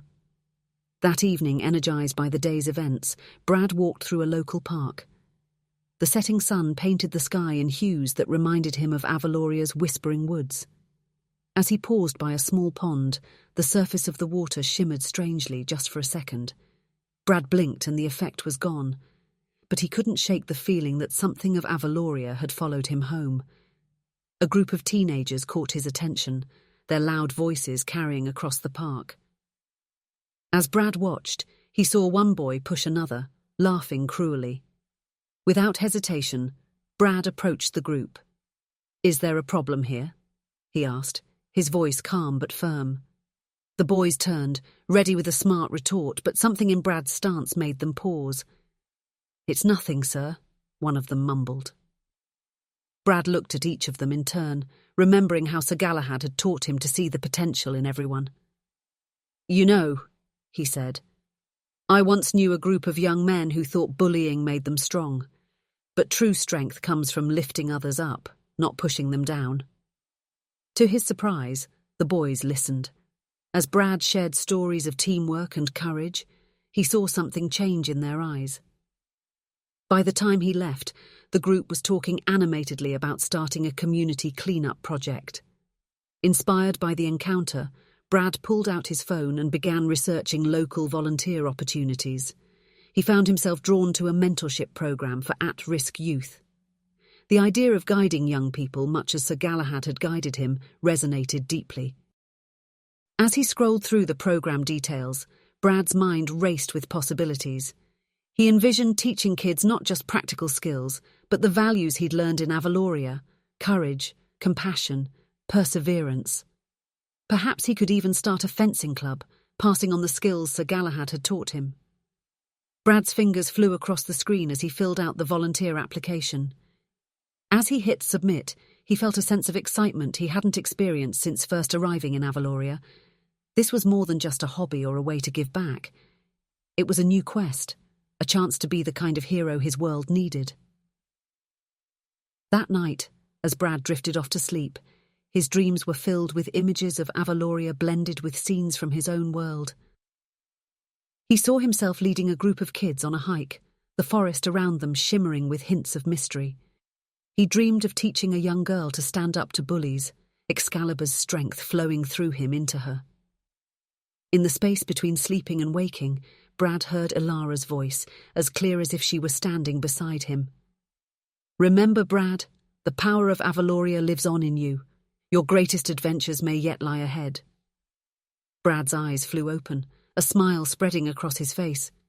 He understood now that his time in Avaloria hadn't been an ending, but a beginning. The skills he'd gained, the courage he'd found, the compassion he'd learned, these were tools to help him courageously face the difficulties of his own world, to find the wonder in the everyday. As the first light of dawn crept through his window, Brad Bradshaw, once an ordinary man, now a hero in two worlds, rose to face a new day filled with possibilities. He may not have had Excalibur at his side, but he carried something far more powerful. The knowledge that within every person, in every world, lies the potential for extraordinary deeds. And so Brad's greatest adventure began, not in a fantastical kingdom, but in the very world he had once thought too mundane for heroes. With each small act of kindness, each moment of courage in everyday life, he honoured the legacy of his time in Avaloria and proved that true heroism knows no boundaries between worlds. As he stepped out into the morning sun, Brad felt the warmth of Avaloria's power pulsing within him, a reminder that wonder and adventure could be found anywhere, if only one had the heart of a knight to seek it out. The end. This has been a Yo Brian Books production of The Reluctant Knight. I hope you enjoyed the story. If you liked it, please like, comment, subscribe and share the story with a friend. And join us next time on our grand adventure.